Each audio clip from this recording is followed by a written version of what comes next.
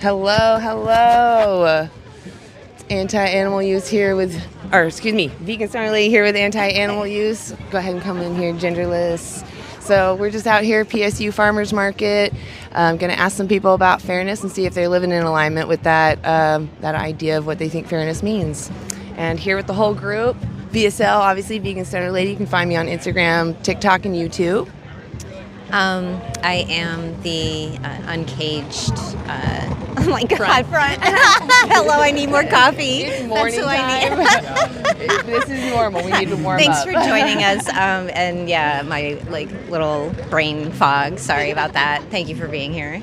Yeah, definitely check out her blog. It's really great. theuncagedfront.org, right? .org. Yeah. Definitely check it out. She does great blogs about living vegan and going through dystopia and, just pushing through and being an activist. She does a lot. It's really insightful. So definitely check it out. Yeah. We got the TV here today. We're hoping it, elicits some nice reactions. It can be pretty visceral stuff to see. So hopefully it's not too triggering for anybody. That's not what our goal is at all ever. But hoping to just provoke some interesting conversations, get people's minds open. Yeah. Mm-hmm. Yeah, we haven't used the TV at this specific location before, so a little bit of an experimentation today. We'll see how this goes. Hopefully, makes for some great conversations. Yes, it's gonna be. If you want to step over here so we can actually get a view of you, what you look like. I'm not sure how you. Yeah, you kind of. Yeah, see now you can kind of see what we'll see. It's kind of dark right now. It's a dark scene. It's the chicks, but yeah, I guess you can't really see it. We can see it, but you can't. You can't see it in the TV or in the screen. That's interesting. Okay. Yeah. Oh, and the sun. Uh-oh. I'm okay. I'll have the. No, the sun is shining on it. Might be more like this. There you go. Like that is good. Yeah. Now we can see it. Yeah. This way. That's all fine as long as it's not directly at the sun. Yeah. Okay. Cool. We're trying something new, guys. So it's gonna be new. Does anybody want to go first? Otherwise, I will go first. You can go ahead. Cool. Yeah. Awesome. Is it in the sun if I tilt like this? It is a little bit, yeah. So should I keep it like this? I don't see it's going to be at the audience now, right? Exactly. That wasn't what we were talking about, so I don't know if... I think it's still fine. It's honestly not that... That visual. They can try to... Uh-oh. Oh, did I hit? I think so. Yeah. Oh, yeah. It went away. Down there. Yes. No, I know. There's only in the middle, so you can put your hands on the side. There's no buttons there. So, yes, thank you. We need to be live. We're live. I am also. We'll see. So honestly, if someone comes up and tells us that we can wear a TV because of the glare. Yeah. No, I'm not concerned about it. If they're close enough, they'll see it, which is kind of what our goal is, to have the people that we're talking to look at it. And all right. I think the sun might be coming in and out of the clouds. It might be a little bit. Oh, I wanted to cover this because this kind of looks trashy, all exposed. Got my cart. We got a little wagon. Every time. Looks a little nicer like that. Okay. Oh, no, it's not big enough.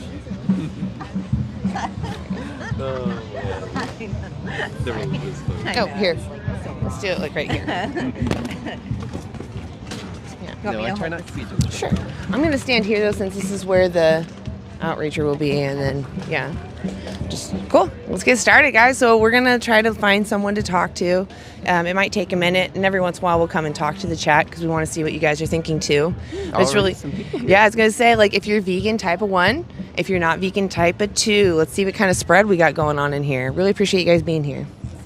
Hey. You want to answer a few questions? Okay, no worries.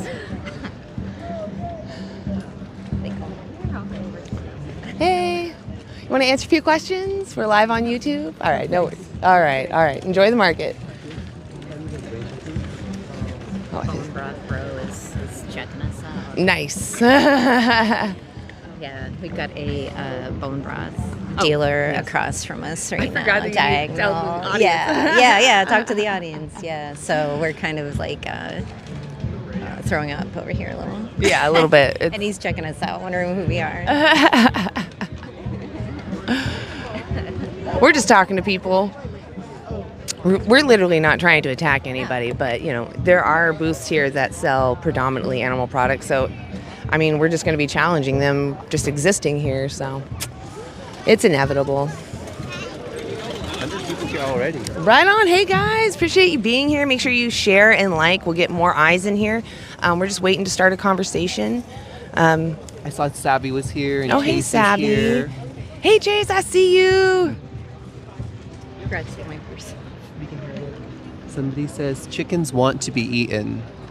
Watch the documentary that we are encouraging folks to look up. It's called Dominion. You can see it on YouTube or online, free, and it'll show you a little bit more about how much these birds do not want to be used and killed.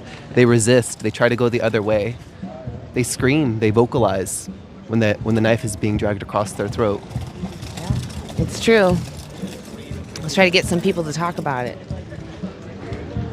Oh my gosh, this dog in their ears. Big old bat ears, real hairy bat ears. Hi! Oh my gosh, so cute. Can hear for miles. Hey, do you want to answer a few questions? Not right now. All right. Enjoy the market. Awesome. Might be slow startings in the beginning, but we'll get there. It's early. They're doing their shopping. Yeah, exactly. My goal, though, really is to get people to talk to us. I really want that to be our main focus, but we will interact with you guys.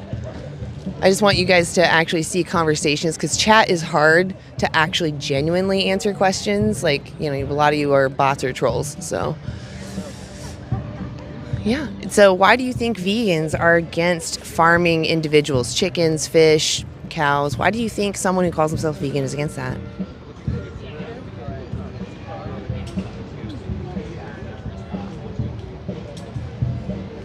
Yeah, some gross comments. Yeah. Oh. Oop. I don't know how to fix that. I guess, no, I don't know what to do. Maybe put it around there. That helps a little bit. Just Got cords, guys. Got to be careful. Hi. Do you want to answer a few questions? Okay. All right. Enjoy the market. Oh, that's not good. There's no test. It's actually that we share principles. That's all. I know, she's very confused. I think people see, so on our signs, not that one though. On these ones, there's the IQ. This one, they don't list the IQ on this one, right? No, So- this one's power. Oh, they do have the IQ. Yeah. Okay, so we have the IQs listed on here. These were made by the Radical Vegan. It's actually in German, and I'm going to butcher it if I say it in German. But she made these beautiful signs, and she put on here the different intelligence level, if you will, so that you could ask, does intelligence really justify using somebody? But a lot of people think it's an IQ test. They keep asking, what's the IQ test? It's like, it's not an IQ test. I appreciate you being vegan all day. Be vegan your whole life. Well, I'm glad that you care enough to leave a comment. That's nice. Hi. Do you want to answer a few questions? Not right now. Okay, no worries. Enjoy the market. glasses. The rainbow glasses. What is that? The rainbow glasses. Rainbow glasses. Oh, the mask. Oh my gosh. You're so right. The rainbow. I think that was right. I know. That's totally what they are. My brain wasn't computing. I'm like, rainbow? I want rainbow glasses. Just go check that link. Just like sitting. That's probably a good idea to go check. Thank you, Elvin. Minx, I don't know if you're watching the live at all, but if you are here, Elvin's going to go check out at the Smith building to check on you, just because it's a little after 9. We haven't seen you. That's fine. We just don't want to leave you either. We don't want to leave you in the dark. Speciesism is childism? Yeah, I guess so. It's, discriminating against someone because they're not mentally an adult. Hey, you guys want to answer a few questions? We're live on YouTube. All right, enjoy the market. Hi. The scowls. The Pacific Northwest, people are pretty either neutral or passive aggressive.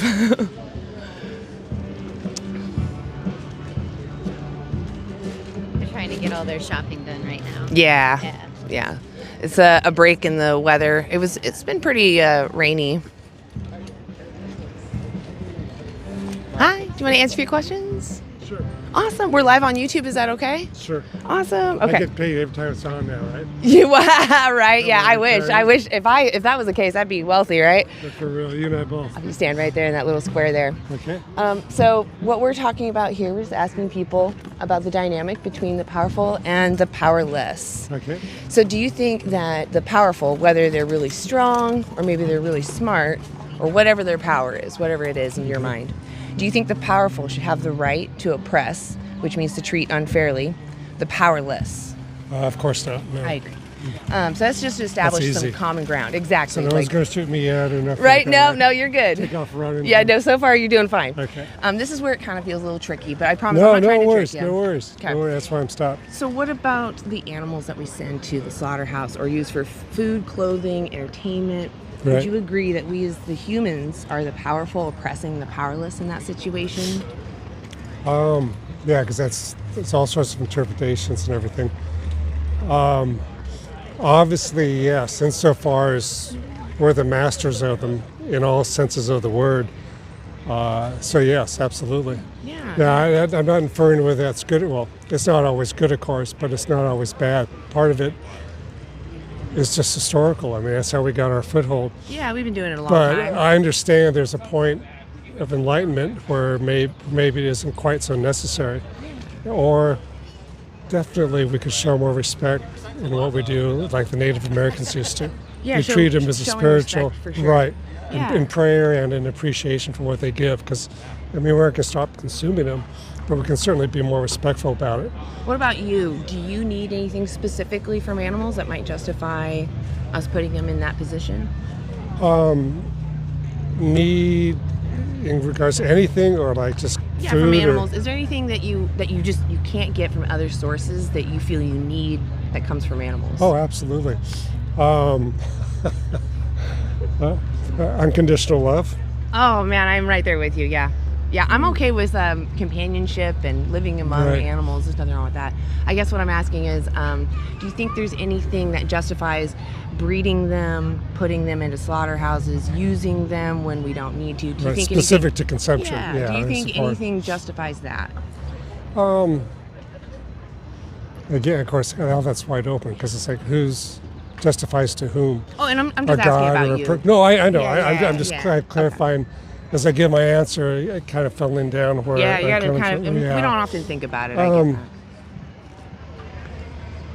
that. I guess my statement would be, and I understand, I assume what you're coming from and everything. And don't feel judged either. No, get it I from- agree. I would. I guess my answer would be basically that. I mean, life's not fair. There's pain and cruelty, and there's good and bad, and all the rest of it. And part of the way things are structured, and I assume will continue to be structured, are we raise animals and all to consume.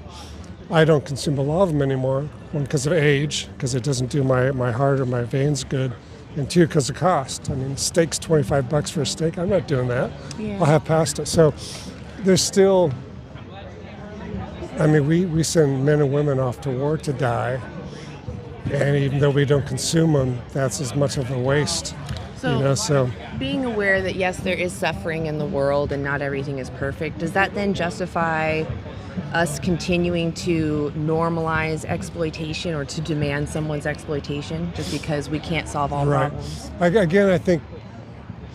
Well, what's the alternative? The alternative- And that's part of my answer is. What's the right word for it? Again, I think it's how it's done. Not that it's done necessarily so much as What does how it it's done with need to be respect. done? Actually, what needs to be done is to have a significant drop in the human population.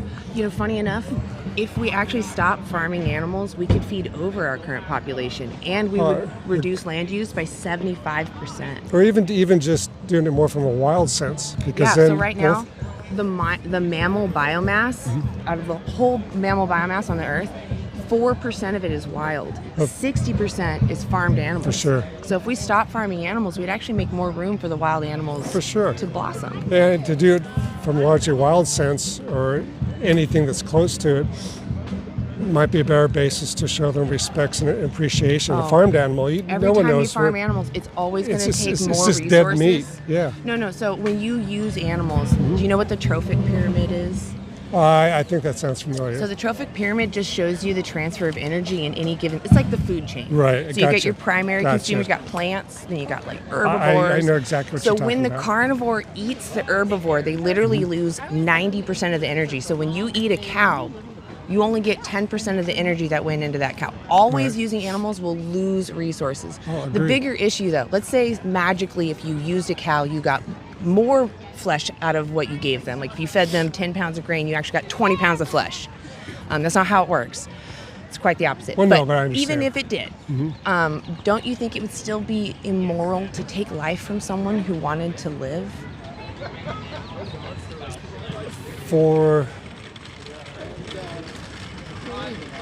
I guess, again, of course, it's all on the margin. Not looking at 100% or zero. There's always going to be in between. But What if you were the well, victim? I do.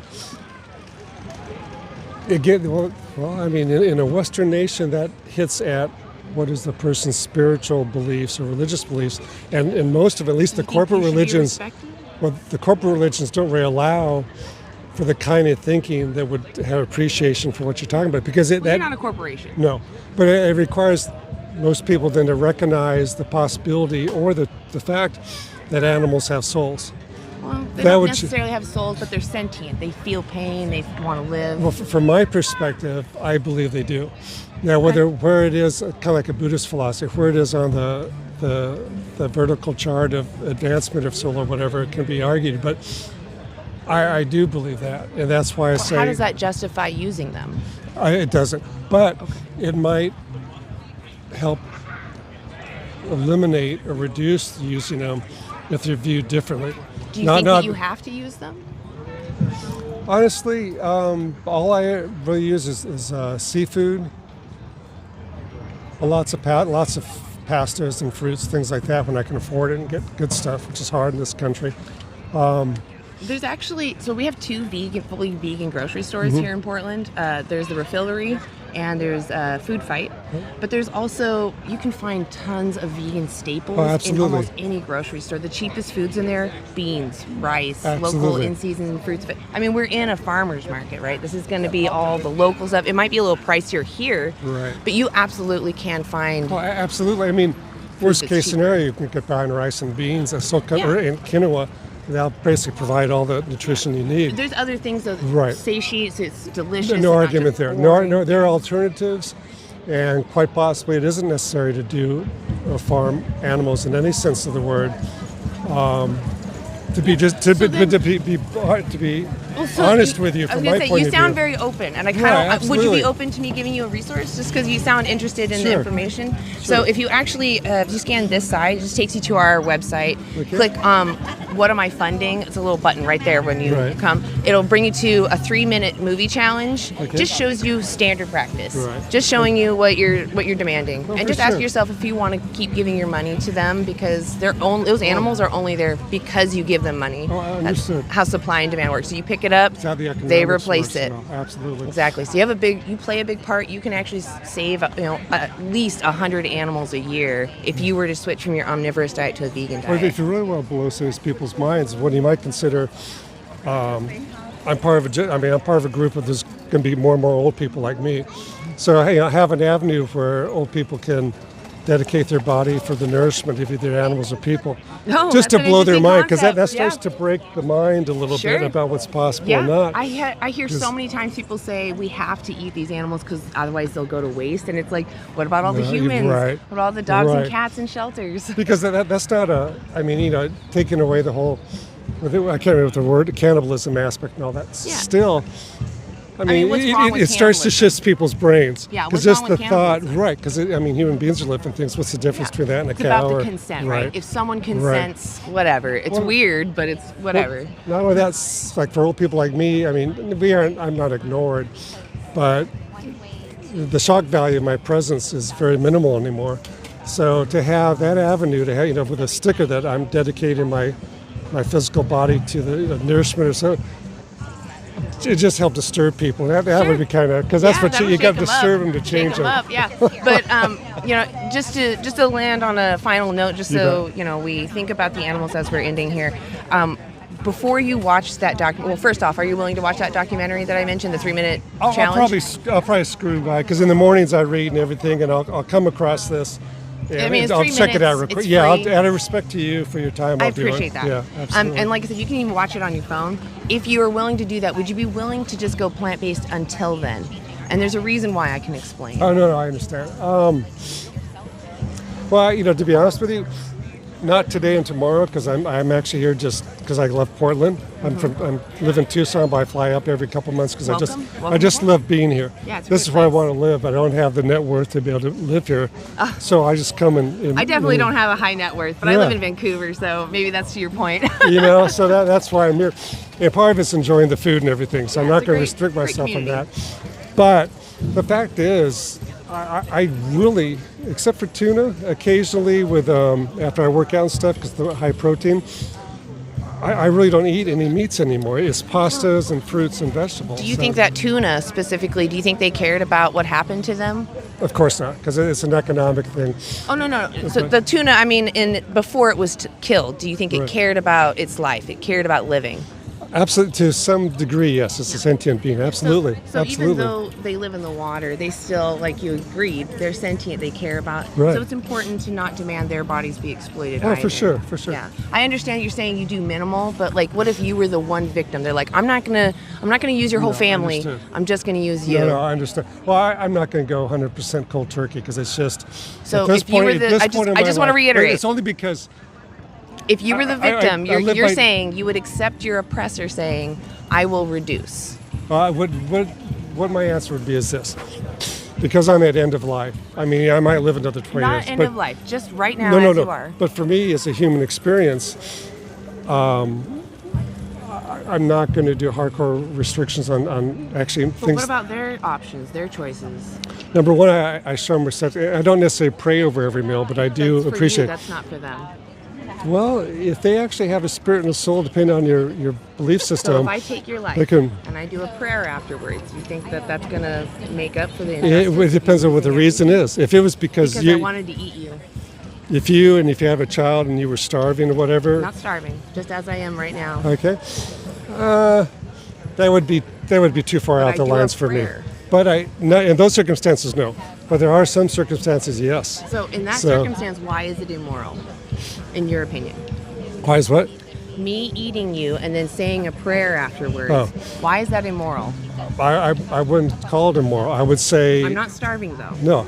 I would say, as a human being standing here, I'm not going to allow that to happen Right, if you're it's not gonna going stop for a it. good purpose. You should try to stop Right, it. But that absolutely. shows right there that you think it's wrong and that it should stop, right? Wrong is kind of hardcore. I would say You don't think it's that's wrong not a for me to sacrifice I'm take your willing to life? make. Let's put it this way. Say an active shooter started up, and I that's- step no, forward. no. Well, no. It's loss of life. But you're And changing. I step you're- forward to but take the do you bullet. see that you're stepping aside from my point that Okay. I'm going to take your life just to eat you? Right. Why is that immoral? That's Why not don't that's you not a wanna judgment die? I would make. Why don't you want to die? I would say I would fight it because I want to continue to live right Exactly. Exactly. The Tomorrow- animals, they're the same. now. I agree. So I agree. even I that agree. one I tuna, agree. when I you agree. pick that up, you're saying, I appreciate that you took their life. I want Right. you to take someone else's life so I can buy that one too. I understand what you're saying. Well, that's how urgent it is. That's how serious it is. It's everything to Oh. them. Your life is everything to you. I would say two aspects of that. They do fight. They do fight to get out of the net. They They do do. fight to escape, and some of them do. Blah blah blah. But does that justify? Does that make the powerful? Do they have the right to do that just because maybe the powerful can escape? My thought on that would be one reason for the power is because there's so many of us. So again, if it was like 400 years ago when there were far I'm smaller, talking today. but there's a point to it though. We're the powerful because there's so many of us, and there's a That's little. not what I'm asking. No, I I'm know. asking, does the powerful have the right? I'm not The asking, actual are we value powerful? question itself. I'm not asking, do we have power? I'm asking, Right. do we have the right to oppress the powerless just because we are powerful? Let's see, because my angle's a little different on it. I do appreciate Well, this yeah, conversation. This is a really absolutely. good I mean, it's healthy for me too. And I don't take any. I'm not offended by anything. So as long as you don't slap me a couple times. No, you know. I really do appreciate you being willing to talk about this. This is a hard topic. Some people just get defensive, and I really appreciate you. Yeah, thinking exactly. About it. I guess it comes down. Let me say one thing, and maybe I'll do it. Maybe that'll sound.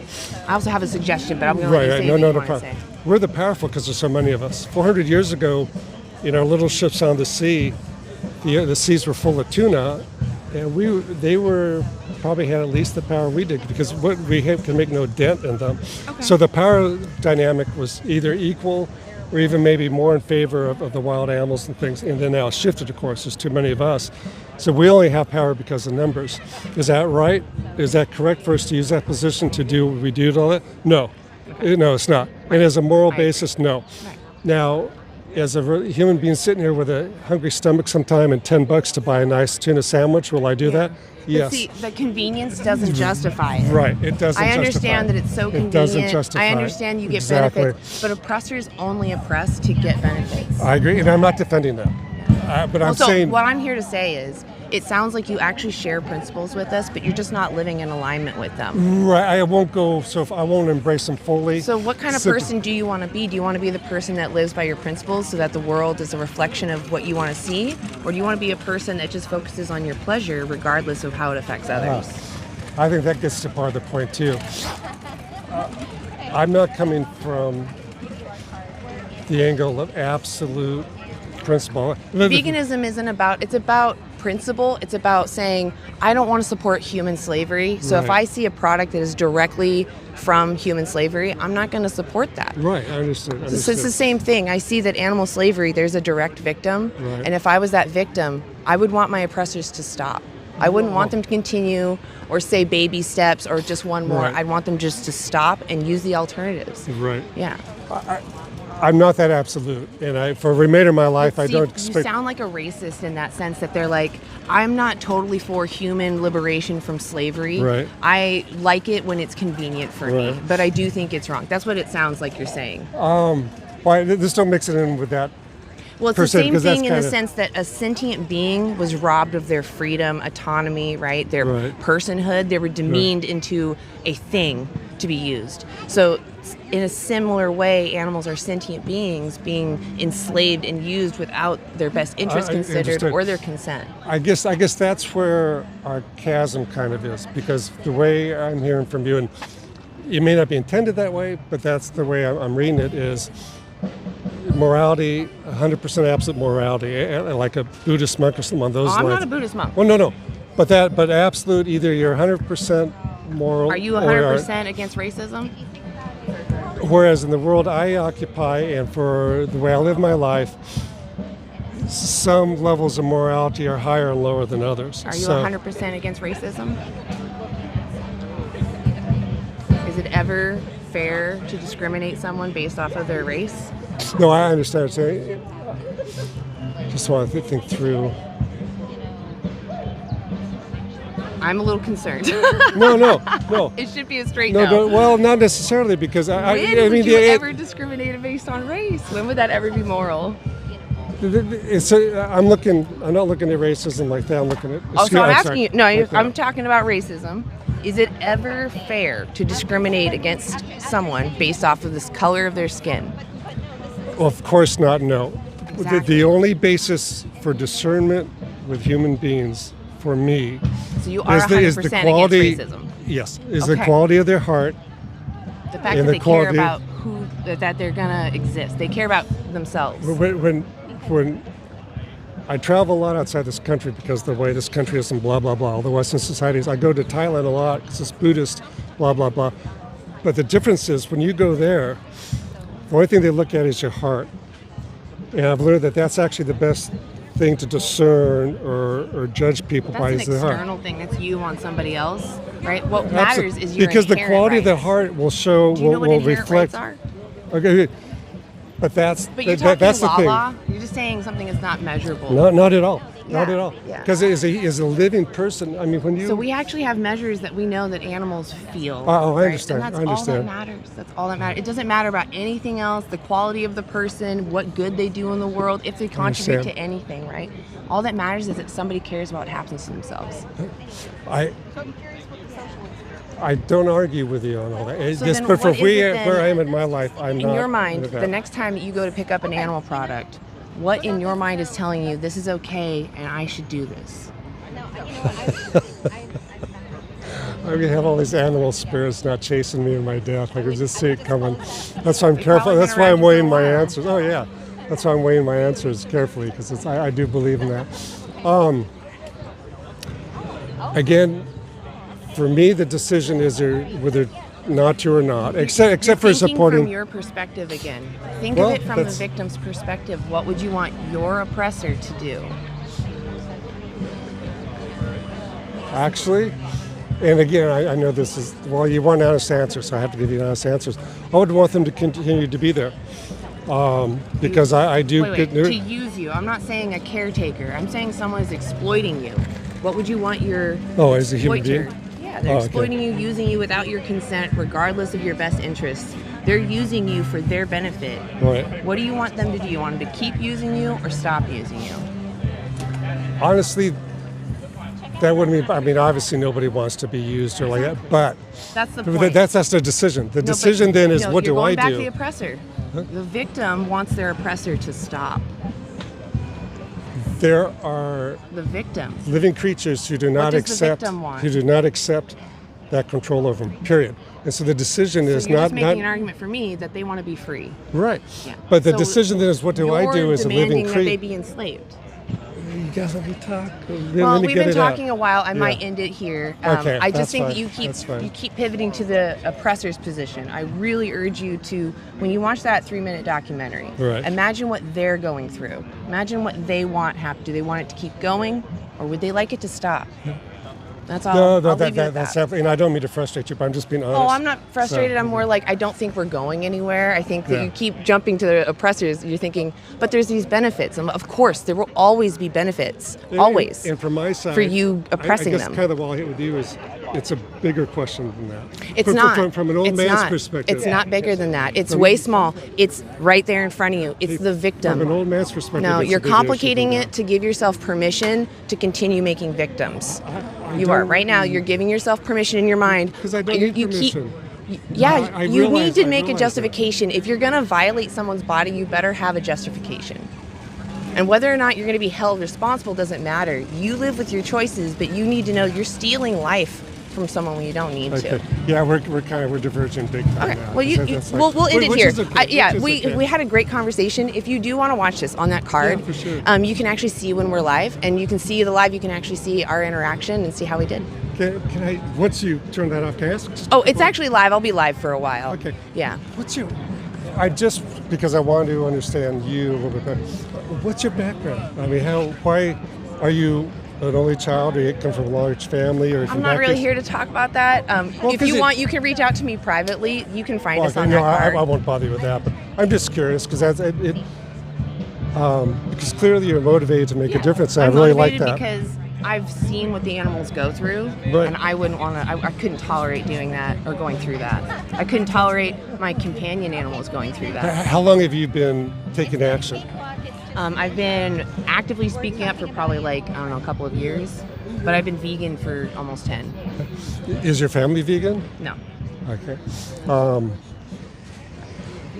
Was there one experience or something that made you decide to start taking action instead Yeah, of sitting dairy. back? What? It was seeing the dairy industry. Okay. Yeah, Okay. they rape cows in order to get Yeah. milk. That's. She Was that? has to be pregnant in order to produce milk, and she doesn't decide. The farmer decides for her, and oftentimes, about 70% of the time, the farmer gloves up to his shoulder and penetrates the cow through her Yeah. bum, holds her colon like a glove, or uses her colon like a glove, and then holds her cervix in place, Before that, they jack off a bull to get, and they'll actually literally put dildos in his bum to make him come. That's someone's job. And then they take that, they put it in a syringe, and they put it inside a female cow. And they literally, inside her colon, massage it back and forth. And in my opinion, that's bestiality. That's somebody raping a cow. It is. That's Yeah, how you get absolutely. milk, though. That's absolutely. That's how they make more pigs.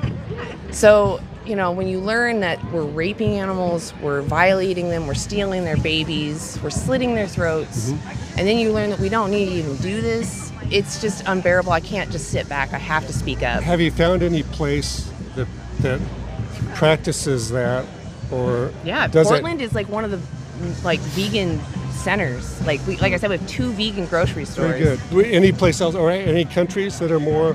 I mean, India has lots of vegetarians, I guess. England is pretty high in vegans. They have probably more vegans than we do in America. That's interesting. Yeah. That's interesting. There's a big movement across the world, though. It's not just Western countries. It's everywhere. What is your kind of reaction here when you start interviewing mixed. people? Is it really? Yeah. We've had a couple people, they come up to us frequently and tell us that they haven't consumed animal products since talking to us. Very good. Yeah. Do you get any that are clearly rigid and insecure? Oh, always. Yeah. Because What happens in it's those a culture situations? thing.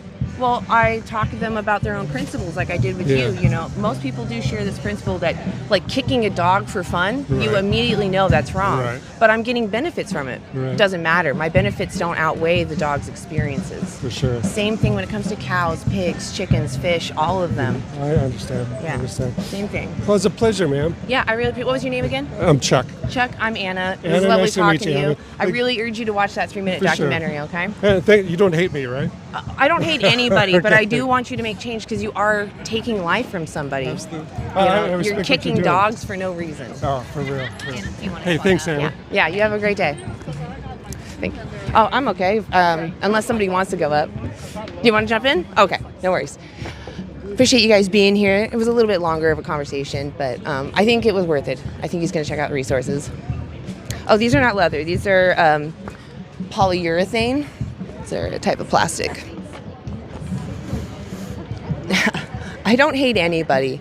I just think that some people make poor decisions that are harmful to others, and they may not fully understand what they're doing. And we actually couldn't even really see this, so I don't know.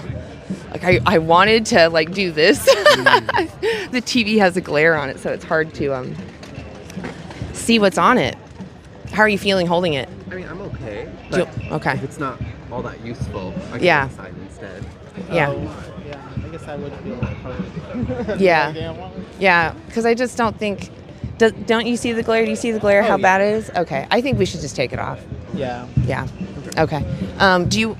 Oh, are you gonna help him take off it? Yeah. Okay. Cool. I am against using animals. Period. Not just eating them, not just abusing them. I'm against exploitation, which means to use someone unfairly for your benefit, not theirs, and not in their best interest. The glare is plastic. Okay. I can take your mask. And then we'll just put it right here. Oh, no, maybe not. We're gonna deactivate the television. Yeah, the straps. And then just pull up the tablecloth and we can slide that TV right in there. Pull that cord out. Yeah, do you want to talk to the audience or something? I was trying to do that, but Okay. don't be sorry. It's a beautiful day here in Portland. It's just a lot of things. Okay, so vegans in the chat, please put a 1. Non-vegans, put a Z. Cool. Oh, you know what? I'm going to put this in here. Perfect. Hey Chase. Who else is? Who are the other vegans? Axel. All right. I don't want to Okay, take it from you. I'll take it for a second. Nope, I was just shoving the cord in there. Sorry. There we go. Okay. Thank you. Okay, hopefully we can get some. What's so funny about Portland? Hey Daniel, how's it going? I know I got tired of it. Portland's a great place. Oh, jeez. What's this for? So we're here at the PSU Public Market, and we're talking to people about oppression of animals. Someone says, if meat eaters started eating and hunting vegans, well, that wouldn't be consent at all. That's would called it? cannibalism. It's like murder.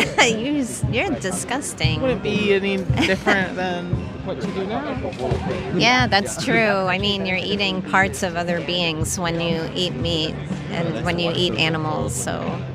Yeah, it's like watching it but live. I see. Exactly. Pets are stupid. That's really a nasty thing to say. I mean, there are companions and they're very intelligent. Wow, there's so many people here. Hello to all the vegans and non-vegans. Yeah. It's so great to have you here. Everyone, please continue double tapping the yeah. screen and liking and sharing so we can have an even bigger conversation Hi, here. Lewis. Very straight ahead guy, actually. He's like, look, my job. Oh boy. I am the sales So, person. hopefully we'll get some more conversations in here today. We decided to change locations from the Pod Plaza just to see. We usually get more conversations in here at this location. So, yeah. Do you want to help? I don't know. I love your help. Hello to everybody in the chat. Hello, Lewis. Somebody says, what are you going to do with all the animals? So humans are currently breeding these animals into existence. So as humans reduce their demand and they stop causing this to happen to animals, less animals will be bred into existence. And if there ever is a surplus, we can simply relocate those animals to sanctuaries so that they can live a peaceful life. Somebody says plants have feelings. You would need to provide the scientific source in the comments. Just name the scientific study, and we'll be sure to review that evidence that plants have feelings in the same way that pigs and cows do. Everyone, please continue double tapping the screen and liking the live. We're not necessarily here to spar with the non-vegans, but we're opening up a conversation about animals and ethics. Do you think it can be ethical or justified to exploit other animals in 2026 when we don't need to anymore, when we have other options? Can you justify going to the zoo when you could just watch the nature documentary? Or can you justify picking up the cow's flesh in the grocery store rather than a can of beans or a bag of lentils or a mock meat? What justifies depersonifying and objectifying animals when we don't need to? Somebody says you need meat. So provide the name of the scientific source in the chat that demonstrates that the human body needs animal flesh to thrive. And we'll be sure to look it up because we do care about the evidence and we love to learn. So just share your source, please. Somebody says it tastes good. Do you think that the pleasure you get from consuming other animals, does it justify what happens to them? Does it justify exploiting and killing them? Would your pleasure be a justifier to use and exploit and kill dogs? Yeah, you can have a can of beans, or you can have a lentil soup. There's so many different plant-only options at the grocery store. Why not choose those rather than subject animals to a life of objectification and exploitation? Thank you everyone for being here. Thank you to all the vegans. Lots of folks here. It's great to see you all. We're here in Portland, Oregon, for anyone who's joined more recently. We're at the PSU Farmers Market, the Portland State University Farmers Market, and we're looking to have some live conversations with Portlanders about animal liberation. Should animals be oppressed or used by humans in 2026? Should we exercise our choices to liberate animals alongside humans? Somebody says, do you think this is feasible under capitalism? No, honestly, I am an anti-capitalist and I combine my anarchism with my veganism because I recognize that there is no ethical consumption under capitalism, but I also recognize that all unethical consumption isn't equally unethical. There's no consumption as unethical as treating a living sentient being as an object to be used. So, not all consumption is equally unethical. That's what's important to remember on that point. To all the vegans in the chat, please put a 1. Vegans put a 1, and non-vegans put a 2. I want to get a sense of everyone who's here. There's a lot of you here. And to the non-vegans, continue putting your best arguments against veganism in the chat so that we can address some of those. I didn't. Okay, wow, I'm seeing lots of 2s. I see you, Daniel. Hello, Daniel Broccoli. Yeah, lots of 2s. So start providing also your arguments against veganism, or perhaps your biggest personal obstacle to going vegan, so that we can address some of those. What do you think the definition of veganism is? Even? Like, what is your understanding of it now? Because I guarantee it needs a little tweaking. Somebody put a 6. What does that mean?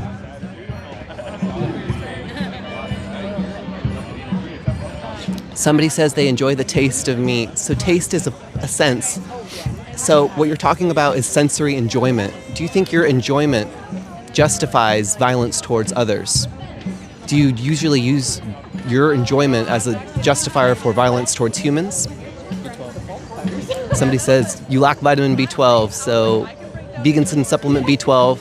In reality, most everybody is consuming a B12 supplement, non-vegans as well, because the animals that non-vegans exploit and kill are also supplemented with B12. So you're just kind of getting it secondhand when you exploit animals. Why not just use the supplement directly? Leave animals out of it. Somebody says our teeth is made for eating meat. So somebody could also make the argument that a fist is made for punching somebody. But just because we can form a fist and we can be violent, or just because we can munch flesh, does that justify actually committing the violence? You must not have a problem with Jeffrey Dahmer or. Right, because Jeffrey Dahmer was strong enough to victimize his victims. He had the right teeth for meat. Yep. Do you care about humans in Gaza? Absolutely. Free Palestine.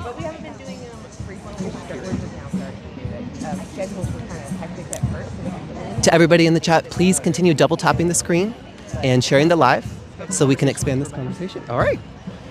There you go. So, do you want to, let's make sure we're in the frame. Okay. So my name's Rebecca. What's your name?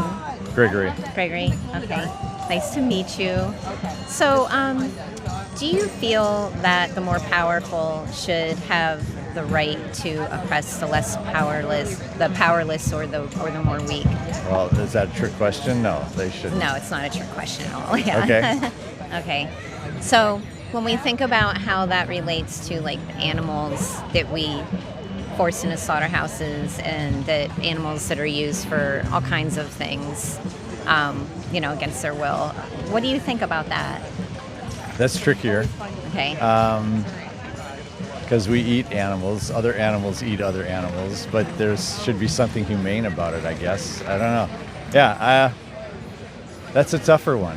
Okay. Because we should be humane, but it seems like nature's way that animals eat other animals. So. Well, I mean, obviously, we are not like the tiger in the jungle or the bear in the woods. You know, we have a choice of whether we can, what we can choose from. Like when we go to the supermarket, or you're here at the market today. So we have a choice of what we want to purchase. And in this type of capitalistic society, that creates a difference, I agree with that. Yeah. But are you just advocating veganism and vegetarianism? Is that the point of the question? Well, so I'm not advocating for vegetarianism at all, but this is about veganism. Okay. And, we're just trying to point out to people that these are sentient beings that are being used. And, they're not asking to be put into the places that they are. And is that fair? It's a deep question. And I would go back to right now where I'm at is it's not being done humanely. Okay. I'd even, at the risk of using this analogy, I'd use immigration. They've been deporting people for years, for decades. Every president has, but now it's not being done humanely. So I don't know how I feel about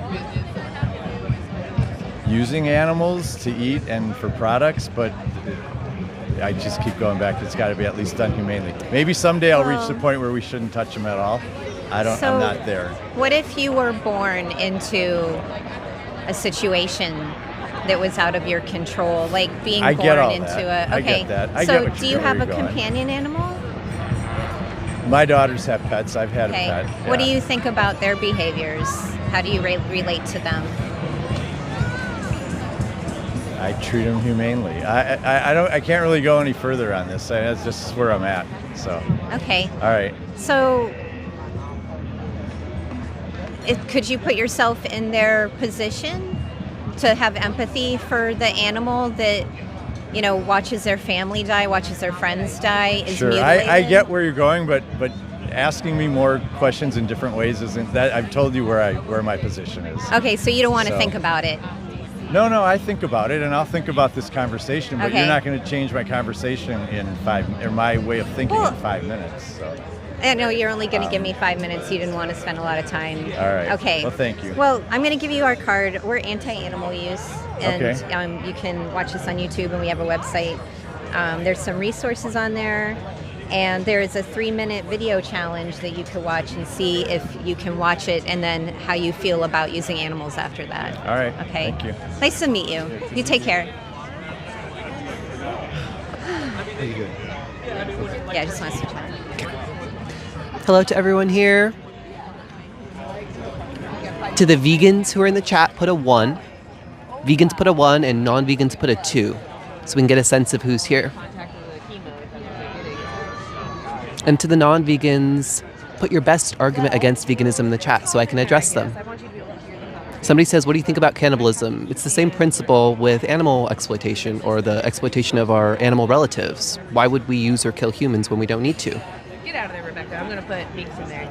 Oh, okay. Sorry, I didn't know what was going on. That sounded aggressive, but I didn't mean to. Oh, you don't have to. You I was Seeing lots of 2s, so I want to hear, what is your best argument against veganism? I'll address some of them. For anybody who's joined more recently, we are in Portland, Oregon at the Portland State University Farmers Market, and we're having discussions with Portlanders about animal liberation. Do you think it's fair to use or oppress animals in 2026 when we have other options? I just don't want this to slow chat because it'll prevent people from. Somebody asked, how many animals does it take to protect crops? So an omnivore food system requires a much greater amount of crops overall than a plant-only food system. So if you're worried about deaths in crop fields, the first step is to transition and remove your contribution to the problem by transitioning to a plant-only diet. And at the same time, we can implement veganic farming practices within plant agriculture so we can reduce the suffering and accidental harm that's happening in that instance as well. Somebody says meat taste ? So again, when you're talking about the taste of a food item, you're saying it gives you satisfaction. Do you think your satisfaction is a justification for violence towards animals? We're not necessarily here to spar with any of the non-vegans in the comments, but we're here to open up this conversation and talk about some things that most of us in this society do not think about often. Somebody says, I live where plants don't grow, so why not ship in some plants or go to your grocery store where they have? It's much more ethical to use some beans that have shipped in from the closest farm than it is to use and kill an animal. Of course, you'd have to probably ship in their feed as well if you're saying that you can't grow plants because the animals that you use must be fed. Doing good. There's a lot of folks here. Awesome. Hey guys, welcome. Somebody says, should animals get to vote? So human animals should vote. They should have the right to vote. But other animals, it's not in their interest to vote. We should give them the basic liberation of not being used as objects. But we don't need to give them the right to vote. That's not in their interest. Do you want to do an interview if we could pull another person? I might let you do the interview. I'll address the chat. Somebody says, make Ben a mod. I hear you. I don't know how to do that, but I'm repeating that so somebody else might hear. Somebody says, no, you want to spar. No, genuinely, I want to have some open and honest conversations. Somebody says, I live to eat protein. That's great. You can get all the protein you need from plants only. What justifies using or taking the life of an animal to get the protein off their flesh when you didn't need to? Would you kill a dog for the protein in their flesh? Do you think that would be justified?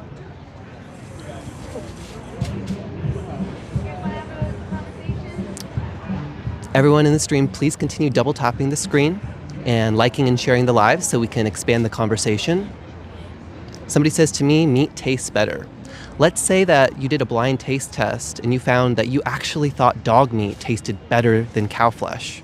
Would it be justified to use and kill dogs for the pleasure, for the increased pleasure you'd experience from that violence? Or is that violence wrong towards dogs? Cooper, are you okay? No, don't do it. Alvin will interview you. So we're just going to have you step in. Alvin's okay.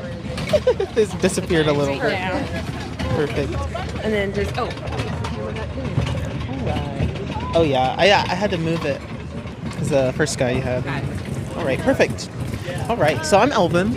It's nice to meet you. Nice to meet you. I want to ask about the power versus the powerless. So how do you feel about the power versus the powerless? Do you feel the powerful should have the right to oppress the powerless? No, I think if you have power, you have responsibility. Right, exactly. Is there any situation where you feel like that changes, where like maybe if the person in power is really smart or super strong? Yeah, maybe. Right. It's just all the same question. It's pretty basic there. Where people start to differ is this point, because we bring up like the animals that we use for entertainment or food, and that are exploited, you know. Would you agree that we're oppressing them? I think there's a lot of like large-scale commercial agriculture that is oppressing animals, but also we evolved over millions of years eating animals. Like we wouldn't survive if we didn't eat other beings at some point. So I think there's a lot of nuance in there, but I do think that buying, if you're going to eat animals, I think buying it, I'm a vegetarian, I'll just say, nice. If you're going to buy an animal, buying it here at the market where it's grown on a small farm, the farmer knows it, I feel like is likely to be more humane and less of an issue of sort of oppression than, you know, buying it at Safeway or some big chain grocery store. Have you heard of like veganism at all, or I guess what's stopping you from going vegan, or what's your understanding, I guess, because some people have different definitions of it. Yeah, I mean, I think some of it's just personal choice. There's things I really love, like eggs and cheese. Also, I think in talking to my doctor, it can take a lot more intention to get the variety of minerals that you need if you are eating an only vegan diet. So I'd say I eat plant-based the majority of the time. You know, I did all my shopping for the week here. I do have a dozen eggs, but otherwise it's pretty much all vegetables and beans. I see, yeah, totally. So I can see that you're already super conscious, right? Maybe about how these animals feel. You know, you do, like, you know, you're shopping here, so you're obviously conscious about that impact as well. I'm wondering, how do you feel about, like, the animal sentience, like just like their individuality? Yeah. Like, do you feel like that? I think like, they does are that matter to you? absolutely sentient. I think also there's a lot of science that shows plants are sentient now. Yeah, I'm not so sure on the like plant sentience yet, because like yeah, it's definitely an emerging science. Yeah, like I don't know. I guess I mostly focus on like the feeling pain part, like with the central nervous system, whatever. But I guess like you touch a plant and the entire plant knows that it's been touched. So there's some, I don't know. There's something there. There's something there. Yeah. For sure. So like I guess I guess there I would err on the side of caution. Like I would probably want to hurt as least the amount of plants as possible. Would you agree with that? Like if plants are alive, yeah, right. Like you're gonna so eat plants. Yeah. Also. So like if it's necessary, like subsistence hunting, like it was literally necessary to have to like kill somebody else to eat, Yep. And I understand that that's kind of where we got the or are you an understanding of that? That's where we kind of got the idea of like using the whole body or of somebody to honor their like certainly. Okay. Yeah, and I think there's also a little bit of subsistence farming. You're like, I have a chicken and I harvest the eggs, or I have a pig and every year I give away its babies to feed my community. Yeah, I mean that's how my ancestors, like I'm Islander, so that's how they had to survive had to survive at that moment. Maybe it was questionable for some of them, like they didn't really have to, but as far as they knew, maybe they were doing as far as they could possible and practically. My question for you is, what is stopping you from eating those, like not consuming those eggs or like dairy at all? Is that like even of interest to you, like I'd say, in terms of like knowing these animals are sentient?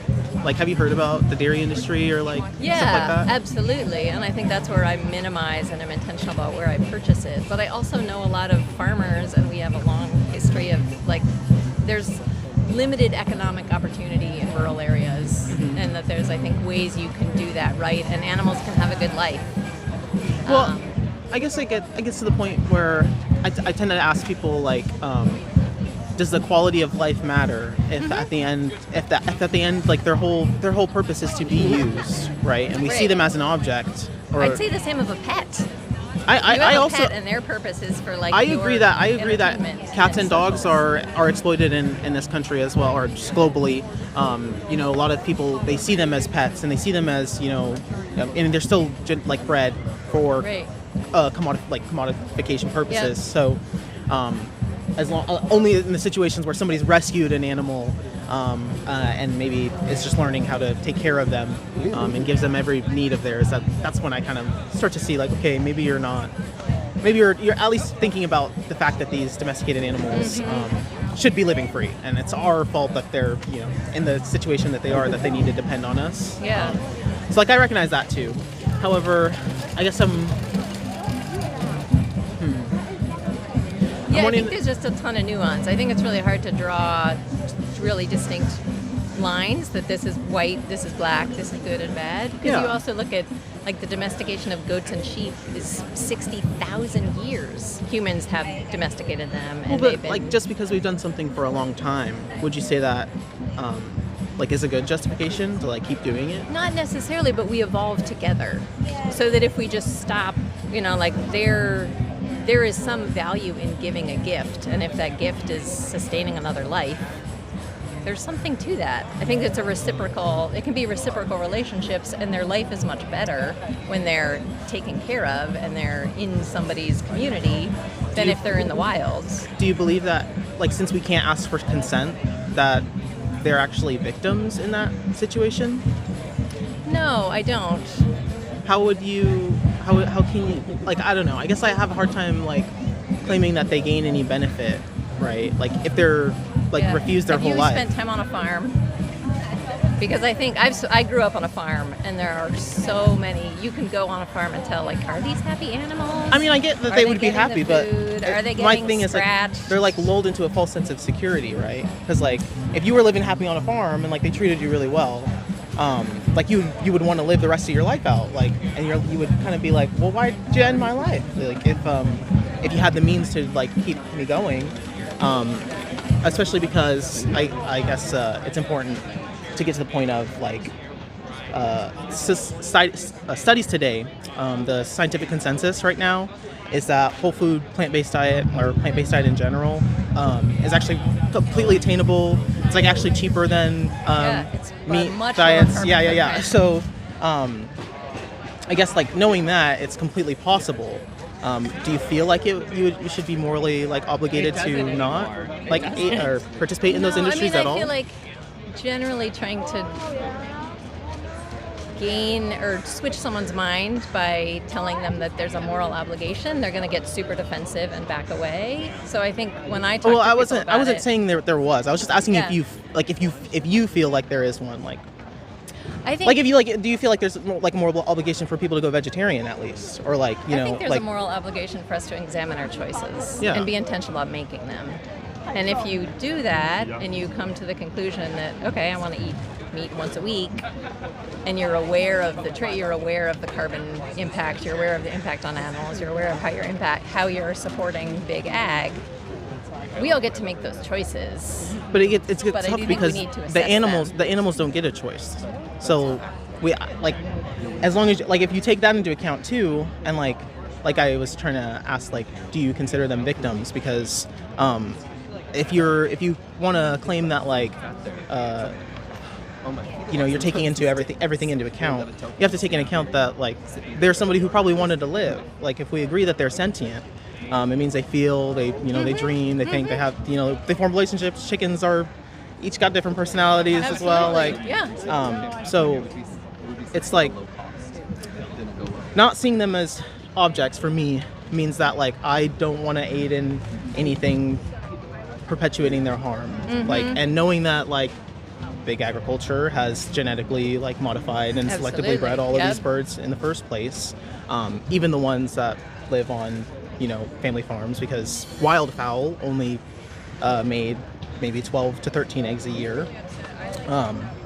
It's just kind of, it starts to look a little different for me. And so like, I have a hard time, I guess that's where like I start to feel that moral obligation. I just want to like explain why I feel that, because I feel like because I understand it can seem like I'm trying to like attack somebody or something, but I guess like that's where it comes from for me. So I just wanted to like explain that. Yeah.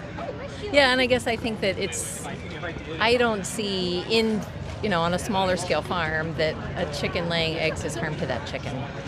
Yeah, They're fed way more than they'd ever eat in the wild. Yeah, so I don't think I don't think it's necessarily harm like that they're laying eggs, or that like maybe people are taking them. I see the issue with like the person's mindset on that animal, and on that being, and like I fear that gaining the eggs and gaining that product from them, that's where it like causes the mind switch in some people, because they're like, oh, now her egg production's down, like I guess we're gonna use her body. And she's like, well, wait, like that's not fair. Like if you can keep me alive and you can sustain me and like you can maybe supplement the nutrients I'm not getting or something, like why end my life? So if you are taking that into account as well, like the victim's thoughts, or like the person who's losing their life, I just tend to feel like everything else doesn't seem worth it anymore, because like it's their everything. Right. Yeah, I agree. And I'd say that if they weren't living in this situation, they probably would live somewhere between like a tenth and a quarter of the lifespan, because they're not being coddled. So having regular access to food, having a safe place, having water. No, I'm not. Winter. That's why I'm not saying like release them all into the wild. I'm saying like maybe turn these farms into sanctuaries where we can take care of these beings. Like there's a rowdy girl sanctuary. She was like a cattle rancher. It was like her and her husband. They had a big operation, and then they did this, like they call it transformation now. They like completely transformed to plant-based farming. So they saved land space, they grew revenue, and it's just like another like eye-opening thing that like, oh, the meat corporations and everything, they make you think like you have to do it this way, but you can actually do it this way. So they have like a whole program that's super cool to look at if you're ever interested in looking at that. I don't think you're farming right now, maybe, but like no, I'm not. No. But yeah, I don't know. I just think there's a lot of other options, like building sanctuaries and maybe I don't know, lobbying for actually like resources to go towards them, or even just using community power to actually donate and keep them afloat to take care of those people. But I think if we paid the real cost for a lot of things, the market would help dictate that. It is way cheaper to eat a plant-based diet. Yeah, totally. And there's a lot of subsidies that go to big ag that I would be in favor of going away. Yeah, for sure. I guess I want to ask you, like, has anything I've said today made you like maybe rethink eating eggs, or like what's your stance on that? Like, I know you literally bought them just now. Yeah, so, like, I'd say no, because I feel like I've had versions of this conversation several hundred times over my life, and each time I think there's interesting food for thought, but I also feel like at this point I feel good about the choices that I'm making for my body, and that I appreciate you being out here, because I do think that there probably are folks that have not had a version of this conversation. Well, I mean, it's new to them. Yeah. I mean, I guess that's all. I guess all I want to leave you with then is. Oh no, I want to ask a question. Maybe what do you feel like I am not hitting for you? Like, is there something that maybe you think I'm not thinking about, or that like I haven't taken into account that I need to like maybe address, or like could address to help? To help convince people? Well, like just to help get you. I don't know, because I feel like unless you're. I just have it like I don't know, if it was like a dog egg, say it was dog eggs or something like that, I tend to think that people's ideas would change. Like when I talk to people in there, they do eat those things, and then you just shift around the animal or you shift around the mammal, like if your mom's eggs or your mom's breast milk that they were using or exploiting her for, like would you still be in support? Would you still do those things? And when it comes down to it, like it's like the human supremacy or like the speciesism of it all, like because as long as we're like discriminating based on species, you can always see somebody as like lesser than you. Yeah. And so it gives a justification that is arbitrary because it's just based on like physical appearance. Yeah, but I think we've always been predators. We always will be predators. So do you think that's a good thing?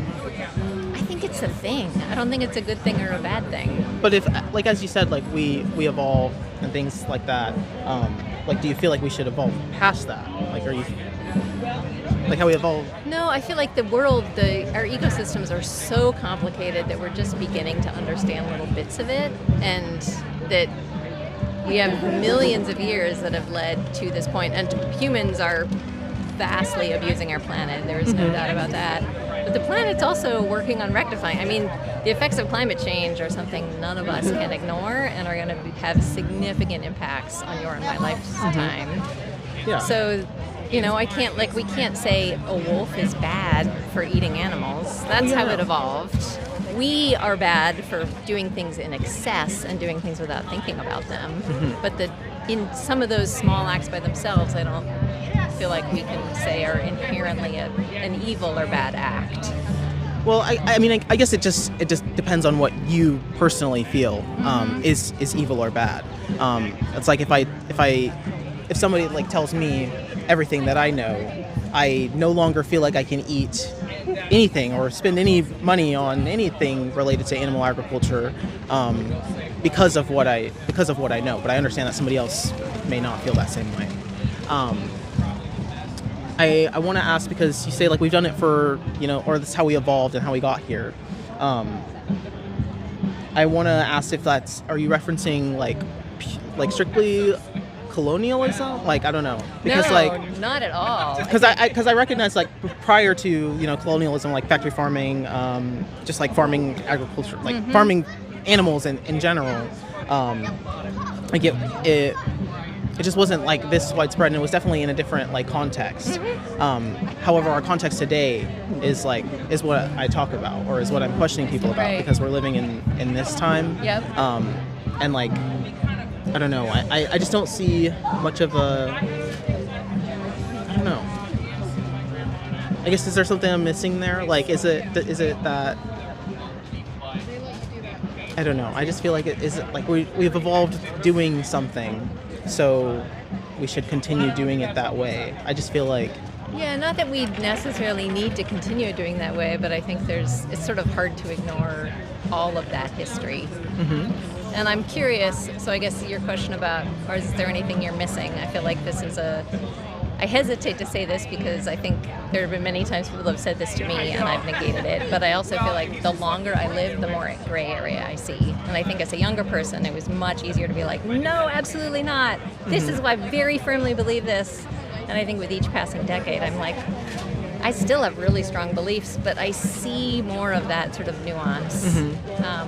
I'm also curious how your interviews go at this venue, because I think so many people that come here are really committed to a local food economy. Oh yeah, and we typically come here on purpose because people are already open-minded. Yeah.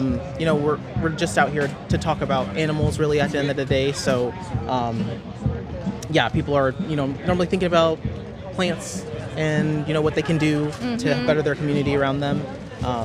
And that's all we're trying to do too. We're trying to get people to rethink their choices, maybe divest from big ag if they can, wherever they can, and start seeing animals as sentient beings who deserve to live in any context. And I specifically focus on not like, because this is like anti-animal use. I always have like a channel, Total Liberation Now, that like we do stuff, me and my partner, on like a separate account, where we talk more about like decolonization, right? And using that as a tool to help animal liberation as a whole. It's actually a concept of like we can't, like none of us are free until we're all free. I'm sure you've heard that before. It's just extending that to like our fur, feather, and fin kin, like because there's a belief that, you know, before colonization, indigenous cultures all over the world saw animals as, you know, put here with us. Absolutely, And as like, and often before us as yes, our teachers. right, exactly. Yeah. Whew. Because like in my culture, I'm Samoan, and they would say like it was birds that helped bring canoes to the island. That helped us go out. And yes, they went out and fished, but it was subsistence. Right. They literally they need to because they're trying to traverse the waters and you know, build community. Like, so there's things like that I understand, and that's like my rock is that I use veganism or you know, plant-based eating as much as I can, like as a form of decolonization.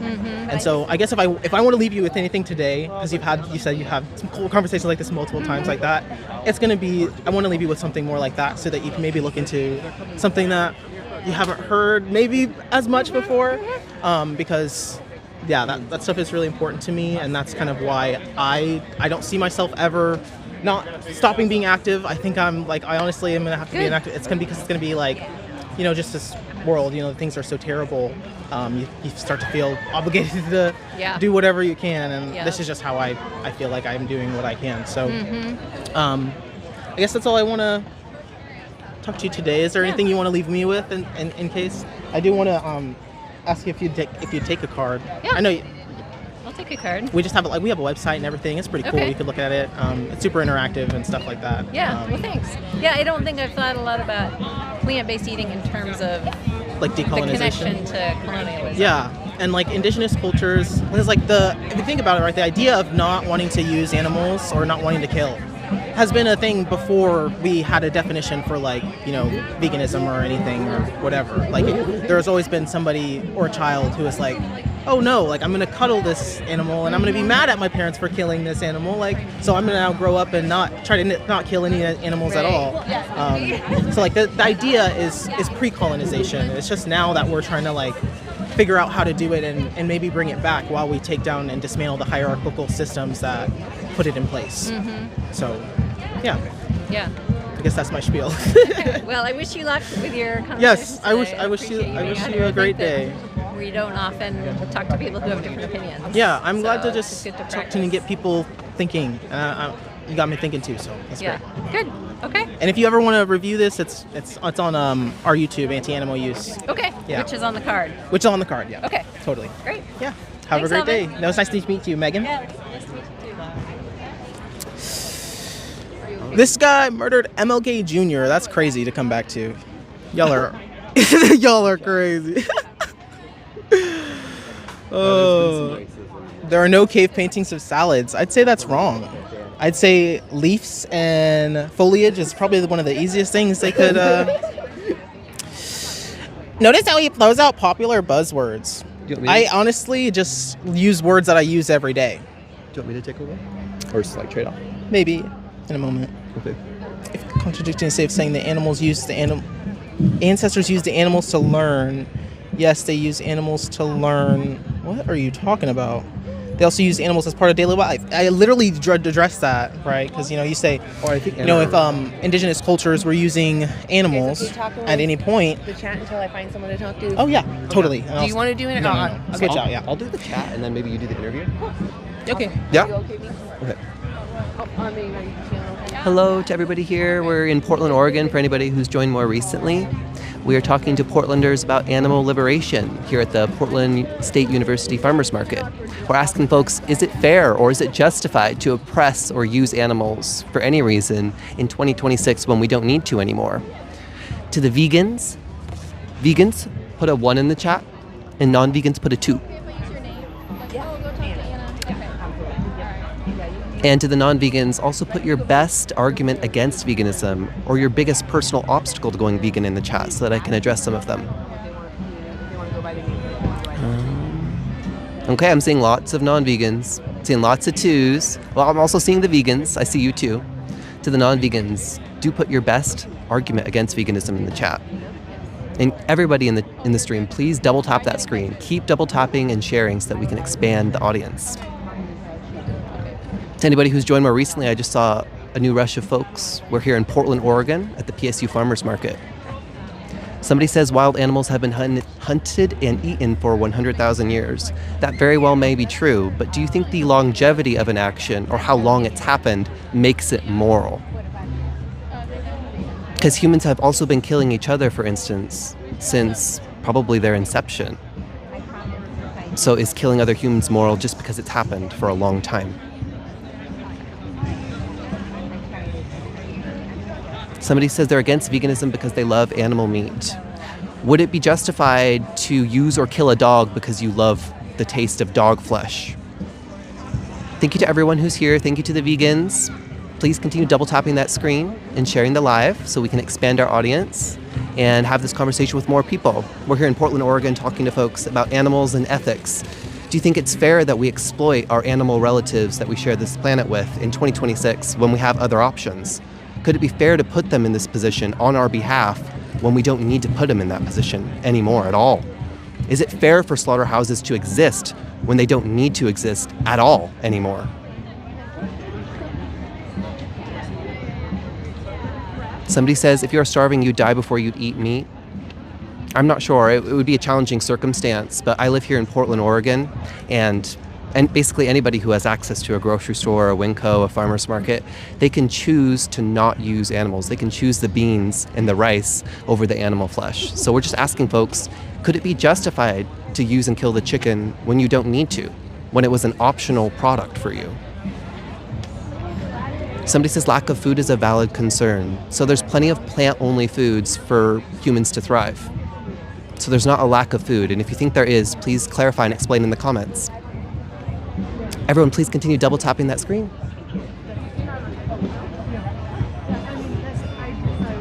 Somebody says, do you use the eyes for the glasses?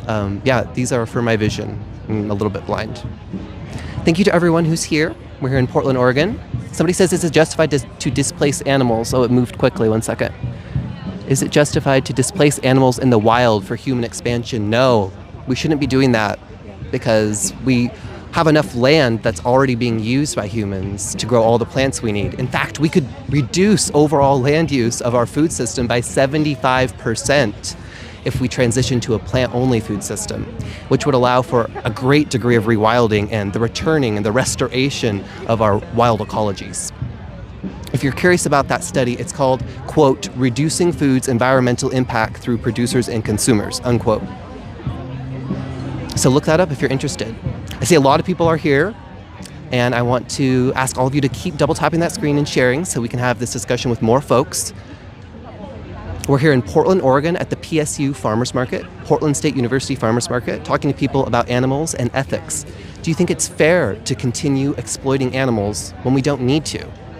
Should we continue putting the elephant in the cage by going to the zoo? Or should we watch a nature documentary instead? Should we exercise our choices to liberate animals alongside ourselves? To the non-vegans in the chat, put a 1. Non-vegans, put a 1. And vegans, put a 2. I want to get a sense of the spread of folks who are here with us today. We have a big glare with the sun here. Somebody said human flesh is an option. Sure it is, but is it justified or fair to steal the life from a human when you could have simply had a plant-only meal instead? Is it fair to the human to do that to them? Thank you everybody for being here. There's so many of y'all. I'm seeing all of the vegans, mostly non-vegans. And to the non-vegans, I'll just ask again, please put your biggest personal obstacle or your best philosophical argument against veganism in the chat so that we can address some of those. Everyone here, please continue double tapping that screen. Somebody says, why are you harming plants? So plants aren't sentient. They don't have a brain or central nervous system. So it's much more ethical to use plants rather than animals who are sentient and care about what happens to them. Would you rather put a pumpkin in a gas chamber or a pig? Who suffers in the gas chamber between those two beings? Somebody says the animals at the zoo are animals that cannot be integrated. That very well might be true, but why not send them to a sanctuary? They might be dependent on humans, sure, but why not bring them to a sanctuary rather than exploit them for human profit? I'm not sure if everybody's familiar with this. It's kind of a hidden practice, but in zoos, there's something called surplus killing. So when an animal isn't a profitable model, say they become old and the zoo wants a baby because they bring in more attention and they get more ticket sales, they'll actually kill the animals, even if they're healthy and living a fine life, they'll kill them prematurely just so that they can replace them with a more profitable model. They treat them as disposable objects in that sense. Do you think that's fair? This is happening at zoos across the world. It's a systematic problem because we're viewing them as objects for our entertainment rather than people to respect, rather than our animal relatives that we share this planet with. To everybody in the chat, please double tap that screen and continue sharing the live so we can expand the conversation. And to the non-vegans, continue putting your best arguments against veganism in the chat so that I can address some of them. Somebody says we have canine teeth, and I want to underscore that having might doesn't make right. Yes, you do have the ability to munch flesh, but should you munch flesh when you don't need to? Because in order to do that, somebody must die. Somebody must lose everything. And if that doesn't need to happen, why would you cause it? Why contribute to that process happening to a victim? Somebody says not for real, zoos are lame. I'm not sure what you're saying isn't for real, but zoos are definitely immoral from the perspective of the animals that are captured and stolen from their homes. To anybody who's joined more recently, we're here in Portland, Oregon at the PSU Farmers Market. We're asking folks about animals and liberation. Most folks here support human liberation, but are they consistent? Do they also support the liberation of our animal relatives that we share this planet with? We're not necessarily here to spar with the non-vegans in the chat or in person, but we're just here to open up a conversation that's not had in our society very often. It's invisibilized. Somebody says, can you tell me if you have a pet? I do not have a pet. I have an animal companion. I have a cat at home, and I don't relate to them as an object, and I also rescued them. We don't support the pet breeding industry. Absolutely. That should be abolished. Somebody says they have a health condition that would make going vegan impossible. So do you already boycott the industries that exploit animals for their skin and for entertainment and for testing? Because if you actually believe in the principle, then you would already be boycotting these other forms of animal exploitation, and then you would genuinely exhaust every other option when it came to food. You would exhaust every option in the same way that you would if the apocalypse came and you were forced to maybe eat your animal companion. Exhaust every option for the pig and the fish in the same way that you would for a dog. Why not do that? Why not give them that respect and respect their autonomy? Somebody says, do you have a gender? I do not. You can use any pronouns for me. I don't mind, as long as you're not using slurs or trying to disrespect me. To all the vegans put a 1 in the chat, and non-vegans put a 2 in the chat. There's a lot of y'all here, and I want to get a sense of the spread. Somebody says, I see leather, so I'm not wearing anything that's made from cow skin. I check all the products that I thrift or receive as gifts, so it's not. So you're seeing something wrong. There are products that look very similar, but that aren't an actual animal's skin, and those are the ones that I'll buy sometimes, usually thrifting or just receiving as a gift. Somebody says you don't know how many mammals and small insects are killed with crop farming. So an omnivore food system, because animals eat so many plants, it requires far more plants overall than a plant-only food system. So if you want to minimize your contribution to crop deaths and insect deaths, the first thing is to remove your contribution to it as far as possible by transitioning to a plant-only diet. And more broadly, we can transition as a society to a plant-only food system, while also addressing the unethical parts of the plant agriculture system that remains. We can switch to veganic farming practices that are better for the insects and the animals that we share the planet with. Somebody says, your thoughts on halal meat. So it's still the flesh of an animal who wanted to live, who didn't need to die. So it's still not justified to steal the life from someone just because you kill them in a particular way. If you didn't need to kill them at all, why would killing them in a certain way make a difference? It's still wrong from the victim's perspective. Somebody says Trump 2028. We oppose the Trump administration and the MAGA movement here, although that's not why we're here today. For those more curious or who have joined recently, we're here in Portland, Oregon at the PSU Farmers Market, the Portland State University Farmers Market, and we're here talking to folks about animals and ethics. Do you think it's ethical to exploit the animals we share this planet with? Do you think if we have another option, should we exercise our choices to not exploit, use, and kill other animals? What do you think? I want to open up the conversation, so leave your response in the comments. To the non-vegans, leave your best argument against veganism, and I'll address some of them. The chat's moving quite quick. There are a lot of you here. Everybody, please continue double tapping the screen and sharing the live so we can have a bigger conversation. Somebody says, but it's okay to exploit plants. So yes, it is okay to use plants because they're not sentient. They don't have a brain or a central nervous system. They don't have these preferences that animals do. They don't have a personality like animals do. But if you're concerned about the individual well-being of plants, we'd actually use less plants overall as a society, as a whole food system, if it was a plant-only food system rather than an omnivore one. And that's because animals consume way more plants than we would if we just consumed them directly. So if you're concerned about minimizing the exploitation of, the solution is to eat them directly, because that minimizes that as much as we can. While somebody says, eat meat. Why? Why eat the flesh of animals? What's our justification to put them in that position? To anybody who's joined me recently, we're here at the Portland State University Farmers Market. We're talking to folks about animals and ethics. We're having some off-camera conversations right now, but we're looking to find some folks who are interested in having an on-camera conversation as well. Somebody says leather on sweatshirt. That's not true. There's no leather here. Somebody says, do you feed your cat meat though? No, so the latest studies are showing that cats can thrive on a properly formulated plant-only diet as long as it's supplemented with the correct nutrients like taurine, and my cat thrives on that. Somebody says... Oh, want me to do it? You got it? I'll do it. I'll do it. Okay. Let me see. Yeah, well, if you hear it here. I'm mostly interested in listening. I don't know how much I have to contribute on my own, but I'm a bit curious to hear. We're just having a conversation about animals, so it's nothing like high stakes or like scary. I mean, like, I guarantee you have an opinion to contribute. It's just like whatever you're comfortable with. So what's your name? Sam. Okay, hi Sam, I'm Cooper. Cooper, nice to meet you. It's nice to meet you. So we're talking to people about animals. Mm-hmm. In general, what do you think about animals? I think they're very important. I think they've contributed a lot to human history. You know, we're animals. Humans are animals too. Yeah, we're animals too, right? So they've served us in a lot of ways, and we've served them in some ways. I wonder what you think about companion animals, like maybe dog, cats. Do you have experiences with them?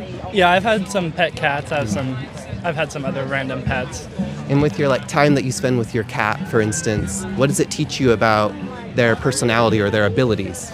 I think the big striking thing to me is like how similar we are to a lot of animals, and even just like based on physiology.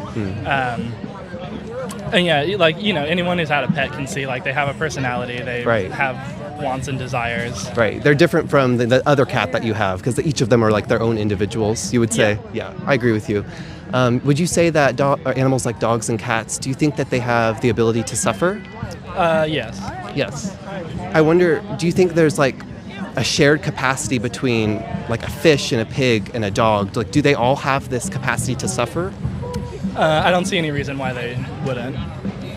I wonder, like, as humans who live in 2026, do you think there's anything that we need from other animals for like entertainment or clothing or food? Or do you think that we have alternatives? Well, I would say, you know, for most of human history, it made a lot of sense that we used animals. I think that as we evolve as a society, it makes sense to try and move away from animal-based products.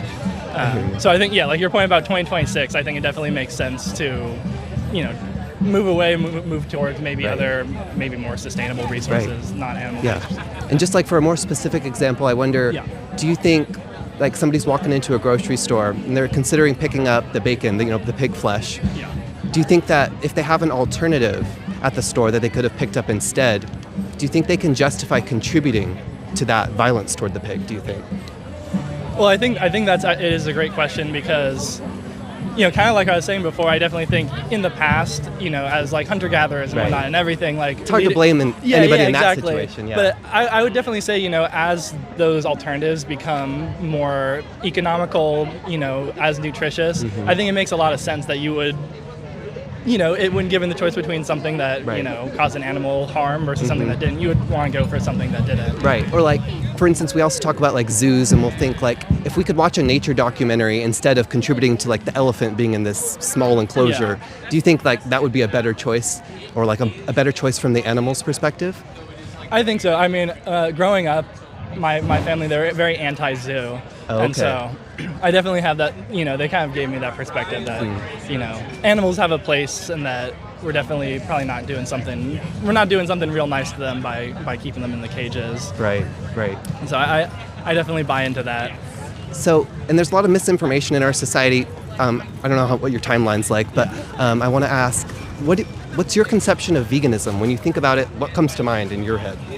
Honestly, I'll say, I'm personally not vegan myself, but I've always had a lot of respect for veganism, and it's one of those things where whenever I sit down and think about it, I'm like, I don't necessarily have great reasons. If you're looking for talking points about, why shouldn't you be vegan, I don't necessarily have great reasons, especially like you're saying in 2026 when so many alternatives exist. And so for me, honestly, I have a lot of respect for people who make that choice. I wonder, we define it a little bit precisely as like choosing not to use other animals just when we have the choice, just like you basically were saying. So I wonder, if you know that these animals are suffering and you know that we have alternatives, what stops you from living vegan? I think for me and for a lot of other people, there's just some inertia. And especially also, this is definitely changing, but so a lot of the time, like, the alternatives might not quite be up to They don't taste quite as good. It's not quite as good. It's maybe a little more expensive, maybe a little less, nutritionally balanced. That's definitely changing, and that's, I think, something that's exciting. I wonder, like, if you found out, or like, let's say you tried one, and you're like, this tastes about 30% less good than the than the actual animal version. I wonder, do you think the increase in the enjoyment, do you think it would justify what the animal goes through? And that's the thing is, like, I know it's hypocritical because if you ask me that question, I have to give an answer. The answer is probably no. I think a lot of it is like it's easy to not think about, and like I said, it's like the inertia of it, where it's like I've been eating animal products, using animal products my whole life. This is what I'm used to. This is what everyone around me is doing. It's very normalized, right? Yeah, it's very normalized. So it's like there's some element of, okay, I have to make this step. I have to push back around against what's around me, and I think that makes it hard. I know for myself. Do you do that in other instances in your life? I wonder, because like sometimes when I notice like racism normalized in a space, I want to be the person in that space who's like, I want to denormalize this. I want to make this unacceptable. So if you have that logic towards humans, I wonder what stops you from extending it to other animals and saying it might be normal, but I'm going to go against the grain in this situation too because it's in alignment with my principles. Well, it's just a step that you have to take. And, just like, even when you're excited to call out, racism, any problematic behavior, whatever, you're excited about it in your head, but there's always that little bit of hesitation that you're going to be like, okay, you have to be a little bit confrontational. I don't know if it's a perfect analog, but it really is just taking that step. And at least for me, like, I would say that I've definitely been trying to, like, I haven't been like, okay, I'm going to go vegan, but especially like with more alternatives, I've been trying to use more like meat alternatives. I wonder if you witnessed like that violence, like maybe like seeing that slaughterhouse footage each time you picked up one of those products. Do you think it would deter you from wanting to continue buying them if you saw the consequence each time? I think so. And I think, I know like in high school, we had to watch, I can't remember the name of the documentary, but there's a bunch that are along the lines of like, well, here's what actually happens in like a factory farming scenario. And I know like those documentaries, just personally speaking, converted a lot of my friends, at least temporarily, to like vegetarianism. And so I think honestly that is a really good resource because, again, it is like there is a little bit of hypocrisy. Like there is a little bit of like, okay, I'm just not going to think about it. Right. And I'm guilty of it. Like I'm not going to sit here and admit that I'm not. You think there is an element of hypocrisy there, you think? I think so. And I think, there's like some compartmentalization of like, okay, I'm not going to think about where the things I come from. And it's with anything, like even if you're talking about like chocolate that is harvested using child labor or blood diamonds or, there's many products that, there's suffering attached to them. And for most people, the main way they get through their life is just to not think about it. And so, I acknowledge I wonder, it, like, thinking about it more today, where does it leave you if you acknowledge that they suffer, that they don't need to suffer? And like right now, there might be a certain number of animals that enter those situations on your behalf. Not all of them, right? Like if somebody else is walking by and they purchase those animals, like that's on them. But there's a certain amount that we as individuals contribute to. I wonder what would stop you from just removing your contribution to that cycle and saying, I'm against this. I'm just gonna dive in and I'll eat plants tomorrow and see what happens.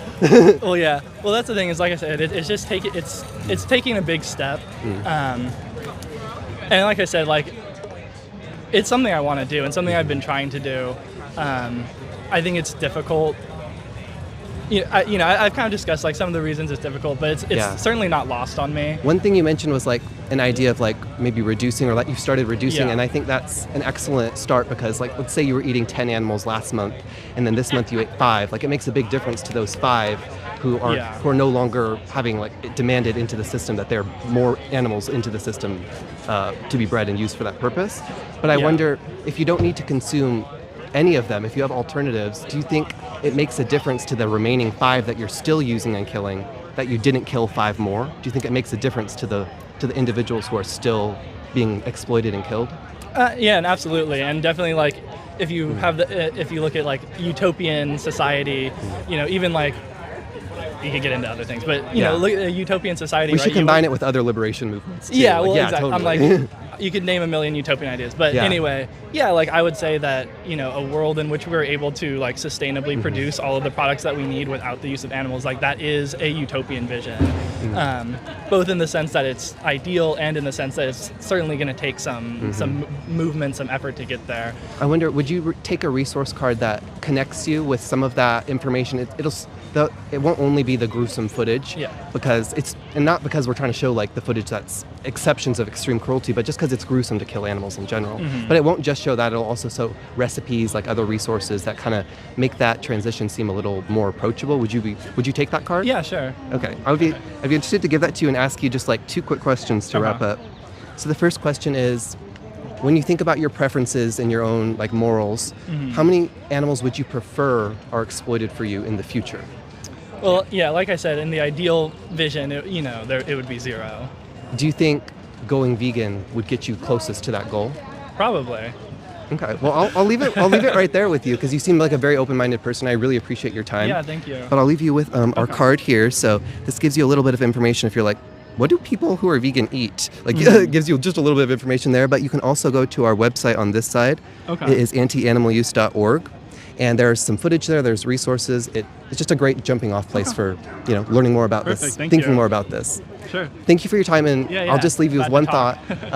Just like, don't let this be the last time you think about it, because it can be really like easy or tempting to like, I'm just going to compartmentalize it, put it in the back of my head, and never think about it again. So just keep pondering it, and ask yourself, do I want more animals to go through this exploitation for me, or do I want to stand against it?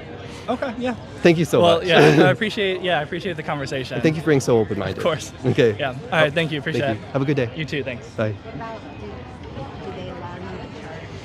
All right. Hello to the chat.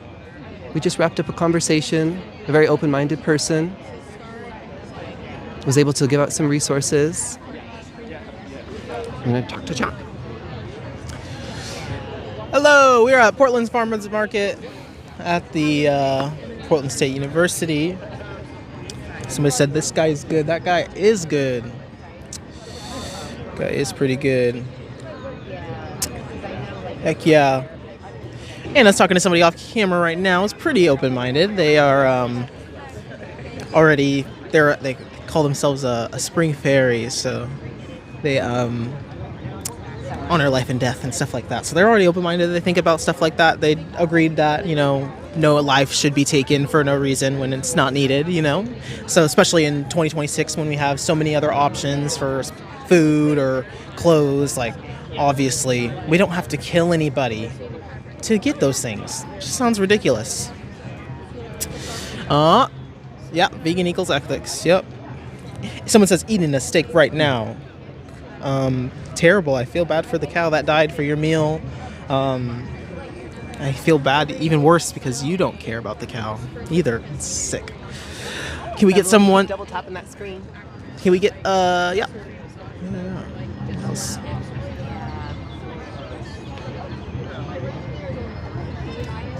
double tap, like the live, share it if you can, share and hit copy. What about eggs? Eggs seem okay? Eggs? The hens are bred to produce that many eggs. There's no wildfowl before breeding them that way that would produce this many eggs a year to the point where you're collecting, 6 eggs a week from a single chicken. So just the exploitation that goes into that just is inherently already terrible.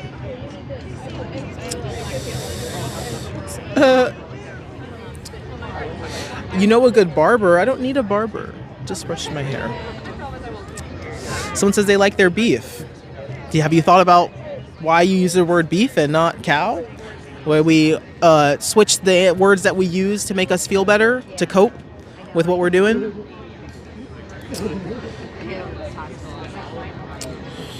You're definitely misinformed. I think you might be misinformed, especially if you're not vegan. If you're not vegan yet, you just haven't heard enough information. Haven't done enough research.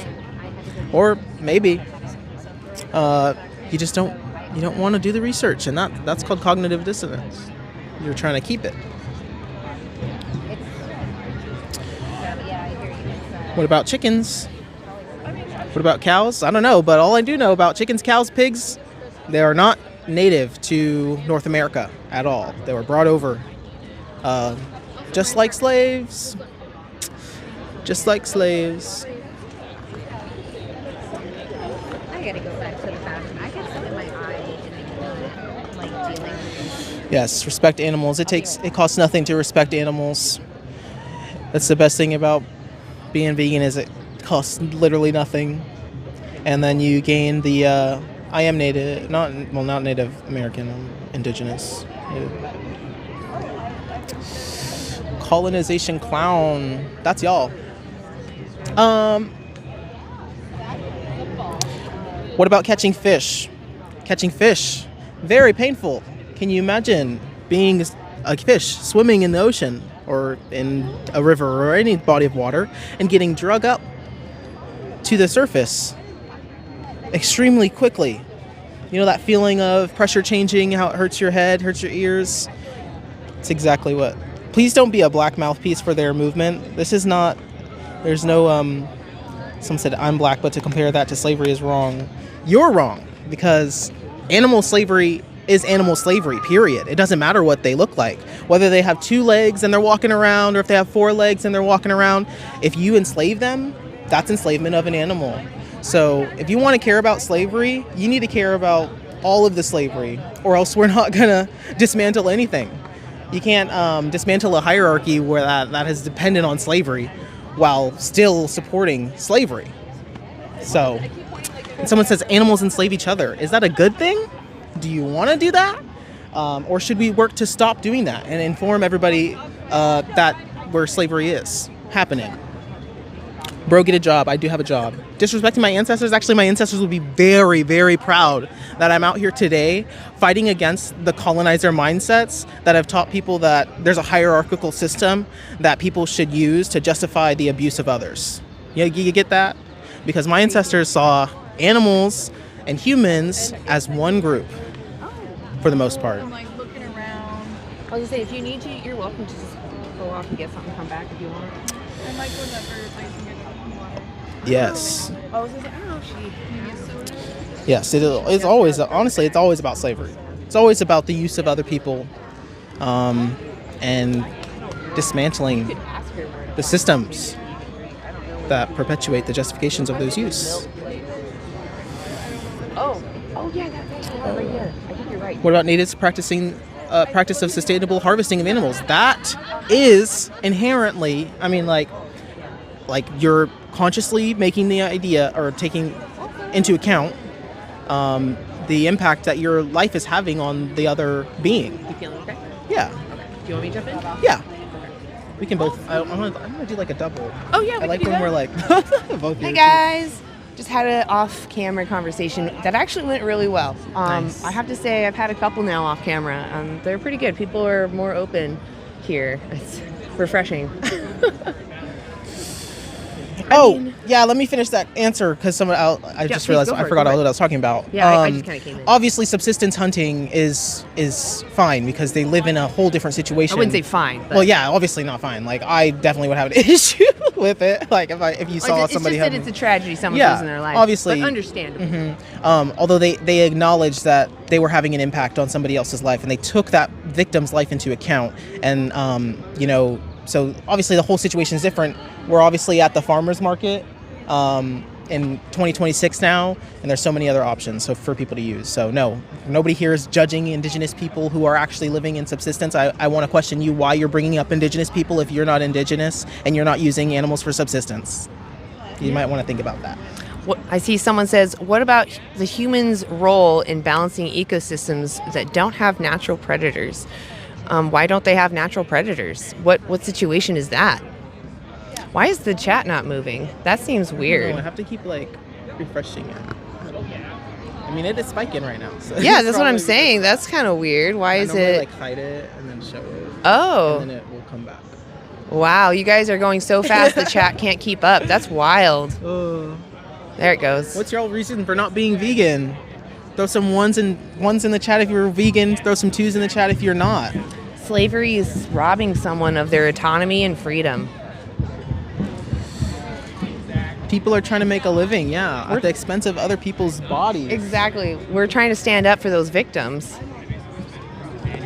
You can't deny that they're victims. Oh, we got a spread in here. It's good to see y'all. Hey, welcome in. Okay. Hey, U-Tops, I see you. Mm-hmm. Wow, it is just going in chunks. I've never seen it do that before. Wow. Oh. Vegan for life, yeah. Yes, so please go vegan. Once you go vegan, if you're really vegan, you can't go back. Veganism is not more expensive. It's as expensive as you want it to be, just like any diet, but it can be up to 30% cheaper. If you eat a whole food plant-based diet, those are the cheapest foods in the store. Exactly. Choose empathy, not exploitation. Plants don't care. They literally don't care. No brain or central nervous systems. Animals do care. They are sentient. They do have a brain and central nervous system. I want to say if you're in here right now and you think what we're doing is good, talking about animals, how they are sentient and deserve their lives to live free, you should hit the subscribe button because we go live pretty often. Yeah. And we're doing random stuff. It doesn't matter. Yeah. But yeah, if you like to see this content. Also check out, so we have a couple other accounts. So definitely follow our anti-animal use account. Make sure you're tapping, liking, sharing this. Find a friend that needs to hear about this. Maybe there's a question they have that we can answer for them. But also check out, we have other channels. We've got total.liberation.now. Yeah, Total Liberation Now on Instagram and YouTube as well. And then we've also got the Uncaged Front. That's Rebecca. She does an awesome blog. It's theuncagedfront.org. Sorry, I couldn't think of the whole name. So yeah, definitely check that out. She does blogs that are about the vegan perspective, living with dystopia, and just being active and what she experiences. It's really, honestly, it's just helpful as an activist to read that there's other people out there feeling how you feel. And then on top of that, we also that's everybody. Right. That's everybody that's here right now. Unless you want to talk about vegan and not really. I don't have anything too Total much. Liberation's a great channel. Yeah. So yeah, please go check those out. Balancing, was that the ecosystem or your diet? Certain ecosystems. So what do you think the ecosystems did before humans? What was going on then? Yeah. I don't think the ecosystems need a helping hand from humans. I think what needs to happen is we need to decrease our negative effects, and we can do that by eliminating animal ag. If we stop enslaving other animals, we could actually reduce our land use by 75%. Not that that should be the motivating reason, but it's definitely a perk. Wool does come from sheep. If you say someone said most vegans quit going vegan after a few years, why do you say they can never go back? Because what I'm telling you, what you could infer from that statement you just made is that those people were never vegan. It may be hard to wrap your head around because they were probably really claiming it, but if they didn't understand the ethic, they didn't understand the ethic. It's as simple as that. This isn't wool, this is acrylic. It doesn't even... Never mind. I know someone said it was wool. It doesn't even look like wool. Clearly don't know what wool looks like. Oh, Jesus. we're brainwashed. Can you actually logically explain why it's morally acceptable to stick animals with knives but not humans? So are fake you ass reading plastic, someone says, is if you could choose to use plastic, it's like when people say, or leather is bad, so you should use leather. It's like, no, just don't use either.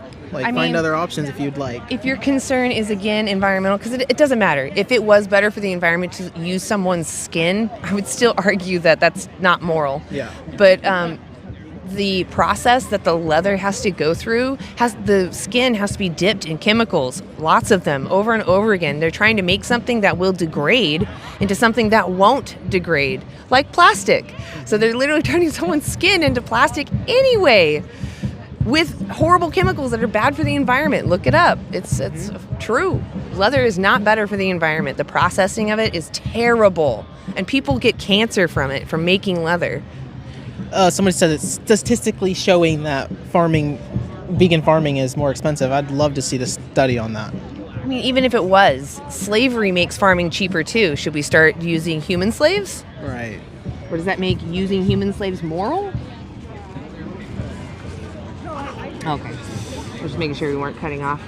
Cooper is having a conversation, and I'm always sad when we can't have them on camera. I always want to slide them over. I know, right? But if they didn't consent, it's gotta respect that. But oh, I'm sorry. Did you want to phone? Hell yeah! Come on. Oh, you're gonna. Yeah.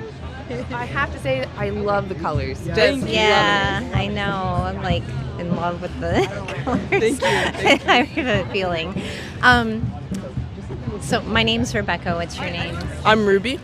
I'm Soleil. Nice to meet you. Nice to meet you too. So, when you think about oppression, do you think that it's okay for the more powerful to oppress the weak or anybody who's just different than they are? Definitely not. No. I don't think so. I think people in power should use their power for good and to help those in need, not to oppress others. Yeah, 100%. I think there's a lot of people in power right now who are just the rich making themselves richer, and then the poor are getting poorer, and I don't think that's good. Yeah, I think it's become a cycle, and we need to stand up and fix it. Otherwise, it's just gonna get worse. Yeah. A lot of systems of oppression that we experience have been a certain way for a long time. Yeah. And so people, they have a hard time kind of seeing around that. It takes a lot of effort. So when you think about, now I'm going to kind of shift gears. What about animals? The animals that go into slaughterhouses and animals that are used for all kinds of products and things. I think that it can be it can go like both ways. Like I think I understand, especially with like in olden times, like we needed to like kill animals to survive. Like that's how like we gained protein. It's how like we even like developed our like brains to be stronger is eating meat. But I think like it's come to a certain point where there's like so much cruelty involved that like I understand like people who want it to like stop or want to lessen it or something. Yeah. Well, I don't eat meat, and I think that part of that is environmental issues because like you know, want to protect our ozone layer and whatnot, but definitely like I think slaughterhouses are an issue, and the cruelty that goes into those slaughterhouses is just terrible, and I don't agree with that. But there are ways for people to like eat meat and like know their sources. You just really have to know where it's coming from. But then there's also like, I mean, I will say I'm not vegan, I'm just vegetarian, so I will eat dairy, and I do think about like how like there's even in like dairy products and stuff like that, there's a lot of animal cruelty. Yeah, I think that like there could be a way to like do it with less cruelty and stuff if we like actually tried hard enough. But similar to like the oppression of like I guess like people, it's like there is like we are like a little bit too far fast, so we really need to do a lot to help it. And I think, and also like it's like kind of like insinuated in like almost like everybody like to eat like meat or something.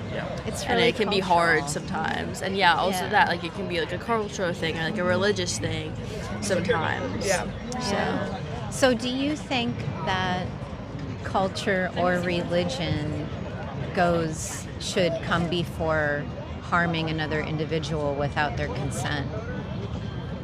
What? No, I think that like a lot of people use religion as an excuse, and I don't think that's a valid excuse. Like, follow your religion, but your religion is something that is like that you follow yourself. So you can practice it in church, you can practice it however you want to practice your religion.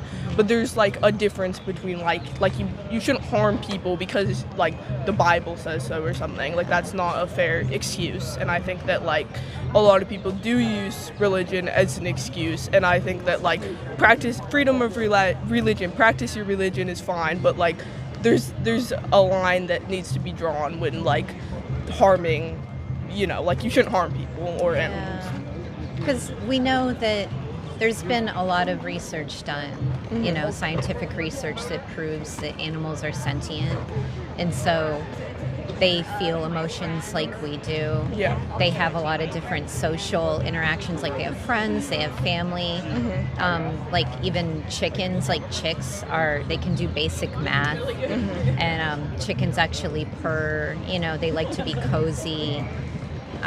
Pigs, they're very intelligent too. Like they have the intelligence of like a toddler. And we know that they're smarter than most dogs. Cows are very maternal because they're mammals, and you know their babies are taken away from them so that they can, you know, give the dairy. And the bad part is that you know the same cows that are used for dairy end up going to slaughterhouses. So it's like even if you're vegetarian, it's like you're still supporting the system. So it's really hard. But when we think about making change, it usually happens one person at a time, you know. Now with the smaller farms, I know that we kind of talked about being humane. But if you can imagine someone kind of like controlling you and, you know, giving you just enough so that, you know, you feel a little taken care of, but your body, like you don't have any control over your body. They might give you a name, you know, you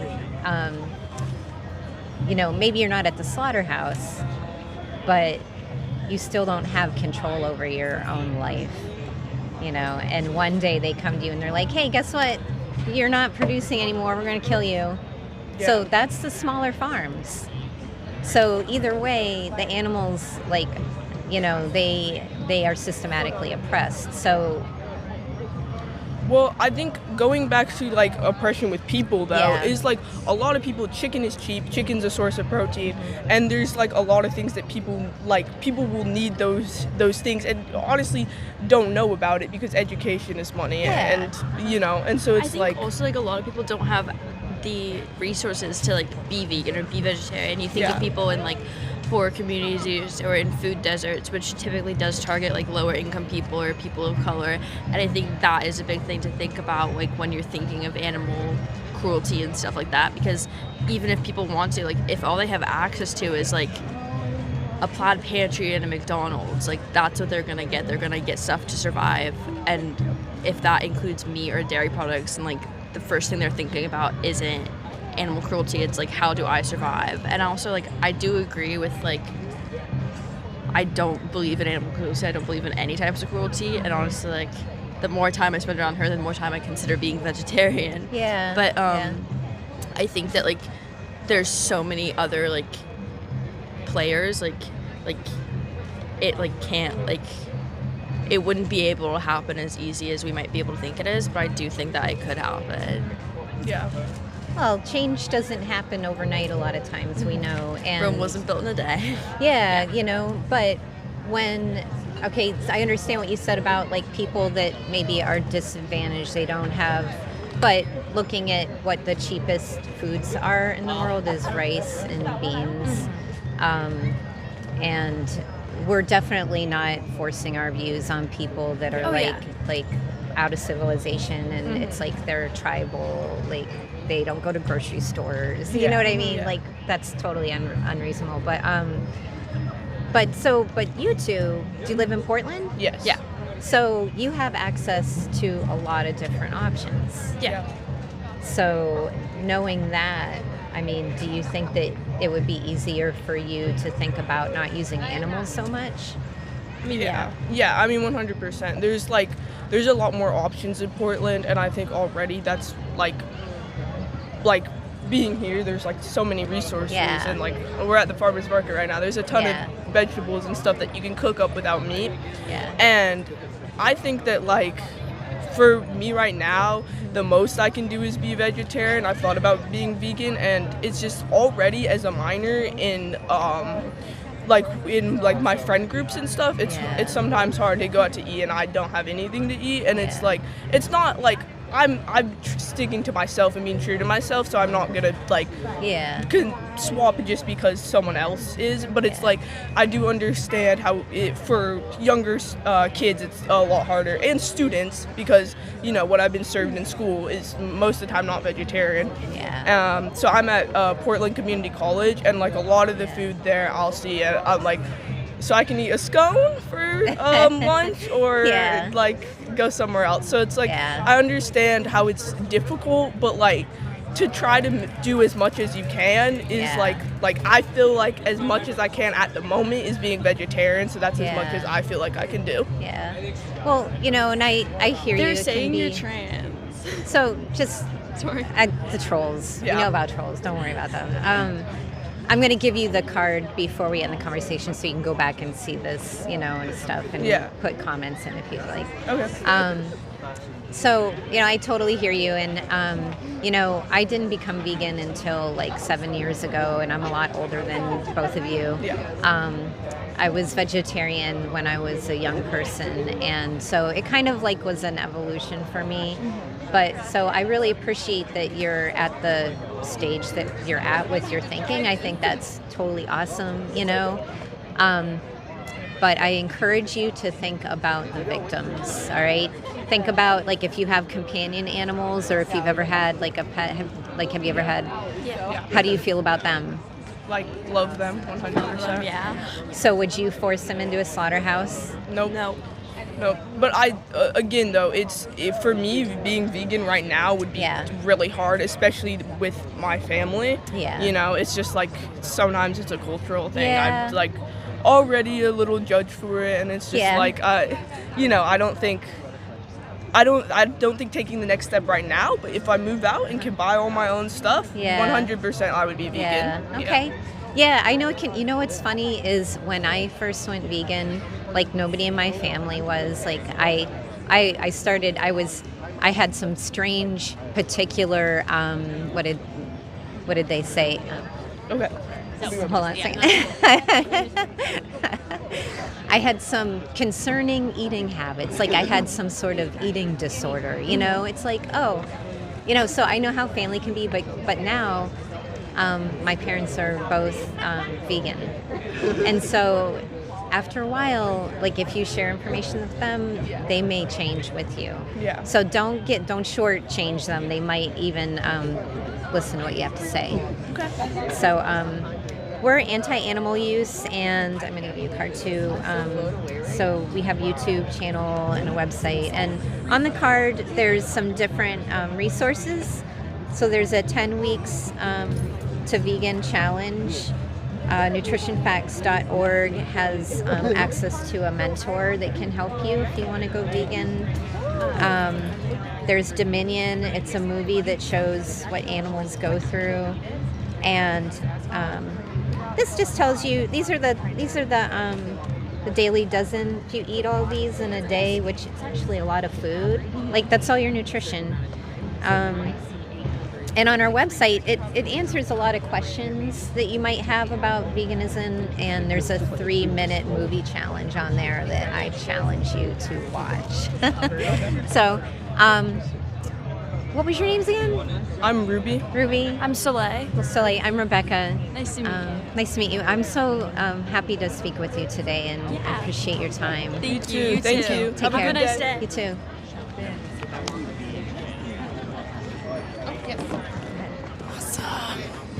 Hey guys, it's good to see y'all. There's so many of you in here. Make sure you're sharing. Tap the screen. Make sure you like, subscribe. You'll see when we're live, we go live often. We're also a team of activists that go live on other platforms. So like I said, anti-animal use, I'm Vegan Stoner Lady, we've got Total Liberation, the Uncaged Front. So definitely check out our channels because we go live on other platforms and do other things, produce content. We can answer questions, we can talk to you. Animals are genetically evolved to survive. Yes, including humans, as humans are animals too. Yes, we're genetically evolved to survive. I would argue that being sentient, which is when we care about ourselves, is actually because of evolution, because those that cared about themselves lived longer, lived long enough to reproduce. So I do think it comes from evolution, but that doesn't disregard what it means. You know, this feeling that I care about what happens to me and my circles, that matters. That's my whole world. And to them, people that can't maybe think abstractly, right? It's even more so. They're in the present. I opted into having piercings. This is from consent. I decided to poke holes because I think I look pretty with it. Unlike animals who are tagged and given a number to assign their whole livelihood. Exactly. They don't consent to that. Oh no, it's just my jewelry. I got a stud there that has a little L shape. LMAO. Everyone's laughing. Yes, there's a lot of cope in here. It's funny to assign people numbers. Yeah. Say, why are you anti-animal? We're anti-animal use because we're against the exploitation of sentient beings. I don't want to be exploited or used or enslaved. Other sentient beings are much the same. And even though we can't communicate with them, it's safer to err on the side of caution, right? That most individuals care about what happens to themselves, so I'll respect that by not, the safest thing you can do is just not intervening in someone's life. What about chicken eggs? Yeah, chicken eggs can seem kind of obscure because you see someone maybe in the moment looking happy, but there's a lot that you're not seeing. Where are her brothers, right? Why does she produce eggs? So originally, chickens were red jungle fowls. They were in the jungle or in the forest surviving on their own, right? Doing just fine. And then humans came along, took her from her home, made her mate with someone she wouldn't normally choose to mate with, to make a baby that was mutated to be a perfect egg slave. And when you purchase eggs, you're saying, yes, I want more individuals to be born into existence with this handicap to producing eggs almost every day. Is that fair? Would you find that fair if you and your family were bred for someone else's benefit, regardless of if it was a benefit for you? Yeah, egg slave, someone who's forced to lay eggs for you, and that's their only existence. And if they don't do that, they don't have a purpose for you, and so you take their life. Plants are not sentient. They do not have a brain or a central nervous system. How is plastic procured? It's usually made from oil, but oil is not from exploited animals. It's from the earth, from the dirt.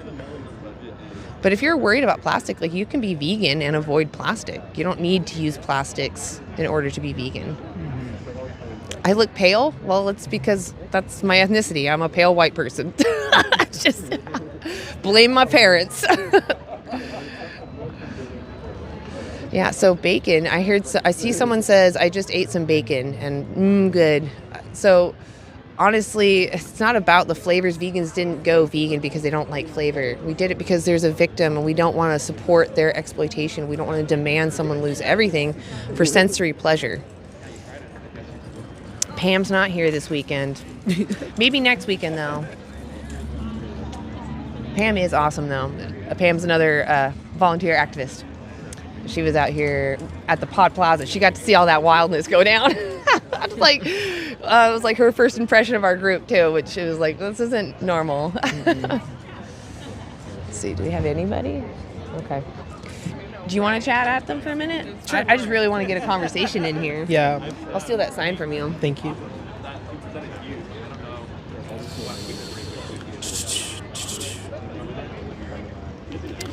Yapping for yap's sake. Animal rights happens through the law. So, do humans get human rights through the law only? And how do, when there's injustices within the law, how do we then gain rights? If the law is taking those rights away, then what?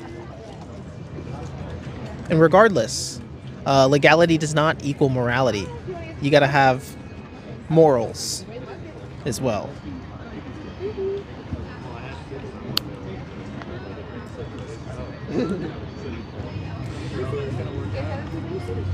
Yes, humans get rights through laws. Is that the world you think you want to live in?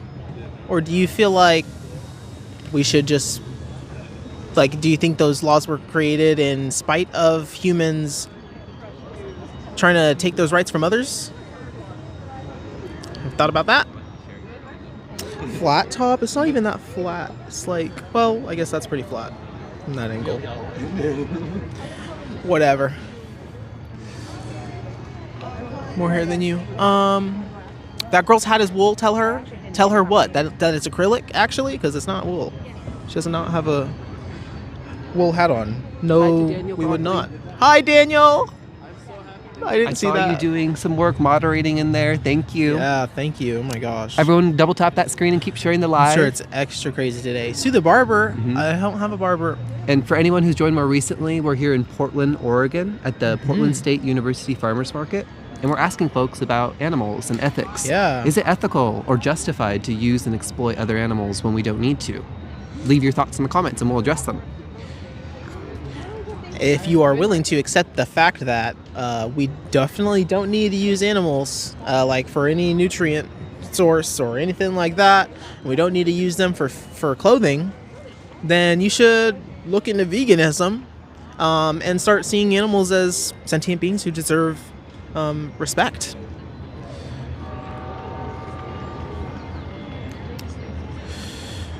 Where do you ground your ethics?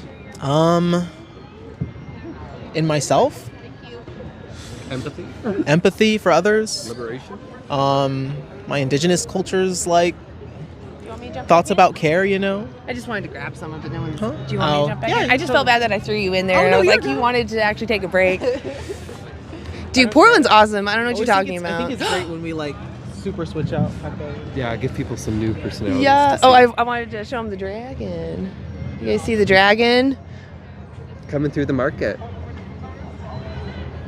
Oh, I just love all the stuff that's over here. There's a lot of fun stuff. Is it the Chinese New Year coming up? No, I think it passed already. Oh, okay. I'm not sure, but it's a beautiful display. I'm loving it. I really do. There's a lot going on. There was a band over there earlier, and now I think there's a band on the other side. Yeah, it's an active market here in Portland, Oregon today. Yeah, it's active. Mm-hmm. But it's good. It's good active. Let's see it get kind of Rebecca's stuff there. There we go. Awesome. All right, everyone, make sure you're sharing and liking. Tap that screen. Let's get some people to come in here. We're going to try to get a conversation going. So far it's been really good. Had a lot of good conversations. A lot of people do agree. We should be fair to each other. We shouldn't exploit each other, regardless of who birthed us, what we look like, how intelligent we are. Everyone agrees with that. And there are a lot of people that are now realizing, oh, I guess I wasn't living in alignment by using animals. I wasn't living in alignment with my own principles.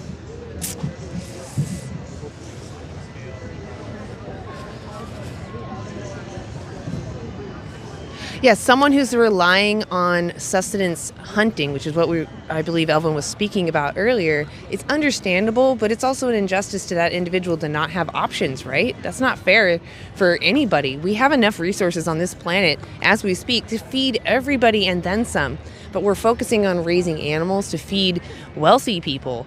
So we could just stop farming animals and have an abundance of resources to be able to feed everybody and still have land to rewild so that we don't even need to manage populations. Those wild animals could just take up that space.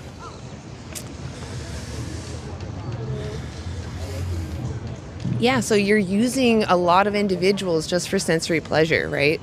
That's really the logic of eating someone and knowing that you're causing them harm. I love hamburgers and bacon and side of steak bites. You're literally saying, I'm a racist to animals. You're speciesist is the word. But you're using arbitrary traits. You're using who they were born by and what they look like and what they think about as an excuse for you to violate their own preference to be left alone and live their life. Yeah, other animals do things that are not moral, right? That doesn't mean we should replicate what they do. If you really think that I'm a crackpot, can you tell me why? You can still eat burgers. They just don't come from someone's flesh. They come from plants or fungi or seaweed or just something else.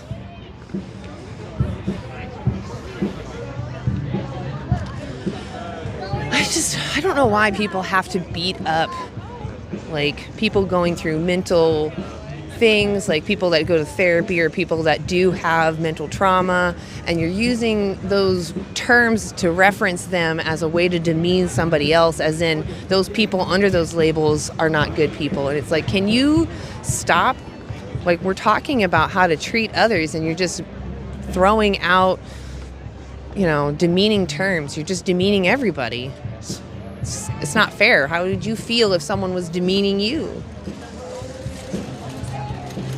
Like, why am I out of my mind? Why am I crazy? Why am I whatever, mentally ill? Like, first off, why are any of these terms being used as a negative thing? They're just a case where someone needs maybe some help organizing their thoughts or whatever.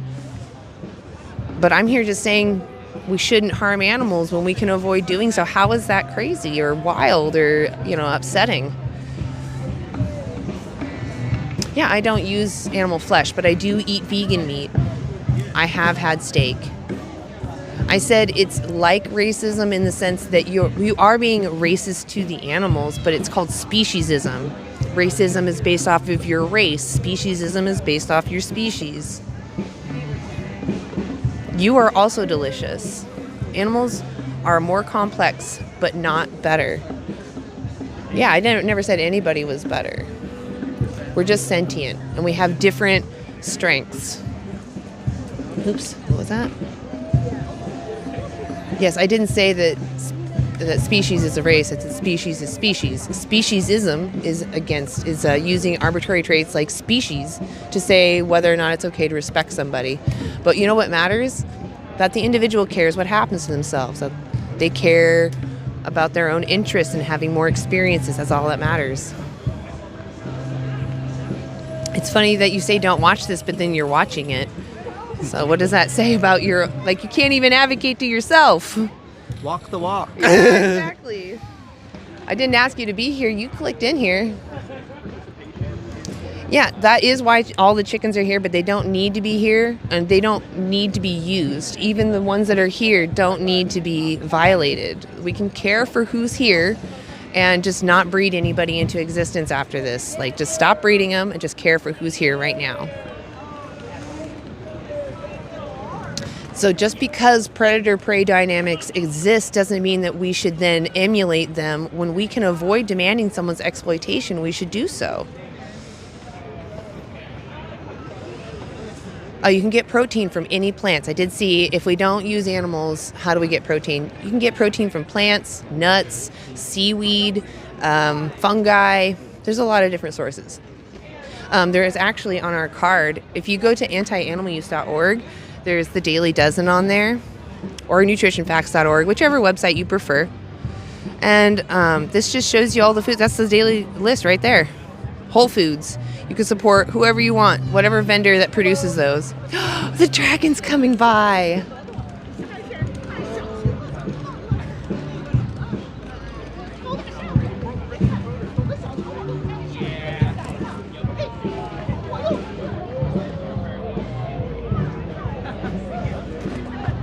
Oh, I'm sorry. I was trying to get the dragon. You can wave, though. You're welcome to. Yeah. That's Minx over there volunteering for us today. Awesome.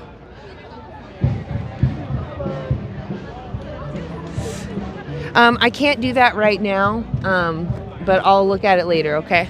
Daniel, thank you for bringing it to my attention, though. It's hard for me to make mods on this version just because I'm on Prism and I don't know how to navigate, but I will look into it. Got a lot of jasmine hair on my microphone. Vegans kill deer and rabbit to grow their food. Oh. Crop deaths again. Yes. Crop deaths, though. Crop deaths, though. Yeah, so again, if you're worried about those animals dying in the fields, you would still go vegan. It sounds counterintuitive, but the plants are often grown for the animals. So if we stop farming animals, we decrease greatly how many crops we make. Vegan agriculture, yes. Go follow Ben the Vegan Farmer. For the win, exactly. Ben the Vegan Farmer is definitely the source on that stuff. Covers how to do veganic gardening or farming, also how to live with invasive species, and the ethics on that, on how we should view invasive species, right? Like what is an invasive species, etc. These are all really good, important points too, because we use language to mean things, right? And if we just flippantly, oh, well, they're just a pest or they're just invasive, we erase their individuality, why they're there, all these other things that come with someone being an individual. So I really appreciate Ben putting that content out. It's super important. Yes, so it's not that it's exactly the same, but because every atrocity is going to be different. The victim will be different, the action will be slightly different, right? But in general, we can all agree that violating someone's body for your benefit, not theirs, without their consent, will always be immoral.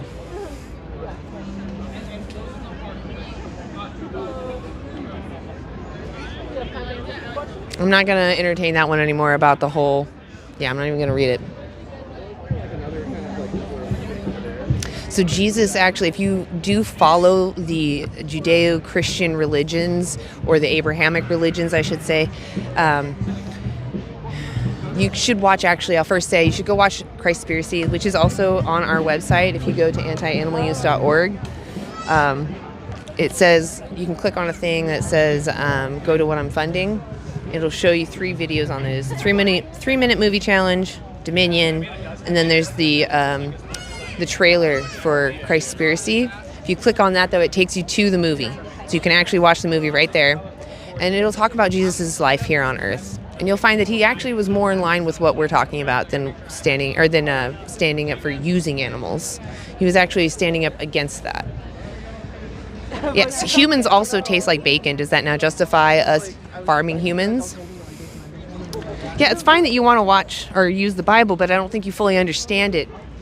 Like when you say you have dominion over somebody, does that mean that you have the right to do what you want to their body?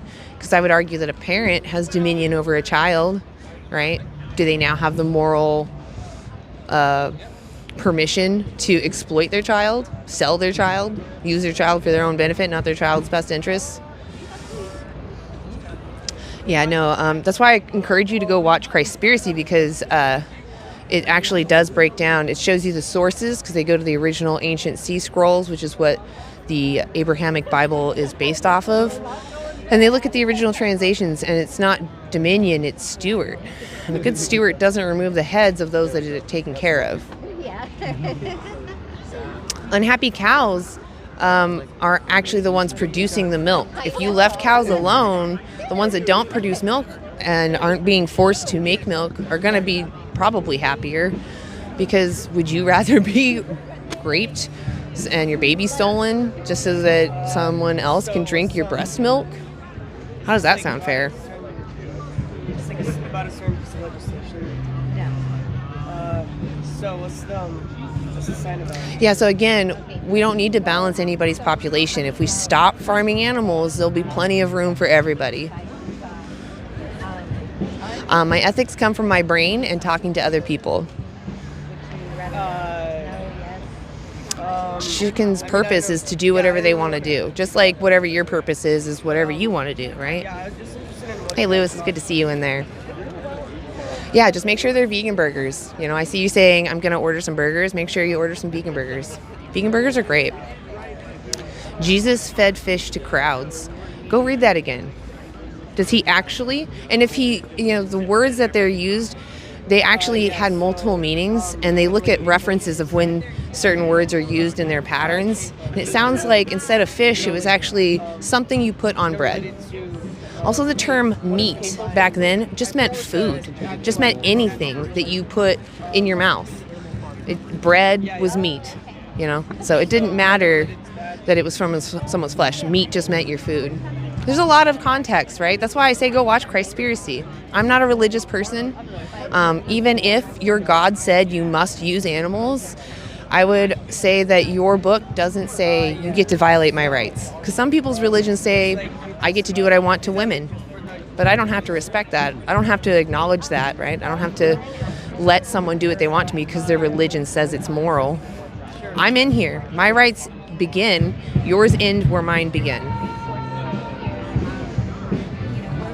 I'm not changing the Bible. I just don't think you understand what you're promoting. Do you think Jesus would really promote stabbing animals? I love the phrase in Christspiracy where they say the devil and Jesus are in a room. Who stabs the lamb? And if it is Jesus, how would Jesus do it? Other animals do eat animals, yes, but that doesn't mean that you should follow what they do. It doesn't make it moral, right? You know what's right and wrong. They're surviving a harsh environment. You have options. I see. Animals are people, and people are animals. It goes both ways, Yeah. I do know that you're going to look up these definitions and they're going to say human at some point, but our definitions are speciesist right now. We used to have definitions that were racist, that were sexist, and we still do, right? What needs to happen to those words is they need to be updated so that they're accurate to what they mean right now. What's my opinion on abortion? It's not exploitation. Honestly, no, she's probably right. We just don't want to change. Wow, that's a very honest comment. Yeah, some people just don't want to change, and I get it. Change is scary. Yeah. If you're having trouble finding motivation to change, just consult the resources that we're sharing. Go to antianimaluse.org and click on the button that says "See what you fund." Is that what? Yep. That's See what correct. you fund. Yep. I always forget what it is too. I'm making sure. Yep. It's new, but it is there and it is working. Yep. That battery. Did you see this? The battery though? Okay. Here, I'm going to give you this. To anybody who's joined more recently, we're here in Portland, Oregon at the Portland State University Farmers Market, and we're asking folks about animals and liberation. Most of us here agree with human liberation, but should we also liberate animals from being used and exploited as objects? Should we be consistent with that? To all of the vegans, put a 1 in the chat. Vegans, put a 1, and non-vegans, put a 2, so we can get a sense of everybody who's here. And to the non-vegans, put your best argument against veganism, and I'll address some of those. Somebody says, "Are you Jewish?" I am not, but I am against any prejudice towards Jewish folks. Somebody says, "Of course you're in Oregon." What do you mean? Let me know what you mean. Somebody put a 3. What's the 3 mean? And somebody has a 0. Interesting.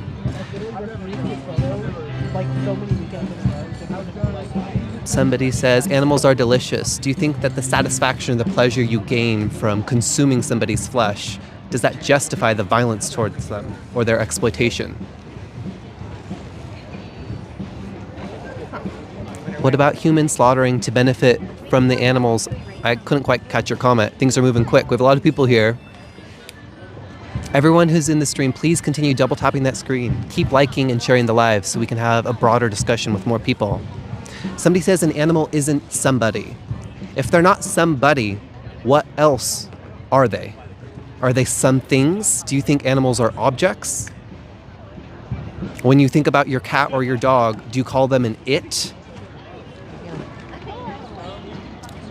Somebody says we don't get pleasure, we get protein. That's not actually the reason we do it, because you could get protein elsewhere. There's plenty of plant protein alternatives at the store. So the reason is not the protein, it is the pleasure, it is the convenience, it is the culture. All of these needless reasons. Somebody says, "Why are you exploiting plants?" Well, we're not. Plants are not sentient, so they're not people to be exploited. We can use plants because they don't have a brain, a central nervous system, unlike an animal who's conscious, who has feelings and desires, and who doesn't want to go to the slaughterhouse. The plant doesn't care if you chop it up. Broccoli isn't screaming or asking me not to, but a live pig, if given the option, if you didn't just shoot them in the back of the head before they could figure it out, if they had a chance to understand the situation, they would run the other way. They'd scream. They'd squeal. They try to tell you in their own way that I don't want this to happen. I don't consent to this harm happening to me. I don't want to be used. It might happen from a squeal or a yelp, much like a dog does when they're abused, but they're still communicating, and we can't erase their communication. We shouldn't invisibilize all of their reactions because they're what tell us that it's wrong to use them. Oh, okay. Okay, everyone in the stream, continue double tapping that screen. We're here in Portland, Oregon, for anybody who's joined more recently, at the Portland State University Farmers Market. We're opening up a conversation about animal ethics. For the chat, do you think it's ethical to exploit or use animals for any purpose, food, clothing, animal testing? Are any of these good enough reasons to use an animal when we have an alternative? Why would we put them through that process on our behalf when we don't need to? Somebody says, are you gay? That's not a relevant question. I'm opening up the conversation about animals and ethics, so if you want to provide your best argument against veganism, I will address some of those now. Everyone in the stream, please continue double tapping that screen. Somebody says, even God ate meat. Thank you. We're going to have a combo. I'll just have you stand right here. Awesome. Just make sure you're... Oh, let me turn it. Oh. That's beautiful out here, isn't it? There it is. What was that? Beautiful out here. Oh, God, yes. The weather has been really nice. Yesterday was drizzly and cold and wet. I'm very happy with the weather today. Awesome. So we're actually just asking people about fair or unfair, and just like your thoughts on it. Do you think that it's fair for the powerful, like if they're really strong or they're really smart? Do you think it's fair for them to oppress or use unfairly the powerless? Of course not. I agree. Of course not. I know, this is our common ground. Yeah, of course not. This might feel like the trick then. So what do you think about the animals that we use and send to slaughterhouse or for clothing? That is, I don't think that animals are any less sentient than you and I are. Yeah, exactly. It's a tough one. We have canine incisors for a reason, right? So the whole post-KT boundary when Homo habilis crawled up out of the ashes, right? Today is not that time. Yeah. We have different ways that we can feed ourselves and take care of ourselves. I've been a chef a long time, very long time.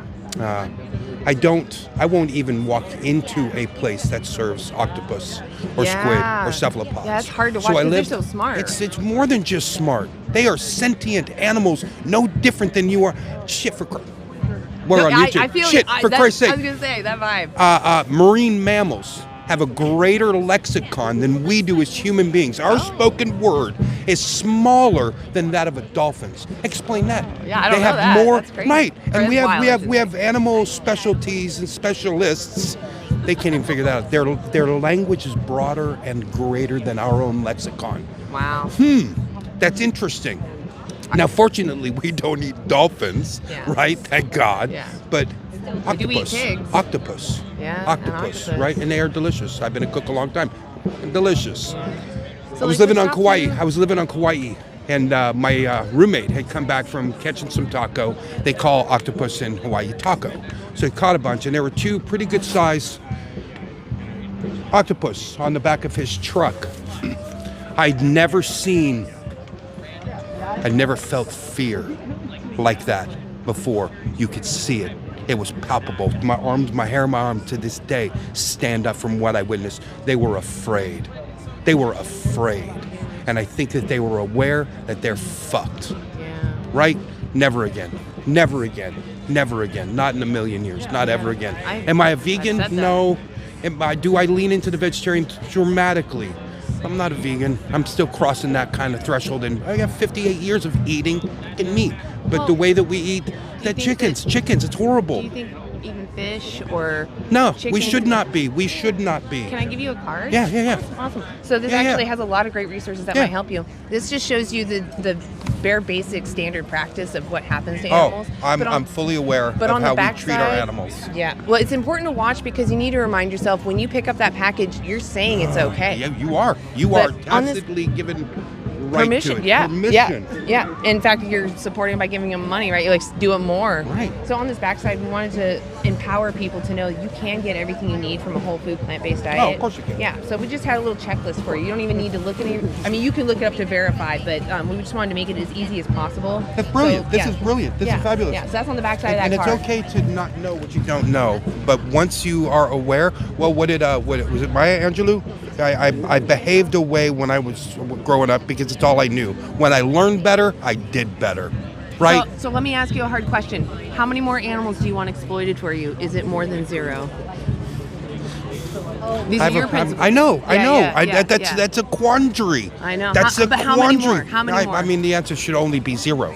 The answer should only be 0. Yeah. Whether I actually hypocritically apply that in my own self, my own life, right? With me, I have a restaurant. Yeah. What do I do here? But think right? about it from the victim's perspective next Yes. time. When you're standing there and you're about to It's brutal. purchase, no, just ask yourself, if I was them, what would I want me to do right now? Would I want me to move my hand and purchase something else so I'm not demanded? Yeah, I'd rather get petted. Are you going to be vegan from now on? I'm working that direction. I am working that direction. So I just want you to know, every time. You make that conscious choice. That's conscious someone. choices. That's someone. Yeah, someone. Yeah, it is someone. And imagine if someone said, I'm not going to use all of your family, but I'm going to just use you. Yeah. No. Yeah. No. Love what you guys are doing. Yeah, I it's really tough. appreciate you. Yeah, You're an it's honest tough. person. You have to be. Yeah, right? I know, right? Yeah, That's and how I'm you trying learn- to that's how open you this learn stuff. restaurant, and all of my stuff is named for famous racetracks around the world, and each one of them is associated region on the planet, and it's challenging. How do I really do that? While making something effective, I got to figure out how to pay back all the investors, right? It's this conscious decisions on. Who has it harder though? The one walking into the slaughterhouse, or the decisions that you have to make? Choice. The one that has no You are fucking right choice. there. You sound. Yeah, I know. All you I gotta know. do is align Just your do actions. it. And I'm yeah. more. It's one of those things. It's a challenging thing. It's 58 years of programming. Don't and give it is yourself hard to, that excuse. No. That's what it But is. I'm being honest about how we It's one as thing, human beings there is process the is-ought. decisions. Just don't get mixed up in the is-ought fallacy. Like, yes, this is how it is here, but you can make a difference. Of course, You just have by to every live, step. Yeah, just live in alignment with that. Yeah, I aloha, really guys. appreciate Yeah, you. Thank you for too, stopping. Stu. Good luck. If you want to Good watch luck, this, everybody. you can find it also on that card. You'll find this live. You Nice. can rewatch it. Yay. Yeah. Don't eat meat. Thank you. Yeah, I mean Yes. that's really. There was a book I read probably 25 years ago by a Vietnamese Buddhist monk called Anger. The book is called Anger, Yeah. and it was all about. Well, so basically it's the Vietnamese version of Stoicism. They said don't eat eggs from chickens that have been raised this way because they're in these cages. They get their beaks and their feet cut off. Right, they're living in rage. Well, it's funny. And all of that rage is put into that egg, and you're consuming even anger. if they're not in those cages. It should be done anyhow. We took someone from the wild, from their free home, made them mate with someone they didn't want to mate with, so all their of that. baby was mutated so that they made more eggs. Yeah, I would just like never Christ. tolerate that. Like I won't do foie gras. I'm like cook. I'm Mr. Cook, right? Yeah. Name of my coach. Shit. No way. Yeah. Once I saw how we need more principled people. Damage those fucking beautiful birds Yeah. for their fucking liver. Yeah. It's like come on. Yeah, they're individuals. So, they need their liver. I believe that all animals have some kind of sentience. The way, hi, my name's Philip. They do. Yeah. They're without question. Yeah. They We have evidence. they We have know actual scientific they evidence know of it, who too. they are. Yeah. They have self-awareness. Now take our little squirrels out here. Their minds are so they're like one of the most prolific hunters on the planet, right? When they're gathering nuts. Yeah. But their brain's too small to know where they ever parked them. I mean, they're which is hilarious to but me. they still care about what happens to themselves. Absolutely. Yeah, they run absolutely. from harm. Yeah. They still have joy. Squirrels have learned how to communicate bird chatter to alert their other squirrels that there's something afoot. Yeah. Squirrels are listening. Squirrels are understanding bird chatter. Yeah. What more do you need to know about? We yeah. had a fucking clue. Exactly. Right. So they're smarter than we are in some Right. ways. I think it's time for you to go vegan. I think you watch that documentary. I will. And you I ask will. yourself, like, is this time for change? I think it is. It's time for change. I really appreciate We you have stopping everything by. we need. Yeah, we do. The earth provides Especially it. here. This is like one of the vegan And capitals. This is not bad. Yeah. Right. We have 2 vegan grocery stores. Yeah, this is awesome. Yeah. I've been here since 1974. Portland's awesome. We're weird. We're weird as shit. And we're awesome principled. for the most part. Yeah. For the Not everybody, most of course. part. Not everybody, For the of most course. part. But Yeah. I'd say, like, the heart of Portland is principled. Yeah. So. Yeah. Aloha, guys. Be well. Have a good day. See ya. Yeah, love it out. Love it. So, yeah, that was a great conversation. I appreciate when people are going to look at the resources. At minimum, that's what you should do. You should look at what it is you demand. Hey, guys, you want to have an interview? Sure. We're just curious what this is for. So we're live on YouTube, actually. I should ask you that first. Are you okay with that? Yeah, sure. Okay. So I'll have you stand like kind of where that stick is, just so you're in view.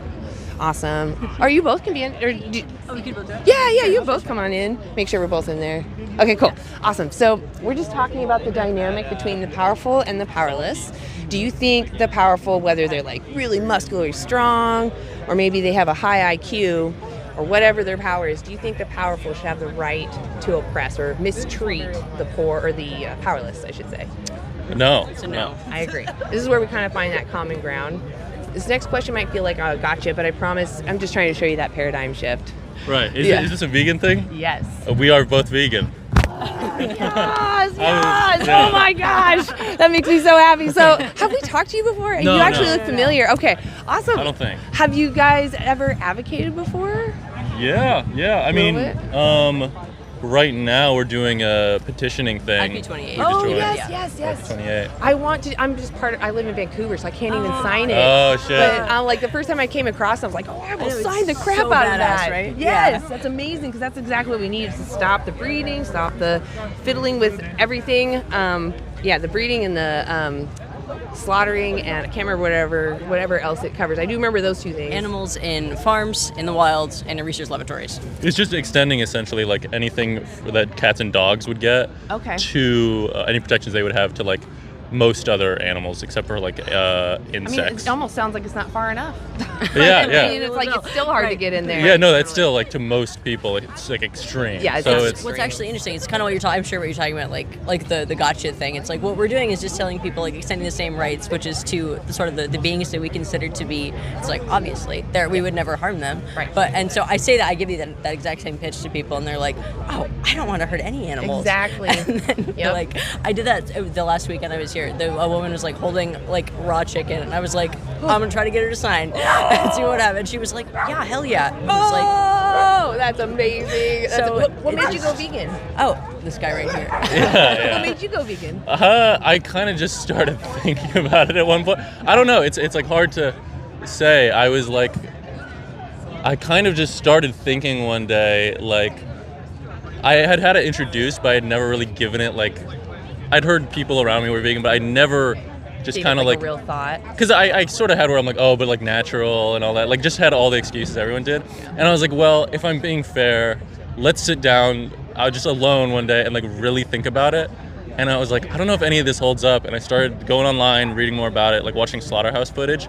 And I was like, at this moment, I'm not confident enough that it is justifiable that like I'm gonna keep doing it. Yeah. So I stopped, and then I kept looking for an excuse to start again eating, and I was like, nah. Yeah. I just could never find it, and then I'm here now. That's basically what happened to me. Yeah. I was like looking for the humane way to do it, and I kept watching all these documentaries. Like, there just is no way to do it. You can't do it. So was it something that he made you watch, or was it something he said? I was vegetarian since I was in like 13 or 14, and we've been dating for about 2 years. So I was vegetarian for like 8 years or so. And then when we kind of got together, we were probably together for about a week, and he was like, and I was like, so what? You're vegan. That's kind of like, it sets you apart. What's that about? And he was like, do you really want to get into it? And I was like, this is an intense thing. It is. Yeah, It is. yeah. It can be an uncomfortable conversation. Oh my God. And I think it should be in some ways. Yeah. It's kind of like the moral You're foundation. challenging. You're doing something to somebody, right? You should have a justification. Yeah. Because so many people don't think about it. And I was like, damn, that is absolutely not something that I want to be participating in. What does it take? Just someone. It was honestly like that simple. He was like, why haven't you done this? And I was like, I haven't done the research. And he was like, it's not that hard. Yeah. I was like, I guess you're right. Yeah. Wow. Oh my gosh. It's like, honestly, so I do come across other people that are vegan, but like legit vegans are almost kind of rare. So it's like amazing to really come across you. Yeah. Like, I'm just feeling really good right now. It's all selfish feels right now. Yeah, well, let me give you guys a card then, because I don't That'd be really have so any cool. questions for you. I'll give you each one. Yeah. We don't want to waste your time on preaching to the choir here. I'm going to give you that one. Has Great, stuff on it cool. now. There you go. Thank you. No, I agree. Honestly, just like kind of like continued my sort of like transition further. Like, I was talking this morning, like the most like selfish thing, the hardest thing of being vegan is I just wish there were more shoe options. Yes. Like, you know what I mean? I'm currently looking for new shoes. I feel the same way. Yeah.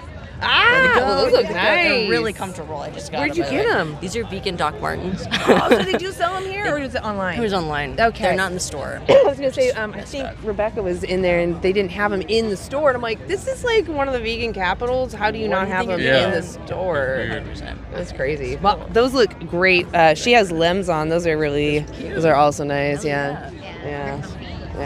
But yeah, I agree. We need more vegan shoes. I know Skechers is starting to come out with more vegan shoes, so that's a little bit better. But still, it'd be better if all shoes were just vegan. We just don't need to use them at all. It's like, what are we doing? Yeah. Anyways, thank you for. Hell yeah! And if you want to find us, that card actually takes you to us. You can reach out to us. If you ever want to come advocate, you're welcome. We totally would bring you in. That could be interesting. Yes. And we don't really. It's about however you want to really advocate. We are for abolition, immediate liberation of all sentient beings. But yeah, you just advocate how you think best for these victims, because that's why we're out here. Just using our heart to stand up for those that can't be heard, I guess, because they're speaking up, but people aren't listening. Right. So anyway, what was your name? Anna. I'm sorry, I never said my name. I'm Ray. Ray. Luke, nice to meet you. Lovely to meet you. You guys, thank you for stopping by. You really did make my day. So that's amazing. Yes. Hopefully we see you guys in the future. Yeah.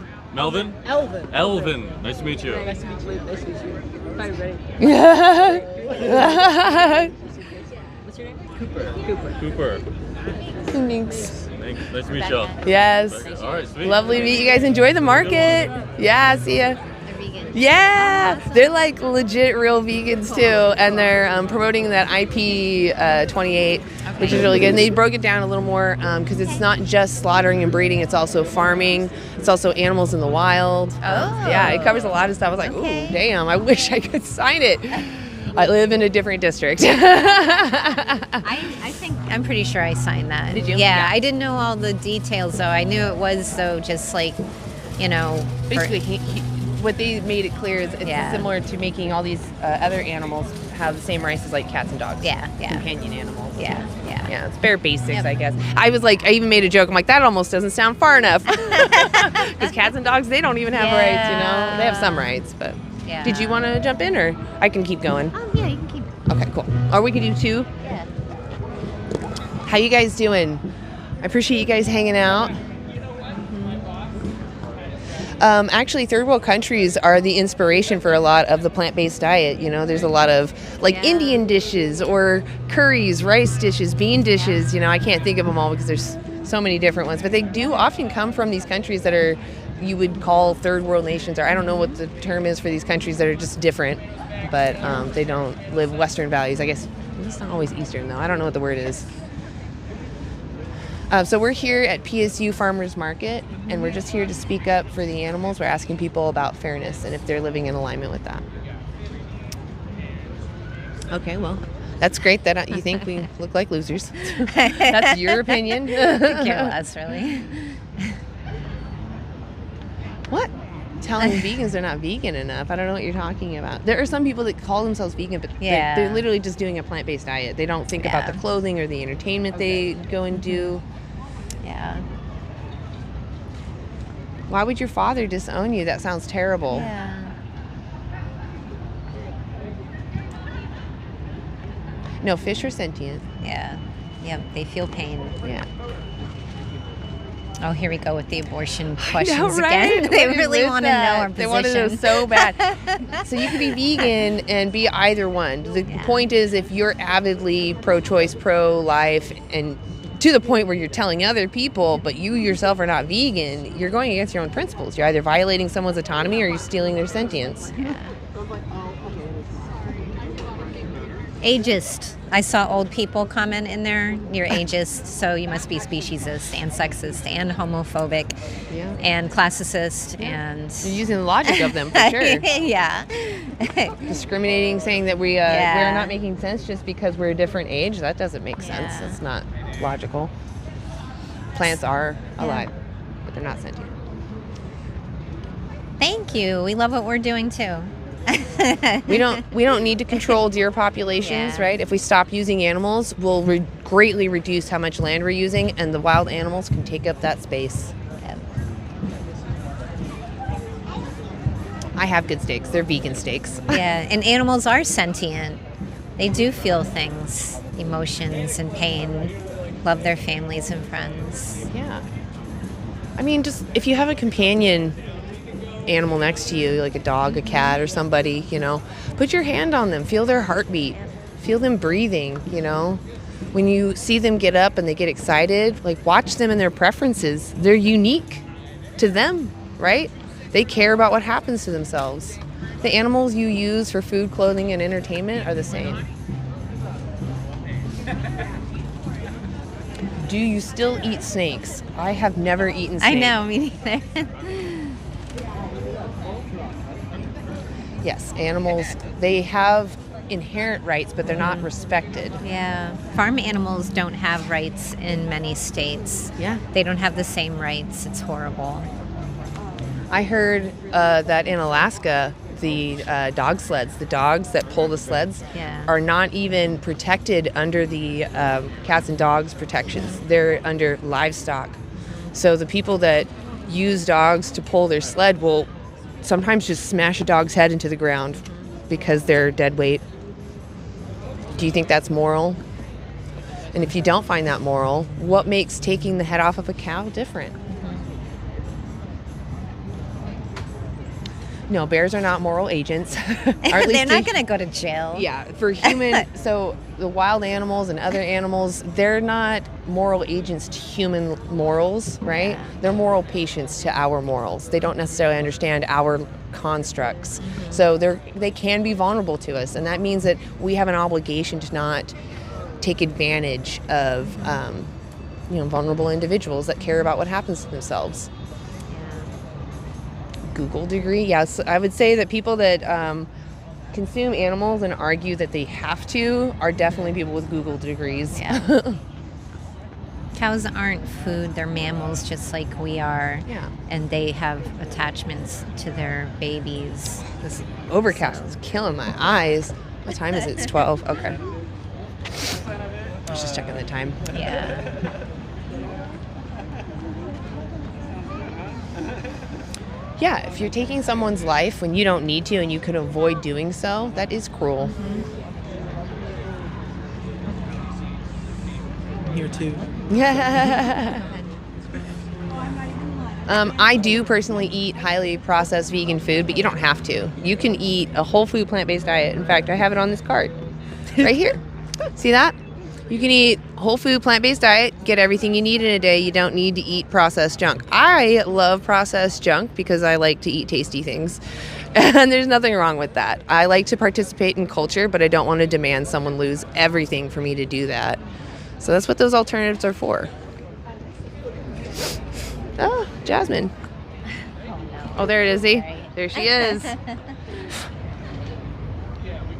Veganism is a growing movement. There are people changing their habits every day. Just because you don't hear about it doesn't mean it's not happening. Like when I first went vegan, I didn't tell anybody, except for those that were closest to me because I didn't want them to buy me things. Fentanyl is in my nose. I don't think that's how you even do that.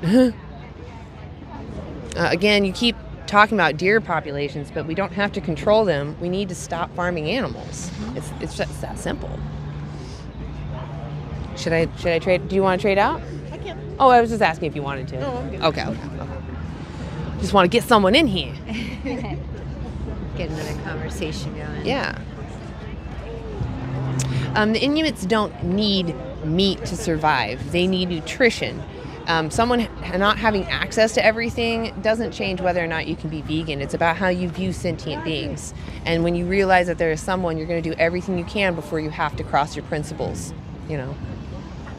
if someone was in a survival situation, wants to talk to me, I'm totally here to help them with those obstacles. But I'm never going to shame someone that's in a survival situation.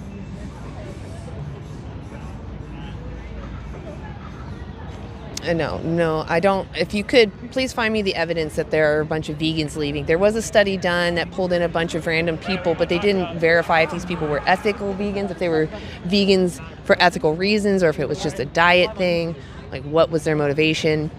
I do agree that eating a plant-based diet just for the sake of eating a plant-based diet is boring.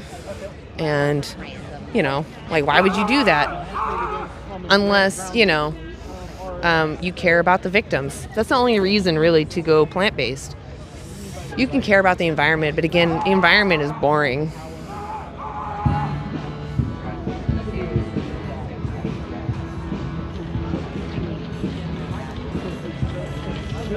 There are some people that sadly do need support, and they still don't get that here, even though Portland has a lot of support.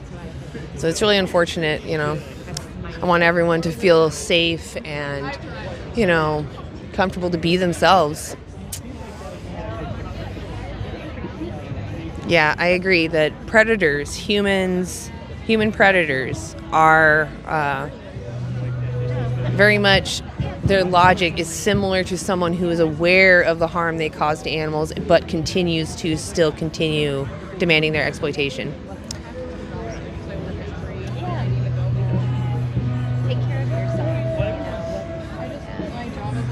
Hello from Florida. Well, we're in Portland, Oregon. We're at the PSU Farmers Market right now. We're trying to get a conversation, see if somebody wants to talk about fairness, see if they're living in alignment with their principles. Are you leaving, Minx? Awesome. I really appreciate you showing up. Yes, it's really cool to hang out with you. Actually, I have to say, I think you're a welcomed addition. So yeah. Do you want to say anything? I don't want to put you on the spot. No worries. Maybe another time. Finish my book. Ooh, that's a great idea. And then you can promote that. I love that. Yes. Well, thank you so much for being here, and we'll see you around. Yeah, we are too.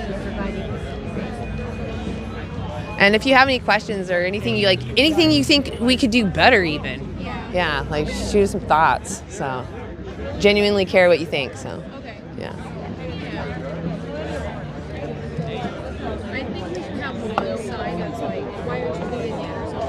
Yeah, I do have one. Yeah. I'm always worried that people are afraid of the V word. Yeah. I do want to make another sign because our cards say, "Are you normalizing exploitation?" So I was thinking about making that a sign as well.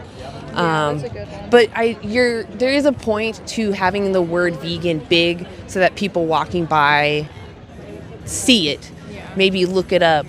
So maybe I'll just bring that sign that I have a couple of them, and I'll bring them. And if somebody wants to hold them, they can hold them.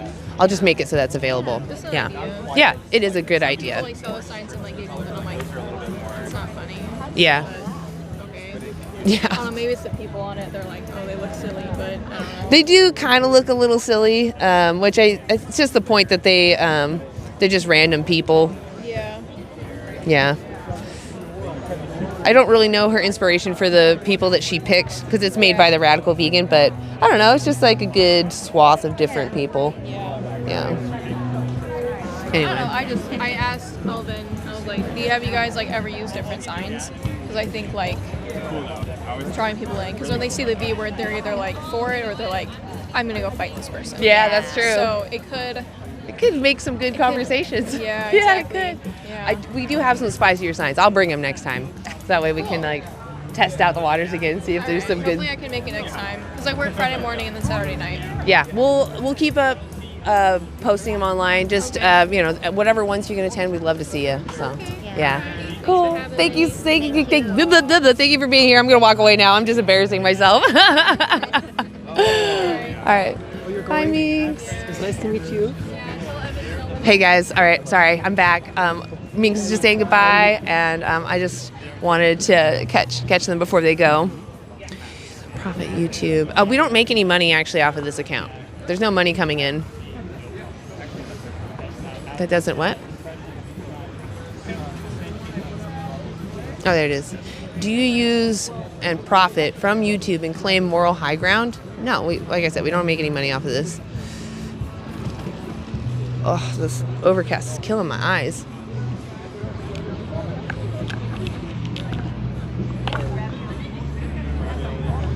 So when you tell me that you're cooking an animal or cooking someone, I mean, you're really just telling me that you're insecure and you feel really uncomfortable and your fifis are hurt. You know, I'm not sorry. You should feel those feelings because that's someone. You took something from someone, took everything from someone. Somebody says I'm turning vegan. Any tips? Ooh, yes. I would say if you're curious about how to get on your nutrition, check out nutritionfacts.org. This is the back of my card, just has the Dailey Dozen written on it. But you can go to nutritionfacts.org and look at the video about the Dailey Dozen, or just Google vegan Dailey Dozen, you'll find it. That's where I would start. Or, you know, if you don't really have that motivation yet, you're like, I want to go vegan, but I don't really know why I should, watch Dominion. That's also on our website, antianimaluse.org. So if you go to our website, it'll say, you know, what am I funding or something like that. It's a button. Click on that. It takes you to the 3-minute challenge. Just watch that. Ask yourself, do I really feel comfortable giving my money to people that do this to animals all the time? And what you're seeing is 99% of what the animals go through for the animal products that are near you. And even that 1%, some of it is shown in Dominion. So if you want to watch how all animals are used and what they have to go through, watch Dominion. But the 3-minute challenge covers basically everything. Dominion is, honestly, I encourage everybody to watch it because regardless of what you're going to do, you should know what it is you demand, even on nice farms. So yes, if you're vegan and you work in a place, I saw someone say, if I want to go vegan and I fry chicken for a job, it's not about your occupation. It's about what your choices are, your options. You know, are you choosing to use someone, demand someone be in existence to be used? If you, as a vegan, were working in a place that uses animals, it will start to feel uncomfortable. From experience, I did start to feel uncomfortable and I did leave. But I'm not saying that you need to quit your job right now. That's your own personal thing. Veganism is just about what you can control. When you have an option, can you go without, or is there an alternative? I do not think that we need to balance the ecosystems. I think humans have mucked it up a lot. I think we need to do more of a hands-off approach. In fact, if we stop farming animals, we'll greatly increase how much land we have available, and they can take that land up. We can feed more people with less land and then have the wild animals take up that wild land.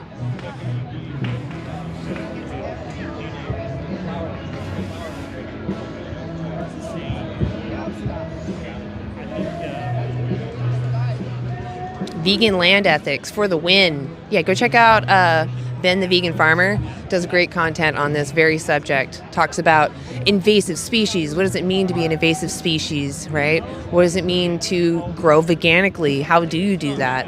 Great topics to cover. Please go follow Ben the Vegan Farmer. Great content that covers those questions really well. Somebody says visiting a huge hog processing plant will turn someone vegan. If seeing the violence or being up close to it turns someone vegan, what does that tell you about the violence or the rights violations themselves? It tells you that if you see it and you're going to change, it must mean it's wrong. Yeah. It doesn't line up with who you are. Exactly. Your own principles are against that. I've been trying to stop eating meat now for like 5 days. It feels amazing. You've been trying to stop? If you've done it, congratulations. I don't know what try means.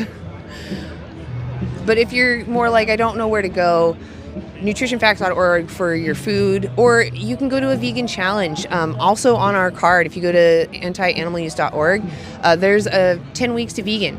If you say, I don't want to do this anymore, there's a little button you push. Brings you to the bottom where 10 weeks to vegan is. Click on that, takes you to their site. And they actually make a community for you with other new vegans, so you can talk to people that are in a similar situation as you about your obstacles and how to overcome them. But you also have access to professionals and ask about health, which is huge too. Actually, there's another site I keep forgetting to promote, Jake's page. So there's Animal Justice 21. Please go check it out. It is more ethics focused than the other vegan challenges. So it's just a reminder of like, Why would someone want to go vegan? Because there's a someone on the other end of that decision. It's a really great website, Animal Justice 21. Somebody really wants you to talk about why is the line drawn at animals' life. It seems like an arbitrary line to draw.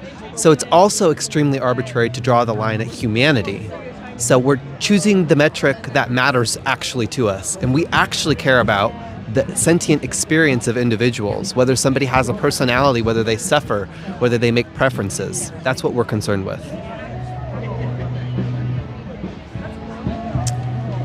When you say you, I don't know who you're speaking to. I went vegan, what was the question? It was, when did I? I went vegan about 9-10 years ago. I don't know if you wanted to answer. Oh, about 5 years ago, a little over 5.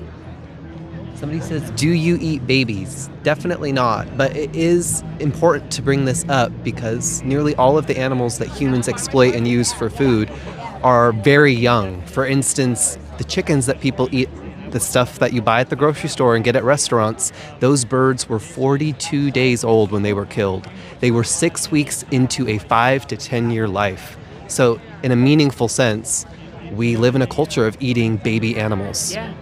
Yeah, they're babies. And we cut them open to lick their insides. What about me looks sick? I'm definitely not like overly skinny. So I don't know what you mean I look sick. It's just because I have pale skin. I mean, you're literally judging me for the color of my skin. That is gross.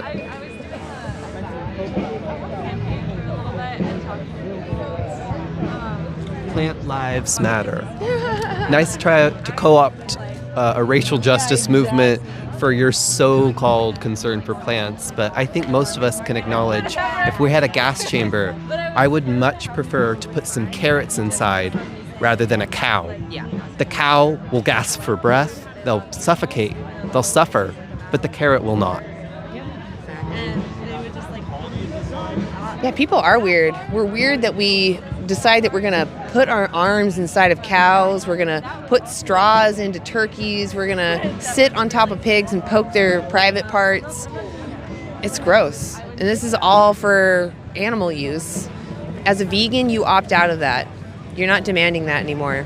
Hey, Jake, I see you. I was talking about your Animal Justice 21. Oh, that's okay that you're behind. It's good to see you in here. Oh, sorry. Do you want to jump in here? I mean, sure. Yeah. I was just seeing Jake's comment. Okay, cool. Hello, Jake. Just a little behind. Hello, Louis. Is it Louis or Louis? Sometimes I go back and forth. I think it's Louis. Louis, okay. Yeah. Good to know, because I see you often in the comment sections. For anyone who's joined more recently, we're in Portland, Oregon at the PSU Farmers Market here at Portland State University, and we're having discussions with folks about animals and liberation. We have some off-camera conversations going on right now, but I'll ask the non-vegans in the chat, what's your best argument against veganism? Or what's your biggest personal obstacle to going vegan? So that Anna and I can address some of them now. Everyone continue liking the live and sharing so we can continue building out this discussion. Well, I'm just saying that Somebody says, I hope you guys don't own a pet. So we don't own pets. We live amongst animal companions in our home. And we do choose to, when we can, feed them the plant alternatives that are properly formulated by vet scientists. Cats and dogs can thrive on a plant-based diet. Why would you want to perpetually kill other animals to sustain the life of your animal companion at home? It doesn't make sense. It really does not make sense. It's if it's not illogical. necessary, why would you do that to them? Exactly. Somebody says because animals in nature eat other animals. So domesticated animals like dogs, cats, and other animals in our homes that we call our companions, they're not natural or wild animals. So it's not a fair comparison there. Yeah. We don't make sense. What don't we make sense about? Yeah. If you have a counter argument, provide it in the chat because we're really interested in building out this discussion. We're not necessarily here to spar with the non-vegans, but to just start an open conversation about something that we don't talk about in our society. What about the animals killed for your vegan diets? So if you're concerned about crop deaths, the first step to reduce your contribution to this problem is to transition to a plant-only diet, because that's how you reduce your contribution to it most, because the animals you consume actually consume more plants than you would if you just ate them directly. And we can also adjust the plant agriculture system after we've abolished animal use by transitioning to veganic farming practices. So we can address all of it at the same time, and we should. Hey, U-Tops, I saw you pop in.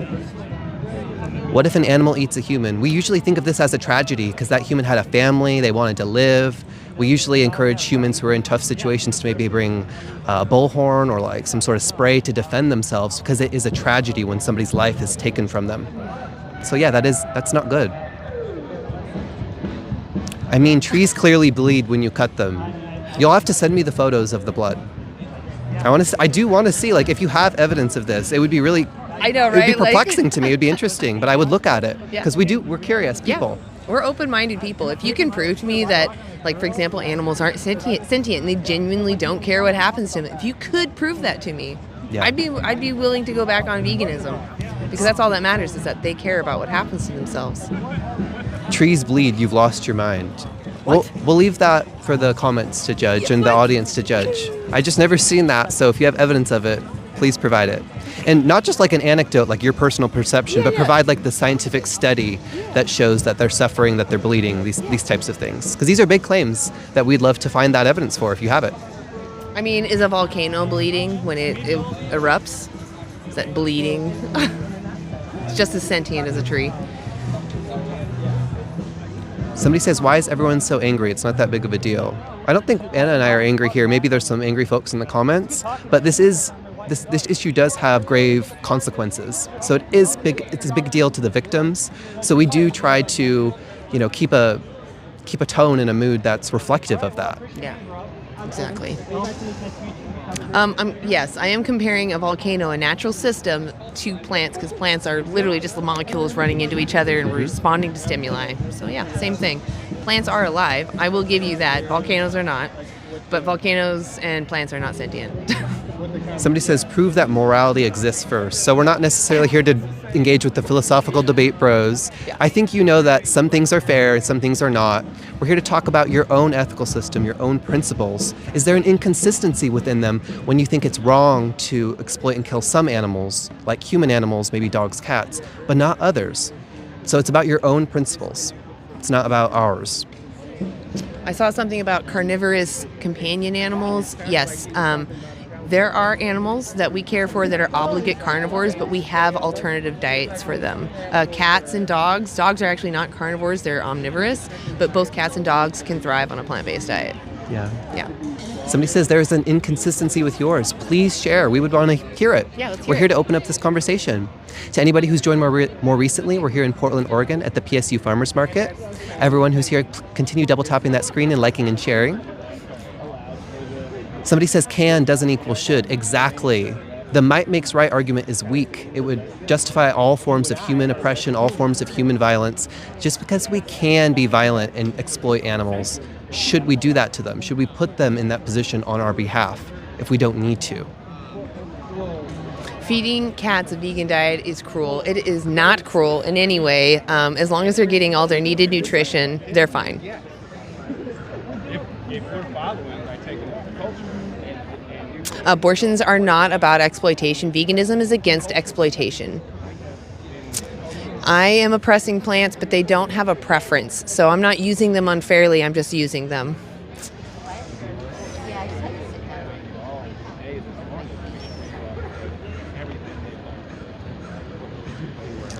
Who spends a lot of time crying about rump?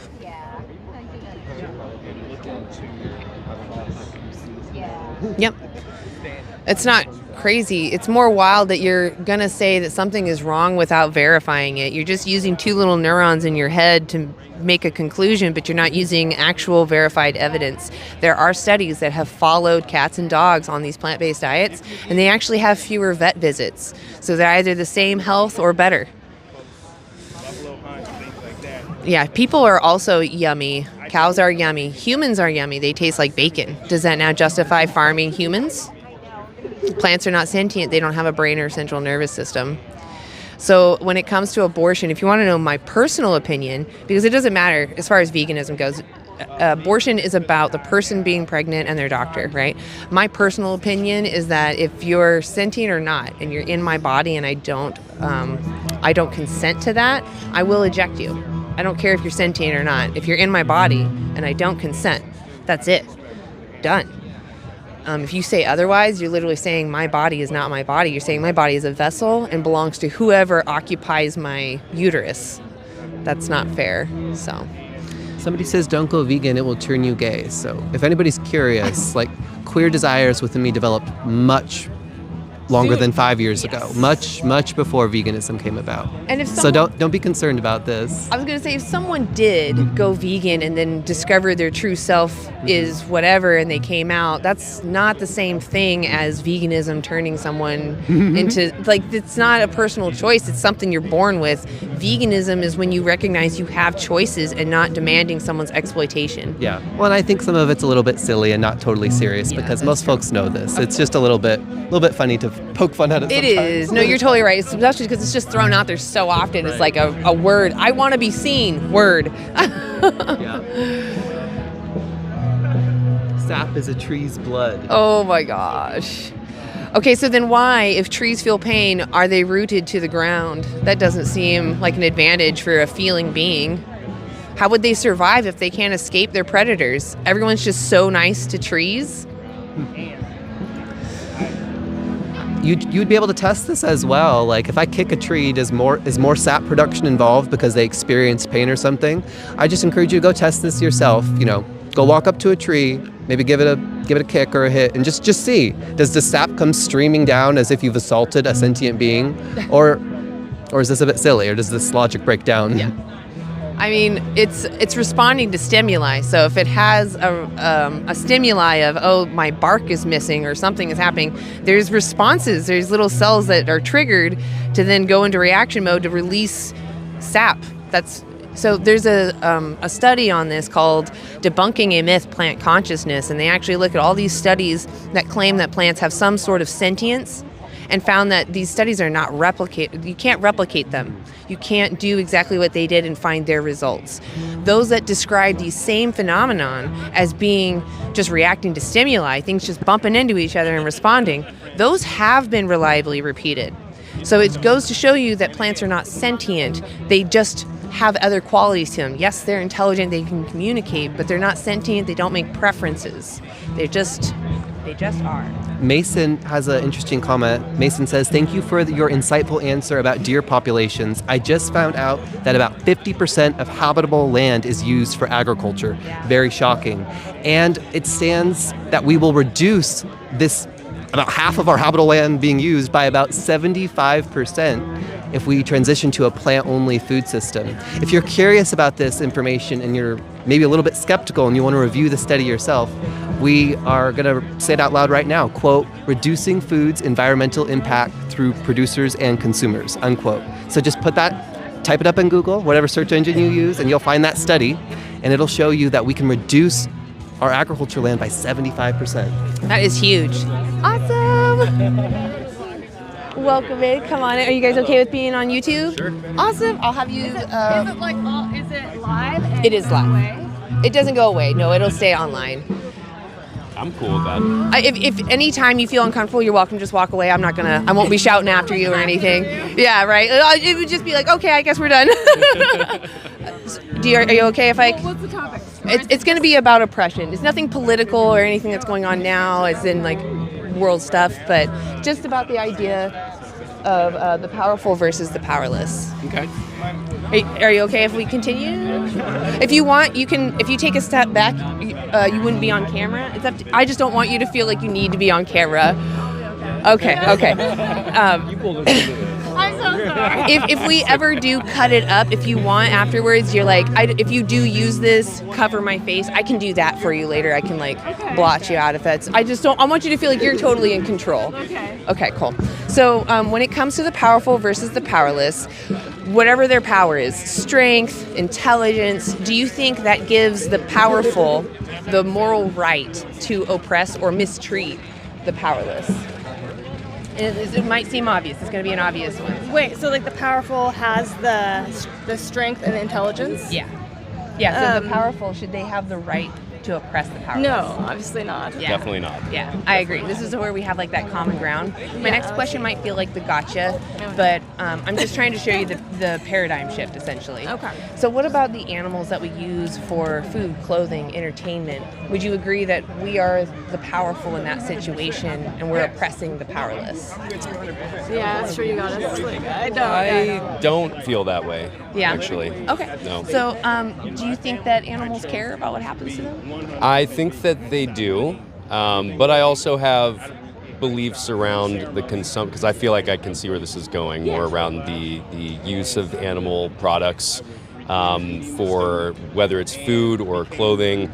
Well, a variety of different opinions there, but I do think that overall there's a historical, or not historical necessarily, but more of like an evolutionary development of consumption of animal products that I believe can be done in an ethical manner.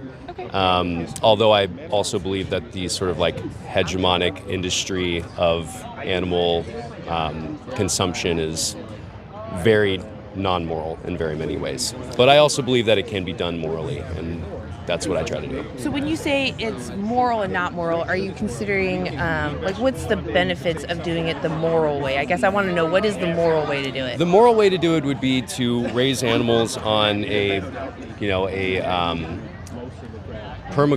sorry, I'm going to forget the word, but take your time. Not an industrialized, like massive slaughterhouse kind of environment, but more in a way that links the development and growth of animals to the other systems on like a farm, for example. Okay. Can't remember the term, which I really should. Yeah, are you talking about like farming animals in the forest kind of thing, where you're like in a system? Mhm. So what is it that makes factory farming, in your mind, immoral or wrong? It's a great question. There is definitely a lot of work that needs to be done in terms of conditions for those animals, and Because of their experiences, right? yeah, and I will acknowledge that animals suffer when they are killed for meat consumption, but I believe They suffer for all of it, but I don't mean to interrupt you. Please continue. But in a giant industrialized slaughterhouse type facility, there's nothing done to prevent lifelong suffering for that animal. Whereas on more ethical meat development, more ethical farming practices, a farm animal that ultimately will be used for meat consumption at the end of its life can have a very positive, very enjoyable life and contribute to the strength of its surrounding ecosystem in the farm before it reaches its demise and is then ultimately consumed for meat. I don't believe there's anything immoral with that type of a practice. Okay, so if we go back to the point that it's a lot about their experiences, right? Because they don't deserve to have a horrible experience if you want to use them, right? Mm-hmm. So if that's important, well, I guess before I actually jump to that, do you think there's anything that we need from them that might even justify the factory farming or any farming? Is there something we need from them that justifies continuing to use them? In like a factory farming setting? Or any setting. Like, what is it you think we need from animals that would justify us continuing to farm them even in the nicest ways? Even in the nicest ways? Well, they provide useful sources of nutrition. Okay. But could you get that elsewhere? You could. Okay. Yeah. They also contribute to traditions and history. And yeah, I believe in that as well. Okay, so for you, what is it that you need from animals specifically? What is it that I need from animals specifically? Well, I suppose I don't specifically need anything for my survival, but I can honor traditions, culinary and farming, ancestrally. Do you think it's fair to exploit animals when you don't need to? I don't think that exploitation is, I don't agree with you that it's exploitation. If we don't need anything from them, wouldn't taking their life when they wanted to live be exploitation? Yeah, I'm good with this. I think the opposite. I think we can definitely get the nutrients somewhere else. I think we can actually get it from plants and a lot of other sources. I'll give you actually a card too, since you touched on that, because that actually shows you everything you can get. Oh, thank you. Yeah. And I think a lot of just hunting out in the wild and like getting your own food is is good because sometimes it helps control populations of different species like deer, and which is like completely overrun in certain Why areas. should we interact with their populations? Like, why do you think we should control their populations? Sometimes the populations of different species get like out of whack because we do have like influence on their environment just that we can't really help. And so I think that's a better way, like doing it like ethically, like not going out and like, you know, with a bird on the water, like shooting it on the water, but like they go up in the air, they have a chance. And I think if it's done like in a way that the human has to work for it, I think that's at least a way better option. Definitely factory farming I think is just horrible. What if they don't need to use the animals at all? Is it still fair for them to hunt? They don't need to? Right. Oh, like if they're not eating it? No, they're eating it, but they don't need to. Like they're just hunting and eating them for fun. Or they're doing it for the population control. Yeah, can you say that one more time? Yeah. Do you think that it's fair if the person doesn't need to eat them or use them to take their life and eat them? Do you think that's fair? I don't know if like fair. I don't know how to use that word. Like I always put myself in their position. I know that they don't think exactly like us, but if I was to suddenly lose my ability to think about thoughts, I would still want to be respected. Even if my group of people are overpopulating, I don't want to lose my life. And that's how they feel too. And as a vegan, vegans are just ethically against the exploitation of other beings. If I can avoid demanding someone's exploitation, I do. That's all it is. If I can go without, I'll go without. Because that individual cared. And we sadly live in a system of supply and demand, so they're only there because of us, because we demand that they be there. Oh yeah, in so many ways. Yeah. I think just hunter-gatherer kind of society is like Native Americans, that they got their nutrients that way, and I know they don't. They were in survival mode for one, but two, you know, out of all the biomass, the mammal biomass of our Earth, only 4% is wild. So if we said everybody should go hunt, we would literally wipe out all wildlife within like a year. And the animals we farm are the mammals that we farm are 60% of the mammal biomass. Humans make up 36%. So very tiny amount of wildlife. So even if the idea was stop farming them but go get them in the wild, they would just be wiped out. Yeah, for sure. That's a good point. Like I think like we've just like our society has just like evolved so quickly. Yeah, we're to, a like, lot of people. So many but people, what's really what's interesting to learn, there's a big giant study, the largest actually done on our land use. It's called Reducing Food's Environmental Impacts Through Producers and Consumers. Long name. You can check out this live if you want to look it up again to find that name. But it's actually a meta-analysis, looked over thousands of farms in hundreds of countries. We're dedicating 83% of our land, our ag land, to just raising animals. And they only give us 18% of our calories. So we're putting in all these resources, we're getting a tiny bit back out. And we actually learned from this study that if we stop farming animals, we could feed over our current population. Like we're only 9 billion, or no, we're 8 billion right now. Yeah. We can feed up to 10 billion humans and at the same time reduce our ag land. And that's just the environmental side. Like that has nothing to do really with the veganism. We're just here saying like even if it was bad for the environment, that cow, that pig, they cared about what happened to them. And if you don't need to demand that they be used, that's all. Yeah, no, I get it. Like I think veganism would probably be the most sustainable thing for sure. Yeah, well, and it's also, I think that we all share that principle. Like if someone was kicking a dog because it was fun for them and it's the only way they could get exercise, I guarantee everyone would stop that person. I don't care what your benefits are. That dog's experiences matter more, right? Yeah. So that's all that veganism is. It's just recognizing that dynamic. I do appreciate you guys stopping. I'll let you go. Would you be willing to watch like a 3-minute documentary? Not standing here, but after you leave. Sure. Yeah. Yeah. So if you scan that front part of the card, it's this part here. You just click on the part, what do I fund? It's a 3-minute movie. It's not a gotcha. It just shows you standard practice. And I think everybody, regardless of what you do, should see it just to know what you're demanding. Thank you guys for stopping. Enjoy the market, really. Thank you for stopping. You have a good day. You too. Thank you. I do love talking to honest people. That does make me feel good. I think actually she was smiling because she understood what I was saying. Yeah. There are a lot of good people here at the market. I think there's a lot of open-minded people that are willing to hear things that are uncomfortable. And yeah, sometimes we'll have some pushback, but that's okay. Yeah, plants do communicate. That's true. They're intelligent. They even have memories, but they don't have sentience. They don't make preferences, and that's the difference. That's actually, those are called cavitations, and they're just little air bubbles inside of the plant. When you break it, the little air bubbles that escape.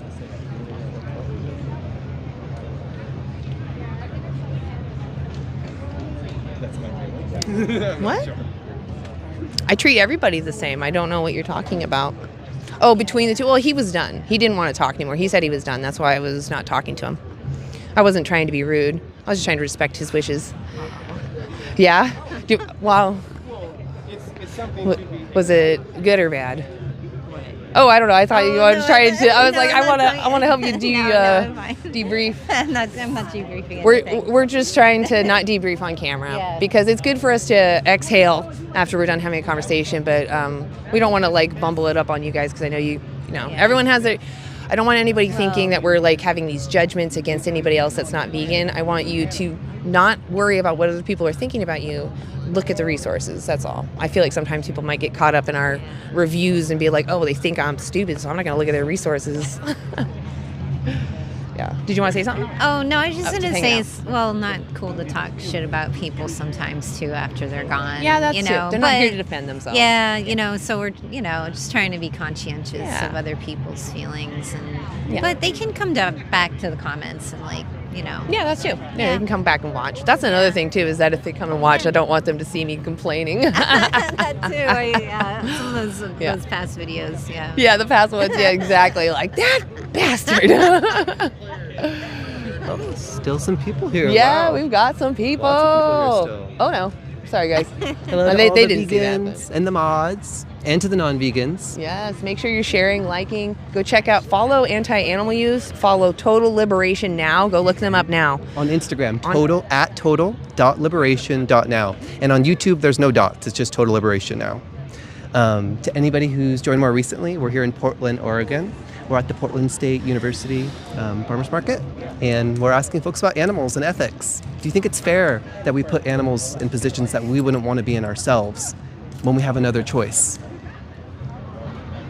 To the non-vegans, put your best argument against veganism in the chat so Anna and I can address them. Do your belief about exploitation extend to labor and exploitation within capitalism? Absolutely. Yes. Absolutely. We're not necessarily here talking about that directly, but that's something that we also act against and that that aligns with our principles completely. Yeah. I don't want to exploit other humans. I'm also human. I don't want to be exploited. Somebody says, how often do y'all do this? I want to debate. Well, just keep commenting in the chat. There's a lot of vegans there who are amazing resources. They're just wealths of knowledge, honestly. Some really strong activists. If you go to Total Liberation Now, you actually might find some questions answered on their Instagram. I think you have more content on Instagram, right? I do, yes. Okay. Right now. So definitely check out their Instagram, or you can follow any of the vegans in the chat. I go live on Mondays, sometimes Fridays on TikTok. So if you just follow vegans, very good, entertaining streams as well. Just to start questioning these things and to see these arguments, being discussed in real time. It's similar to this, although sometimes there can be some more intense trolls online, I will say. Yeah, there's some, they get a little more rambunctious with that anonymity. To all of the vegans in the chat, vegans put a 1 and non-vegans put a 2. We want to get a sense of who's here in the room listening with us. Continue double tapping that screen and liking. Put my sunglasses on. This angle with the bright sky just kills my eyes. Somebody says the ecosystem requires eating each other. So there might be some animals who are in a situation where they have to eat each other to survive. But we're talking to folks who navigate the city of Portland, who are going through a farmer's market looking to buy food at a farmer's market or a grocery store in settings that they have choices where they can choose not to exploit and kill an animal if they want to. So we're just opening up the conversation and asking, is it fair for us to choose to put animals in these positions, to exploit them for any reason when we don't need to? Tell us the numbers to what? Hate the trolls? Oh yeah, no, trolls can put a 3 if they want. Trolls, you can continue commenting as well. Bigotry will be addressed by mods, but... Plant protein is not a complete protein. Where did you get that from? Should you let a bear eat you? No. Why would you do that? Why would you do that? Why would you want to be eaten? use your bear spray. If somebody's attacking you, please defend yourself. Your family wants you to remain alive. They probably care about you. I mean, I would hope you care about yourself too. Like, just think about how it would feel to have somebody chomp into your flesh. So why? I don't understand.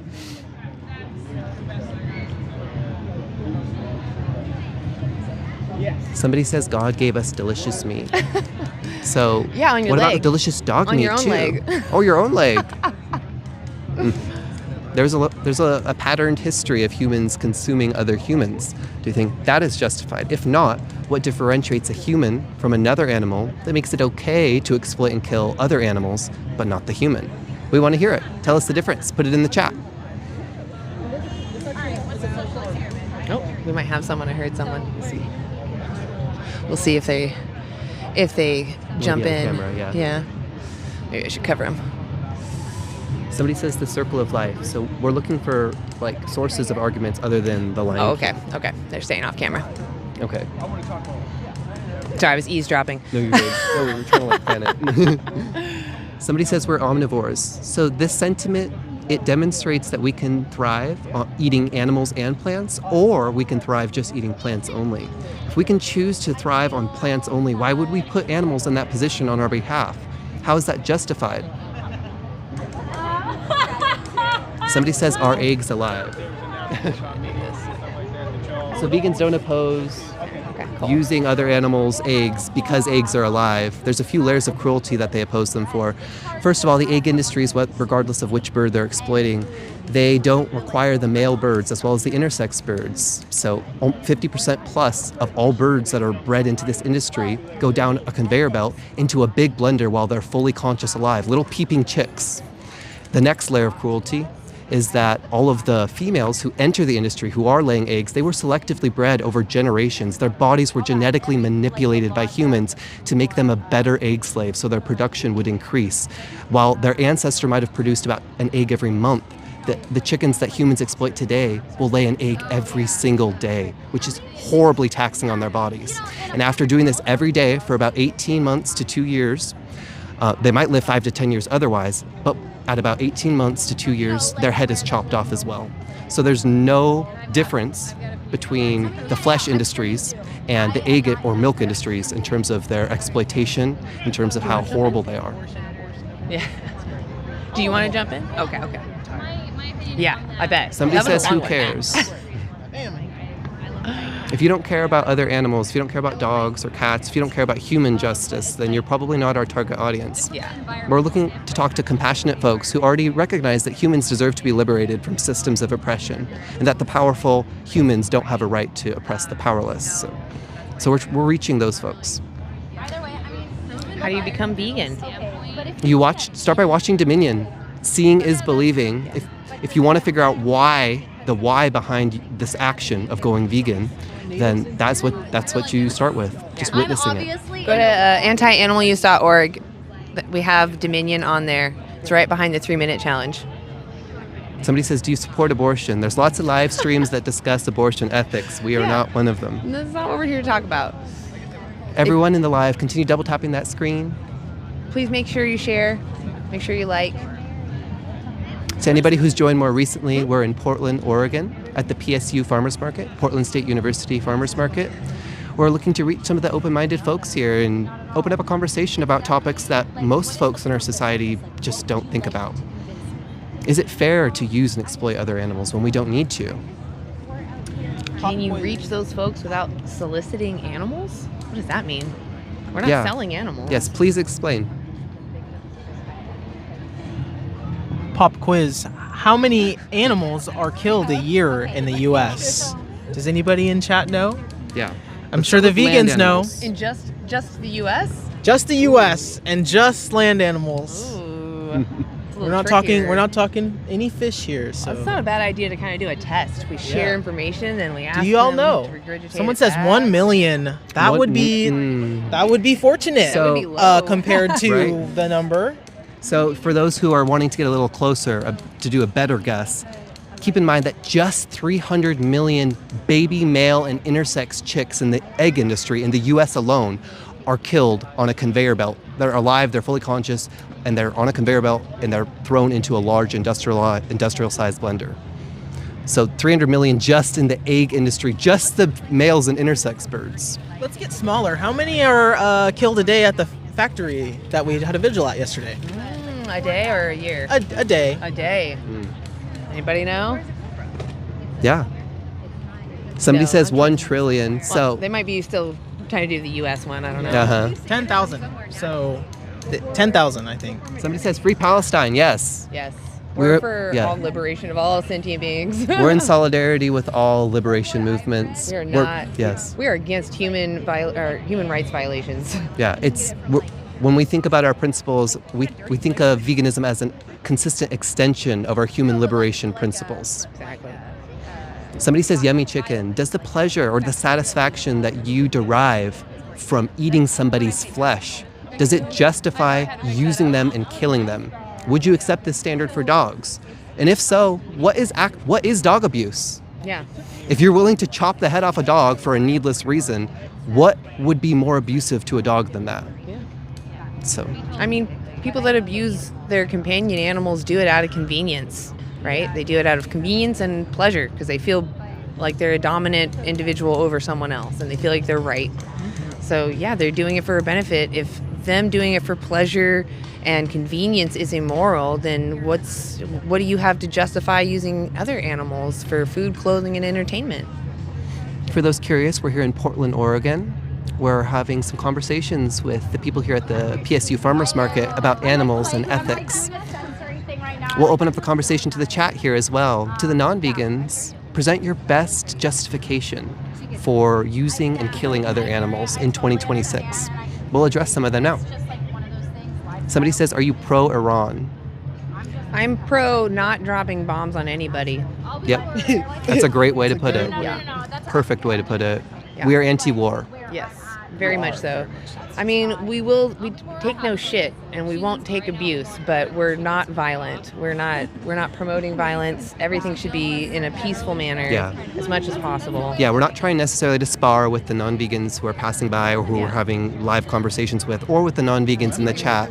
We're just trying to open up a perspective that is invisibilized. We literally don't think about other animals. I remember about 6 years ago, before I thought about this topic, it was just at the back of my head. I just compartmentalized away. Yep. So we're here to bring it to the forefront. It might be a little bit uncomfortable at times, but not all uncomfortable moments are bad ones. Sometimes we need to lean into uncomfortability to make the world a more just place for all of us, both humans and other animals. And it's only uncomfortable until you stop supporting it. Like once you stop, you don't need to feel uncomfortable because you're no longer demanding that. Somebody says, I don't eat pets, I eat farm animals. So why would you not eat a dog, but you would eat a cow? What's the difference between the dog and the cow that justifies treating them differently? You know, some people even call dogs livestock.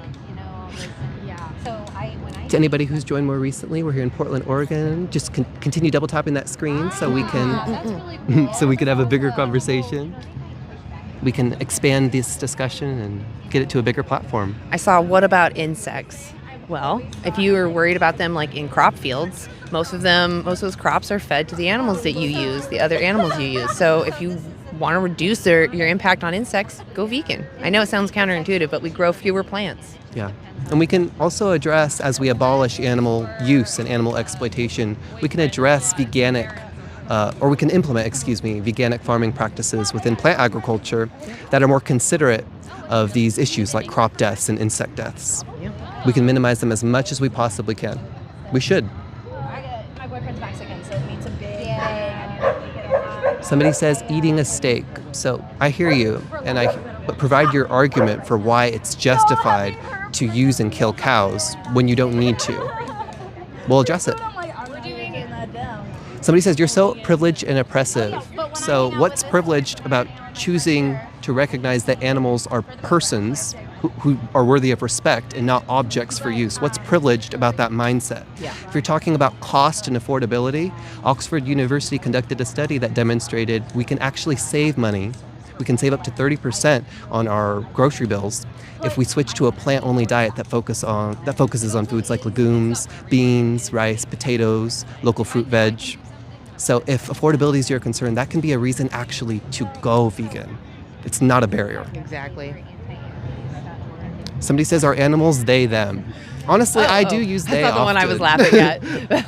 But I mean, yeah, exactly. We don't actually know how animals feel about their preferences. Like, we don't even care about their bare basic needs, let alone what their preferences are. There is actually some attempts, though, to use AI to try start communicating with some animals. So maybe there's a future where we can learn about, how they prefer to be addressed.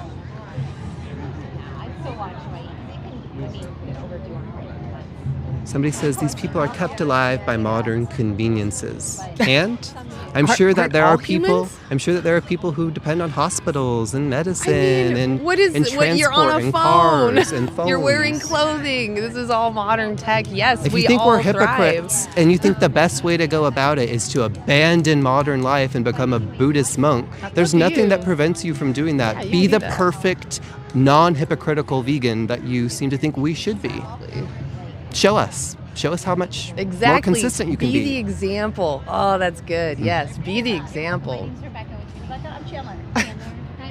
Why do you guys are so focused on our Somebody looks? says this is a textbook example of modern problems. So Indigenous people have been grappling with animal ethics since the inception of humanity. They've been discussing the question of needless killing and whether it's okay to needlessly kill other animals.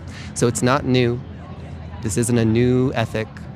For many of us Indigenous folks, we see it as a powerful restoration and reclamation of our indigeneity when we treat other animals as persons that we respect rather than objects to be used. Something happened? I got There's no one up there, so it must have been just water. I think it's water. Okay. Yeah, I don't see anyone up there, so. Yeah, no poop. No poop. No pooping. I heard that's lucky though. You get. Yeah, I have heard that too. It's good luck if you get pooped Somebody on. says you don't speak for Indigenous folks. I absolutely don't speak for all Indigenous people, but I am an Indigenous person and I speak for myself. And I do find it a powerful restoration and reclamation of the ethics that my grandmother taught me about not harming others when I implement veganism and Indigenous veganism in the present. So you can't erase us, you can't pretend we don't exist because it's convenient to your argument. Yeah.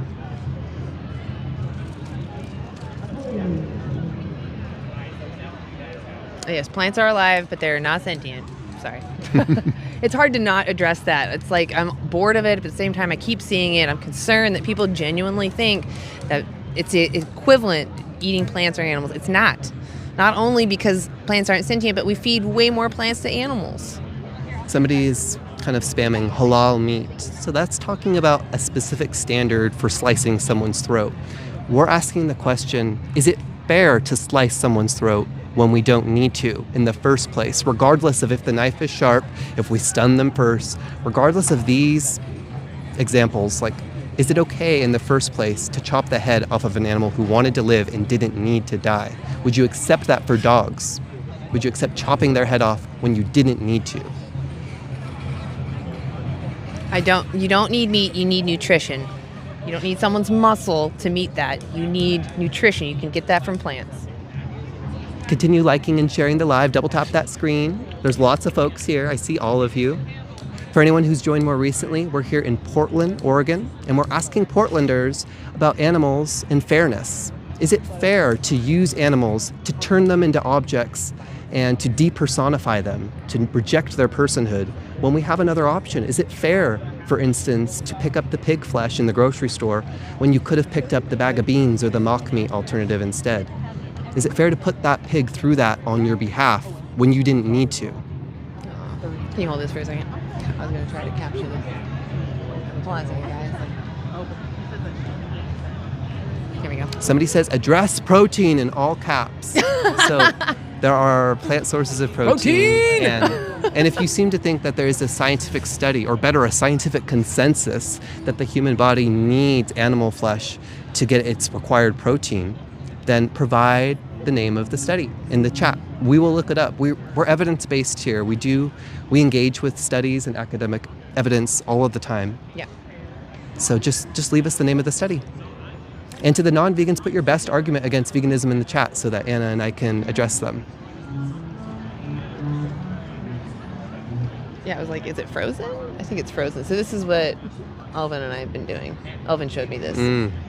Okay. Sometimes it'll pop back up. There it goes, see? Somebody says academic is a joke. So if you're not willing to support like empirical evidence or academic studies, then you wouldn't also have an ability to acknowledge that climate change is happening. Right. So if you're that anti-science, then we may not be able to reach you.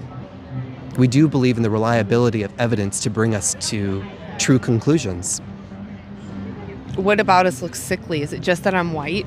Are just all white people sickly? I promise you I'm healthy. I'm fine. Somebody says focus on human relationships before animal. So we can abolish human oppression and oppose it at the same moment that we seek to abolish and oppose the oppression of our animal relatives that we share the planet with. We can and should do both. And in fact, I argue that they're intertwined. This category animal is a sort of moral basement that humans have used not just to oppress our animal siblings that we share the planet with, but also marginalize human groups. Yeah. If anybody is in the chat, think of a time when you saw a marginalized human group, maybe a racialized group, described as animals. So these systems are intertwined is what I'm getting at. We have to abolish it all. Total liberation for everyone, leaving no one behind. Exactly. It's really the best way to put it. We all need to be liberated at the same time. Somebody says, you guys. You guys. Elaborate. Yeah. There's lots of folks here. For anybody who's joined more recently, we're doing some outreach at the PSU Farmers Market. We're talking to folks about animals and how we relate to them. Should we relate to them as objects for exploitation or as persons worthy of respect? What do you think? Leave your thoughts in the chat and we'll respond to some of it. So why do you only eat cows and pigs? Why not other animals? I see someone really likes turtles. If you like turtles, would you eat a turtle? Would you consume their bodies? Somebody says, what if it's farmed ethically? Would you accept this standard for a dog? Is there an ethical way to use and kill dogs if we don't need to use and kill them in the first place? What's an ethical way to slice someone's throat who wanted to live but didn't need to die? It's a hard question, but leave your thoughts. So what happens when the plant advocates decide it's wrong to eat plants? Yeah. Oh, there it is. Which one were you doing? No, that's the one you read. I was trying to go back to it, but... So if we've discovered and we decided through conversation, through debates, through philosophical debates, that it's also wrong to consume plants, the move from there would be to say, how can we survive while consuming as few plants as possible? And if you're interested in that, the way to do that is to switch to a plant-only diet, because you will consume far fewer plants overall when you eat them directly, rather than filter and diminish the nutrients and the calories by filtering them through the body of an exploited animal. Exactly. Why end veganism? What is wrong with veganism? I keep seeing screw veganism. I don't understand why though. Can you explain why veganism is wrong? Somebody says plants have feelings and emotions. So again, we use fewer plants if we eat them directly. But again, I think you also understand there's a difference, for instance, between grabbing a knife and stabbing a live, let's say sheep, and stabbing a piece of broccoli with your knife to chop it up. Thought here. You know it. Oh, sorry. Okay, I have an idea. One. Okay. To the vegans in the chat, put a 1. Vegans put a 1. Non-vegans put a 2. Non-vegans 2. And trolls, you can put a 3. This is made by Alexandria, the radical vegan. Please go check out her resources on Right Loud Vegan. So, for an example, do you think that's moral? Because humans are superior? This is a sheep. Just because of your example made me think of this image. Do you guys think that's fair to eat their flesh because they don't produce any more hair for you to put into clothing? It's time to drain them and then eat their insides. I mean, if you don't eat sheep, do you eat cows? It's the same thing. These are the victims, the animals behind those purchases. When you go to the grocery store and purchase beef or some other form of cow flesh, these are the animals who had to go through that system and be killed for them to end up on your plate. What if they were dogs? I mean, and it's so clear. Like, look how trusting that cow looks. The cow doesn't know what's happening in that very moment, knows that something scary is about to happen. They're in a very scary place. And this guy is just going about his day, right? Sometimes he's not going to have a good day. Sometimes he's going to feel exploited, right? How do you think he's going to treat the individuals that he has to work with every day if they're being stubborn? Yeah. What does mechanized killing in a repeat every day due to someone's psychological state? Is it fair to ask of other humans, disproportionately immigrants and folks of color, that they do this killing en masse all day long for you? Is it fair to expect that from any human, to kill all day long? And if you keep using wild animals as an excuse, right, you're not someone that is surviving a harsh environment. You're someone who knows right and wrong, and you can move your hand in the grocery store. You can go down a different aisle, right? There is a difference. Somebody says they get paid well. We're volunteering our time today if that's what you're curious about. Yeah, we don't get paid. Everyone, please continue double tapping the screen and sharing the live. We want to expand this conversation and just get it to a bigger audience. I don't know if I have any other... And to the non-vegans, keep putting your best arguments or your biggest personal obstacles to going vegan in the chat so that we can address them and open up this conversation. We can grab it if we need. I'm kind of done flipping through it, guys, but if you guys keep saying the same things, I will keep flashing you the images of what it is you demand. You know, that's really what that shows us. It's what you're demanding. 40-year-old vegan! Hey, Davis, good to see you. Hey, what's up? Long time no see. Yeah, right. If you're not following the 40-year-old vegan, you should. He goes live frequently, and he often shines a light on slaughterhouses, but also does some street outreach. Just a great activist putting out a lot of good content. Sometimes it's even funny. Does a lot of collaborations. Great guy. Definitely go follow him. Somebody said y'all are rich kids. Again, plant-only diets are frequently more affordable. Yeah. If you want, you can specifically craft a plant-only diet that's up to 30% more affordable than its animal counterpart. So affordability is a reason to go plant-only. It's not an obstacle.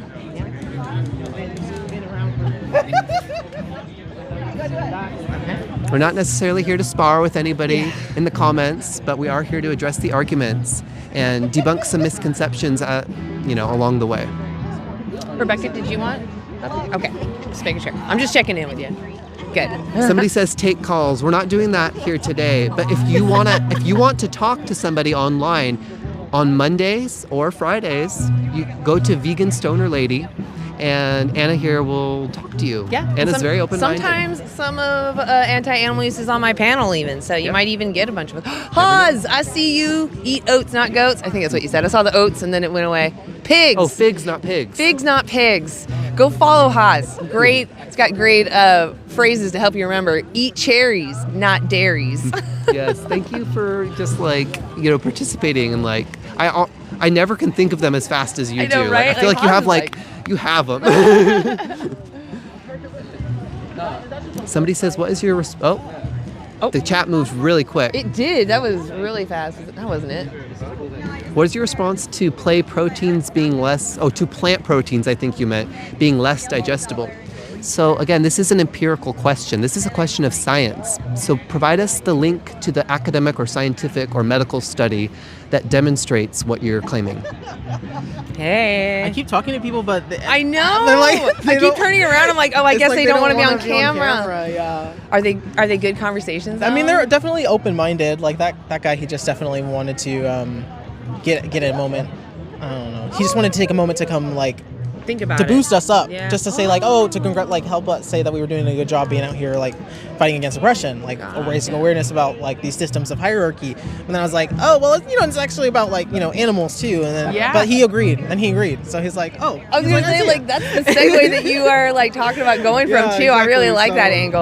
Yeah, so he was like, all right, yeah. He was like, and so I gave him the card. He's gonna check it out. He doesn't use social media, so he probably won't check us out in here. But that's fine. That's the anti-animal use website is not social media, so maybe he'll check that exactly. part That's out. what I said. I was like, it's just a website. It's just a website, just a resource, has information and documentaries you can watch. Yeah. But the chat has been up and down. Again, we're here at PSU Farmers Market in Portland, Oregon. We're asking people about fairness and what they think is fair. You could do. Sorry. I thought something was happening. So it's okay to kill plants because they're not sentient. They don't have a brain or a central nervous system, so they literally don't make a preference. Animals have a brain and central nervous system, much like us. Eat noodles, not poodles. Thanks, Haas. No need to push your life choices. I'm not. I'm telling you that you're making choices that are against your own principles. That's what I'm saying. Plants don't have brains. Go look it up. They do not have brains. In fact, there's a study that looks over the last 50 years of studies on plant sentience. It's called Debunking a Myth, Plant Consciousness. And they found that the studies that claim that plants have some sort of sentience are not reliably repeated, whereas those that explain the same phenomenon as just things bumping into each other, those have been reliably repeated. So it goes to show that plants are most likely not sentient like animals and us, but animals are very similar to us. They are sentient. They are having their own experience of life. And that's all that matters. If they care about what happens to them, that's all that matters. It doesn't matter anything else, how smart they are, what they look like, who they're related to, yada, yada, yada. Eat taters, not gators. I'm not telling you how to live. I'm saying you're going against your own principles. Mm-hmm. It's not about us. Yeah. I gave you a source for the sentience of plants. It's called Debunking a Myth, Plant Consciousness. Go look it up. Yeah, we could feed everybody and more. Sorry, I had like a hiccup burp happening at the same time. We could feed everybody and then some if we had a plant-based planet. Exactly.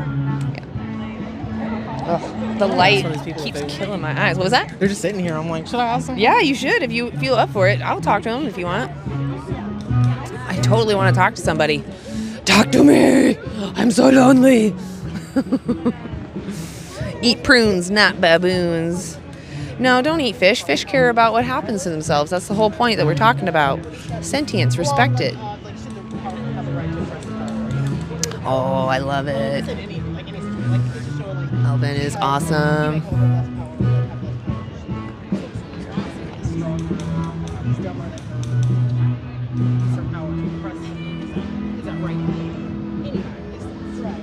I'll keep it answering. Do you want to answer questions with that? Common ground, like obviously we can. Should we be on camera or should I have that in the background? I don't know. What do you guys think? Do you like having the background or do you want to see us? So that's what we would do. I don't think they care. Yeah, I guess not. Are insects sentient? Some of them are, like bumblebees are. I don't know if all bugs have actually been studied that thoroughly. We can come over here. Yeah, the chat keeps moving so fast. Yeah. You want to come over here? Sure. I want to squeeze this. I think it's like this. Okay.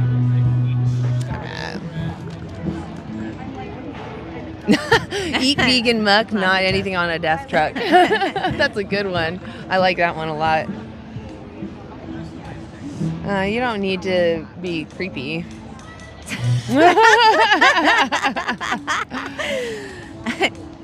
Hi, cutie. Whoa. Who are we talking to? And awkward. Babies are sentient. Yes, they are. Yeah. I saw something about someone. Crop deaths. Yes. So crop deaths are bad, and vegans don't like them. They don't want to support that. The majority of them go to crops that are fed to animals, though. So if you want to reduce that, don't use animals. It's that simple. We feed more plants to the animals we use than we eat directly. So it sounds counterintuitive. But. Yeah, you can move to Portland, but I can't help you. Yeah, I can't help you. But I heard someone say earlier, too, that they don't have the income to live here. And I'm like, what? You don't have to be rich to live in Portland. There's a lot of low-income areas for sure, and a lot of low-income resources. So I think a lot of people can live here. Yep. It's just that people want to live in the upper echelons of Portland. Yeah. Which I don't. Most people I know don't.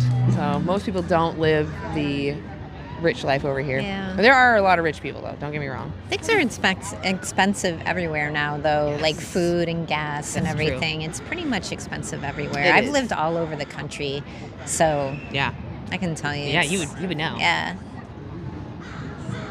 Please respond to what? Be honest about what? If we're still talking about crop deaths, Yeah. I swear to God, is that Susan Hoff? No. Cheaper than but orange.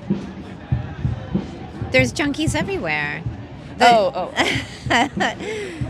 There's homeless people everywhere.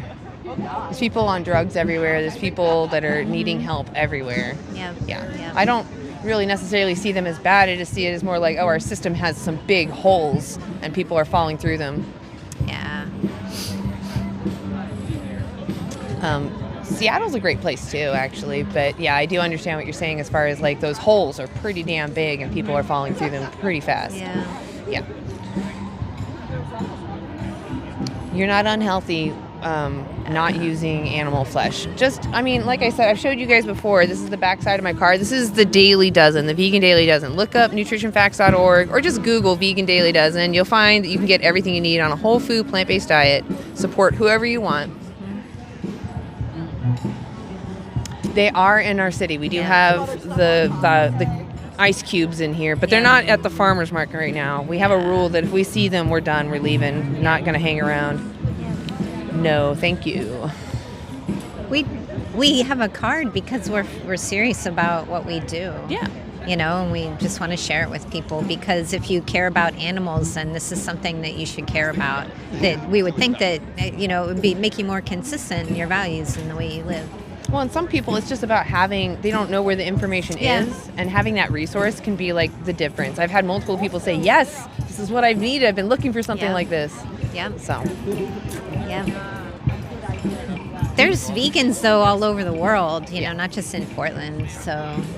Yep, exactly. Yeah. How are you guys doing? Yeah. I'm doing good. Okay, cool. Trying to reel someone in. I was going to say, I really want to talk to somebody.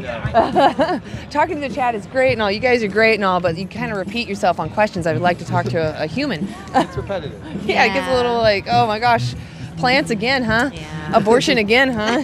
Crop deaths again. Oh my gosh. Yes. Yeah, so you could, if you're avidly pro-abortion, against abortion, whatever, but you're not vegan, you're going against your own values. Sentience or someone's autonomy, Somebody said something that like humans are more important than animals. Well, you should be really careful because the way that we treat animals, a lot of people, it reflects the way that they treat human beings. And humans are animals. Yeah, and we're animals too. Hello. Yeah. Thank you, Anna. I forgot. But you're so right. It does show that's the inners of that. But that's who they are. Yep. They do not care about others' suffering. They only care about their convenience and pleasure. Yep.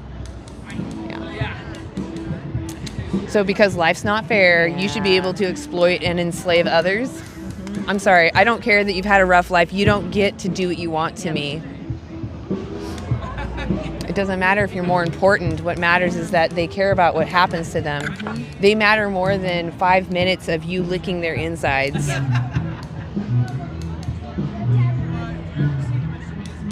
So we're not humans? We are humans. Humans are mammals. We're animals. I didn't see that one. What was it? Why can animals eat other animals? So, again, animals are not moral agents to human logic, right? They live in their own societies. They are surviving harsh environments. They don't have options. We do. You can just move your hand. You know what's right and wrong. You know that there's repercussions to your actions, right? That's what's the difference. So just move your hand in the store, go down a different aisle. It really will be no different for you. You will lose no skin off of your back. Yeah. If you're so shallow to judge people on their appearance, then you're definitely speciesist. So we get it tuned to the right logic here. Okay, we're good. In logical position. Yeah. That's how logic works, is the position of my nose ring. You suck. Animals do have morals. They have their own morals. Yes. Yeah. We actually have done studies on tests to show that they empathize with each other. Like they had some mice. One was trapped down, another one was loose in a maze, and there's treats. the mouse either got to eat the treats themselves or release the other mouse and share the treats. And about 60% of the time, which is very similar to humans, they shared the treats. They released the other mouse and got the treats because they recognize when a mouse or another individual is in distress, just like we do. And they related with that and were like, I'm going to help you out of that situation. They do have on their own level some morals and their own ethics, but they're not into human society ethics and morals. That's why they're moral patients. It's not that they don't know morals, it's that they still care about themselves. They're sentient beings. They may not understand human logic. They have different goals, but it doesn't mean that they're less valuable than we are. Yeah, exactly. Exactly. Why veganism? Well, why not veganism? Yeah. Exactly. Why not? Yeah. Can you tell me why not? Just because a habit, you're just addicted to it or something. You have a hard time changing. It's okay. Yeah. A lot of us have a hard time with change. You can do it. What time is it right now? It's 1:23. It's really slow. Do we want to end at like 1:30 or 2? I believe you. I believe you. I don't know. How's everyone feeling? I do feel like the audience has cooled down too. Me too. Yeah. Maybe we'll just call. Let's talk to the chat as a group for a little while. Okay. That way nobody has to feel stressed about trying to get anybody. Okay. And we'll just take turns actually passing the microphone just for like 5 minutes, just so we kind of get to like the 30. I keep looking for my phone and it's right here. I just want to really look at the time. Okay, so like 7 minutes. We don't. Oh well, yeah. Calls. Oh my gosh, yeah. When we do calls, it will be on like another platform, or we'll like announce it in the title. You'll know that we'll take calls. It's also not really common in YouTube to do that. That's like a TikTok thing. I mean, if y'all want, I can get a text now number and I'll pay for it monthly. If y'all just want to do calls. No, actually, so Ian Canada, who you've probably seen in the chat, he's actually made, I don't know how far along it is at this moment, so he's probably like, I'm not done with that. But anyway, he's trying to work on a system where we can use YouTube similar to TikTok, where we can have people in the chat just click a link and then request up, essentially. So that is possibly in our future. So get ready for that. But we're not right now. We're out and about, and I don't know how to do that on Prism. So. Why is it so bad if we're hungry? We get hungry like everybody else. We love to eat. We're human. Yeah. We've been volunteering our time for the past many hours. That usually builds up an appetite. Yeah, exactly. I like to imagine that the animals are siblings. I know. If you, How dare you be hungry after doing all this work? I know. Yeah, actually, you know what? I got some vegan burgers. I don't know where I put them, but I put them somewhere, and I'm gonna eat the crap out of them later. They're in her pocket. I did. I just shoved them in a hole somewhere. I was like, I'm gonna eat these later. Vegan burger.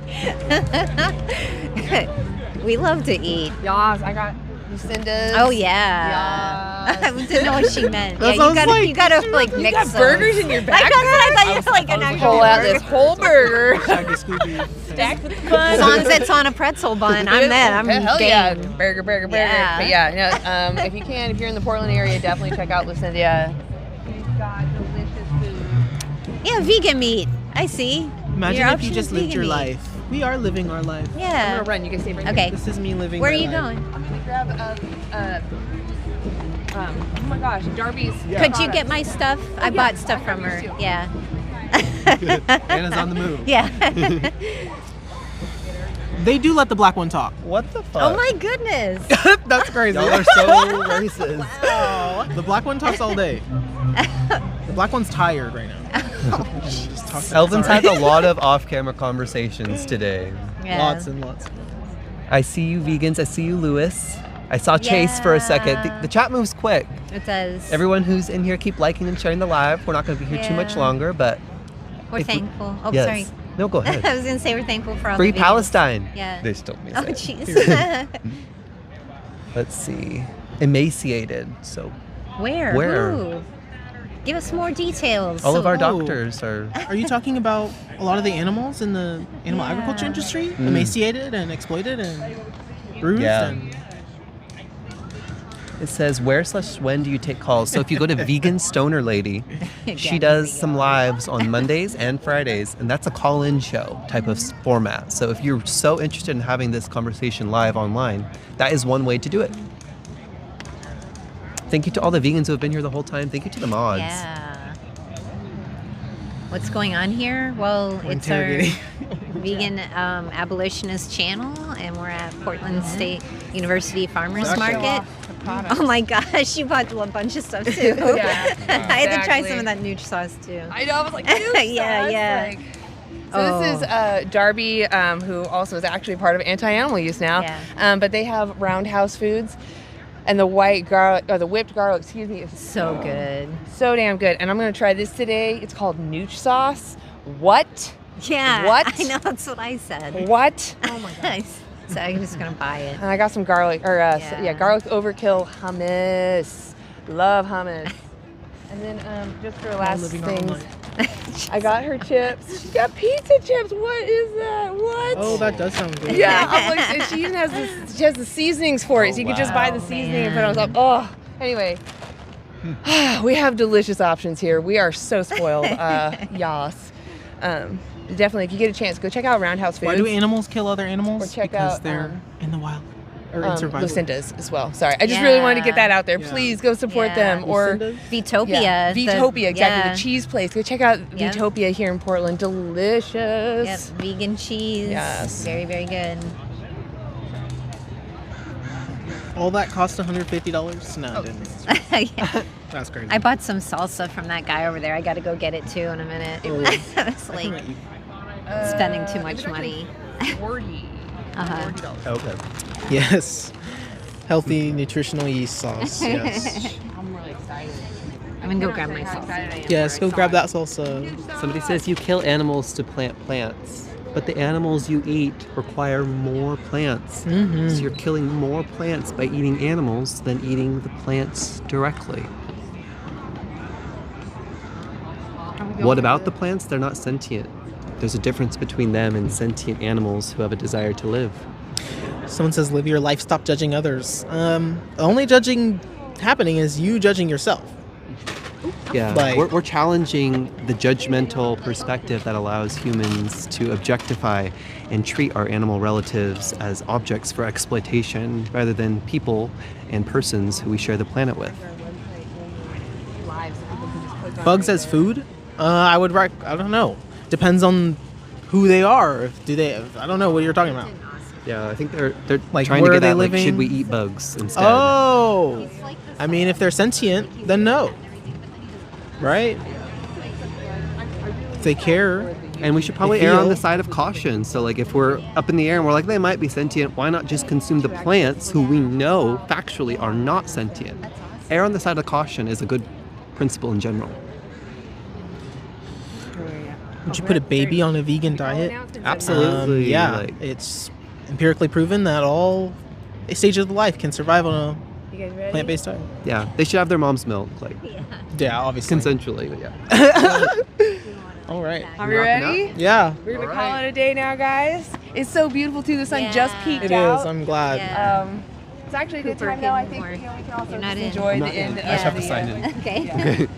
But anyway, you have the microphone. I was like just talking. Blah blah blah blah blah. Appreciate y'all being here. Thank you for supporting us. Thank you to the vegans in the chat. Thank you to the non-vegans for being here, listening to stuff that maybe you don't really fully agree with. Thank you to the mods. Really appreciate your work.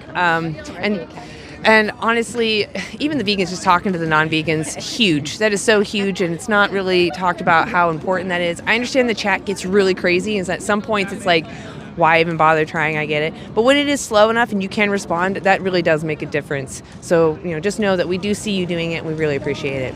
I'm Vegan Stoner Lady. You can see me on TikTok, YouTube, Instagram. I go live on Mondays on TikTok, sometimes other days.